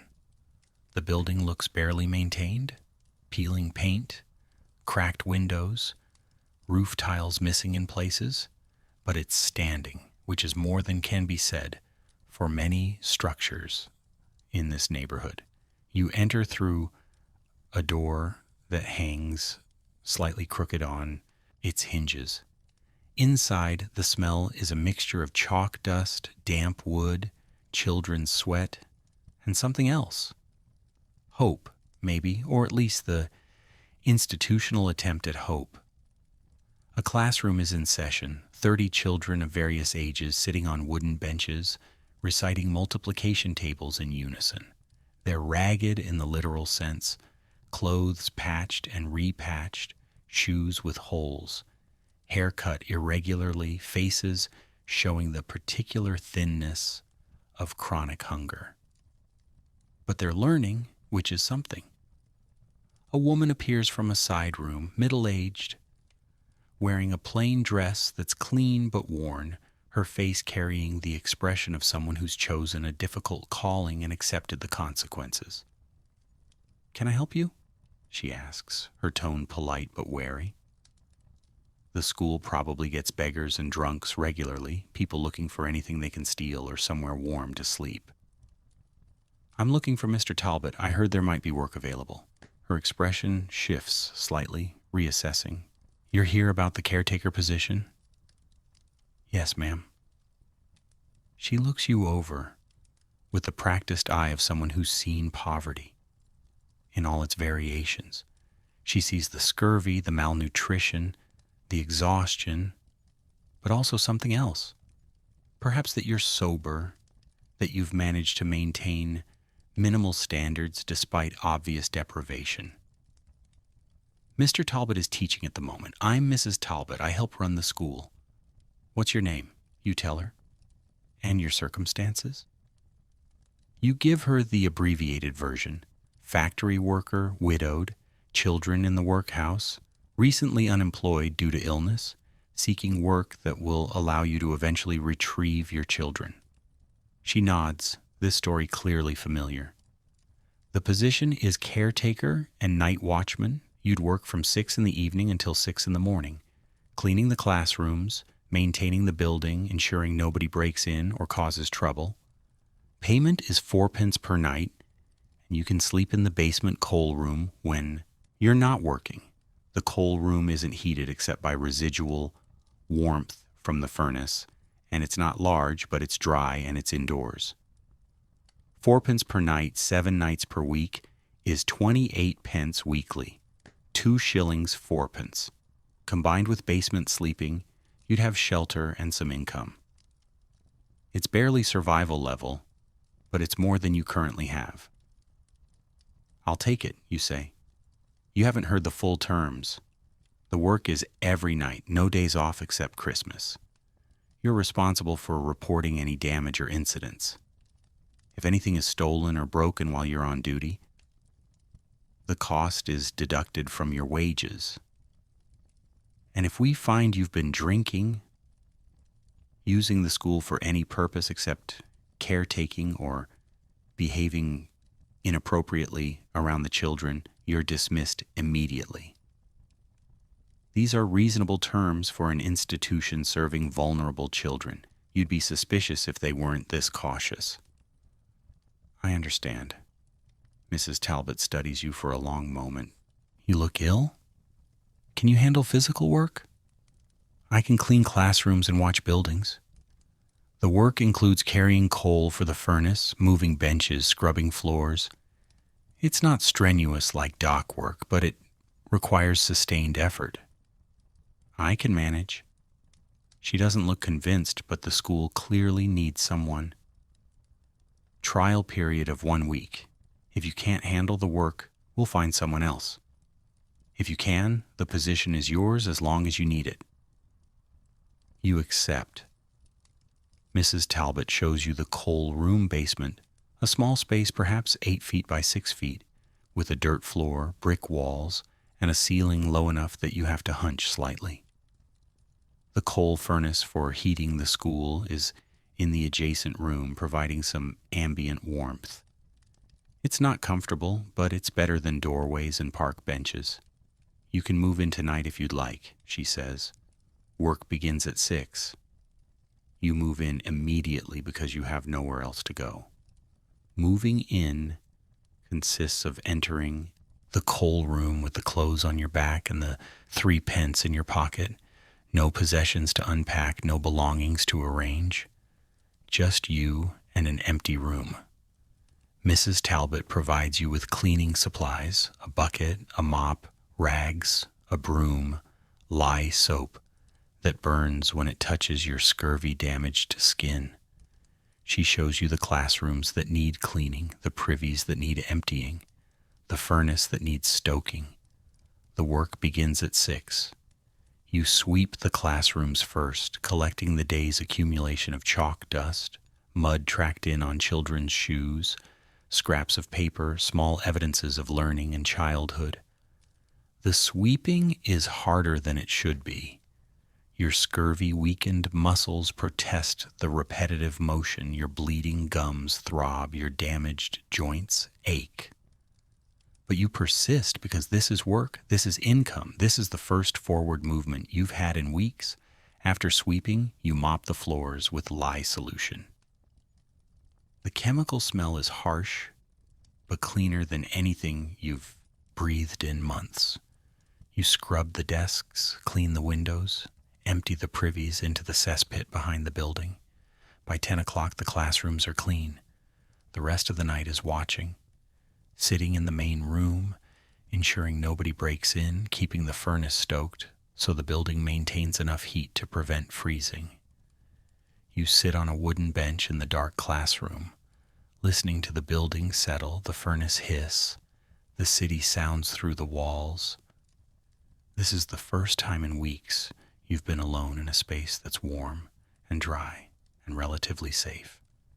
You allow yourself to cry, not sobbing, just silent tears running down your face, releasing pressure that's been building for months. Your wife is dead. Your youngest daughter is dead. Your children are in the workhouse, slowly dying. You're earning 4 pence per night sleeping in a coal room, and it feels like success because the alternative was death in a doorway. This is what poverty does. It makes cruelty feel like kindness, makes survival feel like victory, makes 4 pence per night seem like wealth. At 6 a.m, children begin arriving for school. You retreat to your coal room, exhausted from the night's work, your body demanding rest. You lie on the dirt floor because there's no bed, using your arms as a pillow, and you sleep more soundly than you have in weeks because you're indoors, you're employed, you're alive. When you wake mid-afternoon, Mrs. Talbot has left bread and a small piece of cheese outside your door. No note, no explanation, just food. This kindness, small as it is, matters more than you can express. You eat slowly, making it last, and you think, maybe this is the bottom. Maybe this is where the fall stops and the slow climb back begins. You're wrong, but for now, the hope feels real. The first week as caretaker passes in a rhythm of cleaning, watching, sleeping in shifts. Your body begins to stabilize, not improve, but stop actively deteriorating. The bread and occasional scraps Mrs. Talbot leaves aren't enough to cure scurvy, but they're enough to slow its progress. The coal room, while not comfortable, is warmer than doorways and drier than park benches. By the end of the week, Mrs. Talbot confirms the position is permanent. You've done adequate work. The position is yours. Adequate is high praise in Victorian employment. You thank her and continue the routine. Your earnings accumulate slowly. 4 pence per night, 7 nights per week, is 28 pence weekly. 2 shillings, 4 pence. After a month, you have 9 shillings saved, the first time you've had savings in nearly a year. Sunday visiting at the workhouse becomes your anchor point. Every week you walk to Bethnal Green, join the small queue of visitors. Wait for the 2 o'clock bell. Every week you see your children across the barrier, watch them deteriorate in small increments. Your son's consumption worsens steadily. By July, he's coughing blood regularly, his breathing labored even at rest, his small body wasting away. The workhouse physician has recommended rest and nutritious food, which the workhouse provides in theory but not in practice. Your daughter has stopped asking when you'll bring them home. She's accepted institutional life with the resignation of a child who understands that adult promises are mostly lies. She's 8 years old now, working in the workhouse laundry, learning to scrub and wring and fold, being trained for a life of domestic service if she survives long enough to be apprenticed out. In August, the Board of Guardians meets to review cases. You've saved enough, barely, to submit a petition for your children's release. The requirements are stable employment, adequate lodging, sufficient income to house and feed children. You have employment, caretaker at the ragged school, 4 pence nightly. You have lodging, coal room basement, rent-free but shared with coal dust and no proper bed. You have income, 2 shillings, 4 pence weekly, which needs to cover food, clothing, and eventual housing for 3 people. The mathematics are impossible, but you submit the petition anyway, because what else can you do? The Board of Guardians reviews your petition at their monthly meeting. You're not present, petitioners aren't allowed to attend, but you receive their decision in writing a week later. Petition denied. The board finds that while the petitioner has demonstrated employment stability, the adequacy of lodging and sufficiency of income do not meet standards required for child welfare. The petitioner may resubmit when circumstances improve. The letter is signed by the board chairman, a merchant who owns 3 factories and probably earns more in a day than you'll earn in a year. Your children remain in the workhouse. September arrives with the understanding that summer has passed and nothing fundamental has changed. You're still earning 4 pence nightly. Your children are still institutionalized. Your scurvy symptoms have plateaued but not improved. Your gums still bleed, your joints still ache, your hair still falls out in clumps. But you're alive, which seemed unlikely several months ago. You continue the routine. Clean the school, watch the building, sleep in the coal room, save what pennies you can, visit your children on Sundays, watch them slowly die while officials assure you they're receiving adequate care. On a Sunday in late September, you arrive for visiting hours to find only your daughter waiting in the visiting room. Your son is absent. Your stomach drops. You know what absence means. "Where's your brother?" you ask, the question mechanical. Your daughter's face is carefully blank, the expression she wears when delivering bad news. "He was moved to the infirmary ward 3 days ago. The matron says he's too ill for regular dormitory." "Can I see him?" "Infirmary visiting is different. You need special permission." "I can ask." She leaves to find the matron. You wait in the visiting room, alone, knowing that infirmary ward means dying ward. That special permission means they're deciding whether to let you see your son before he dies or after. The matron appears, a large woman with the efficient coldness of someone who manages death regularly.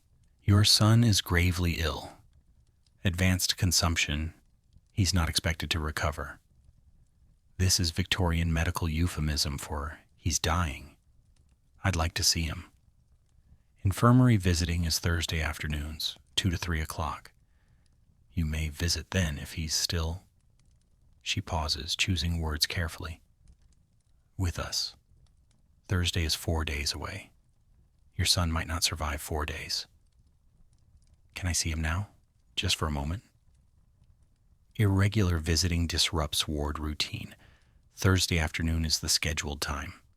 She's not being cruel exactly, just following institutional rules that prioritize order over compassion.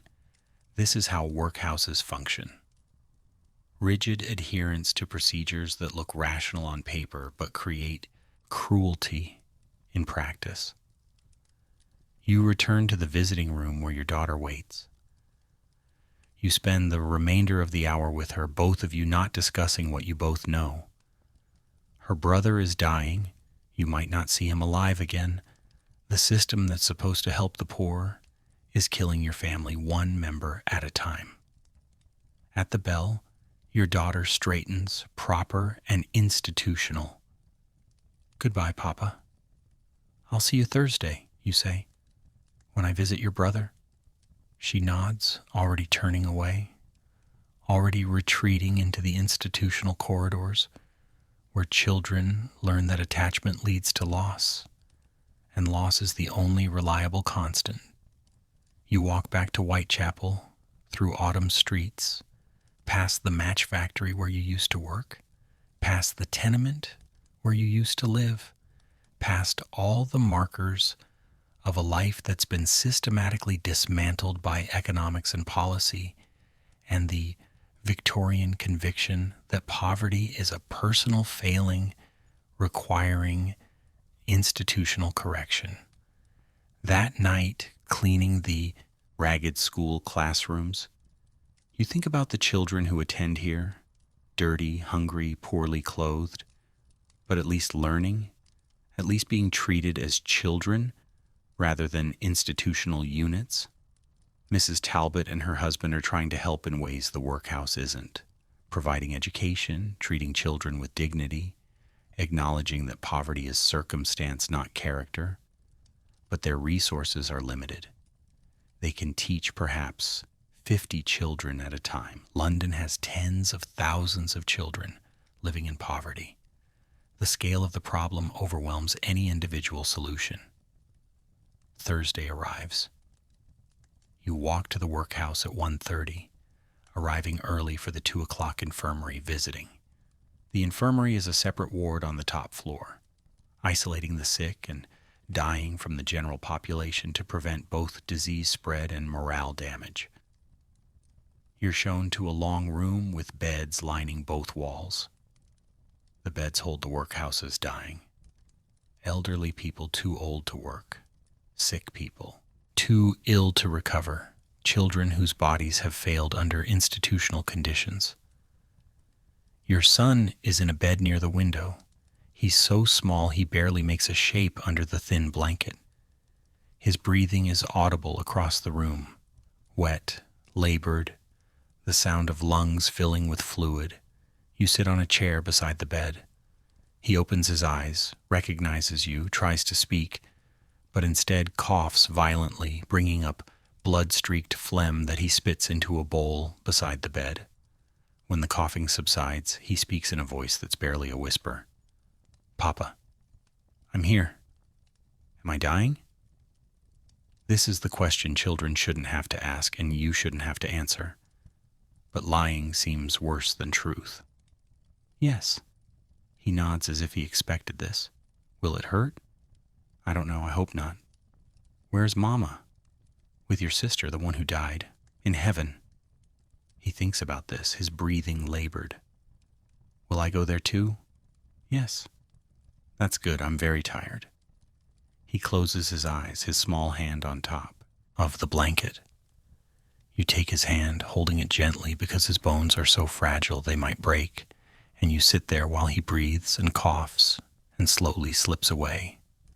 He dies just before 3 o'clock, quietly, his breathing simply stopping between one moment and the next. You sit holding his hand for several minutes after, not wanting to let go, not wanting to accept that you've now buried 2 children in less than a year.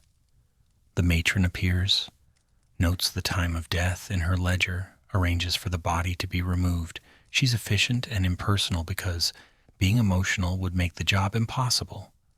"Burial will be Saturday," she says. "Pauper's grave. You may attend if you wish." You attend. Saturday morning, watching a small coffin lowered into the same communal trench where your wife and daughter lie, listening to the same vicar read the same service, watching the same grave diggers shovel dirt with the same indifference. Your family is nearly gone now. One daughter remains, institutionalized and becoming more institutional every week. You return to the coal room, to the caretaker work, to the routine of survival that continues regardless of loss. This is Victorian poverty in 1851. Working people ground down by systems designed to help them, families destroyed by economic forces disguised as natural law, children dying in institutions while politicians congratulate themselves on social reform. The sanitation laws that started this, the Nuisances removal acts, the inspection campaigns, the drainage requirements, achieved exactly what they were designed to achieve: the appearance of progress without fundamental change, regulations that punish the poor for conditions created by the wealthy, improvements that worsen outcomes for those they're meant to help. Your landlords paid fines instead of fixing cesspits. Your rents increased to cover improvement costs. Your employment became precarious as industries adjusted to new regulations. Your family was separated, sickened, killed by the slow violence of poverty, masquerading as help. And throughout it all, the Board of Health published reports celebrating progress, Parliament passed more laws, inspectors filled more ledgers, and absolutely nothing changed for people like you except that survival became marginally harder while feeling marginally more supervised. You continue working at the ragged school because what else can you do? You visit your remaining daughter on Sundays, watching her grow up institutional and empty. You save pennies that will never accumulate to anything meaningful. You survive day by day in a system designed to appear humanitarian while functioning as a machine for grinding the poor into compliance, docility, or death. This is how Victorian sanitation reform worked, not by helping the poor, but by regulating them, monitoring them, blaming them for conditions they didn't create, and congratulating the wealthy for caring enough to pass laws that changed everything except the fundamental distribution of power and resources. The good news? You're alive. The bad news? Everything else. Thank you for following this journey through Victorian poverty and the cruel machinery of well-intentioned reform. This story represents countless real families who lived and died under similar conditions in 1840s to 1850s London, ground down by systems that claim to help while actually serving to maintain existing power structures and economic hierarchies. Get some good sleep. Good night.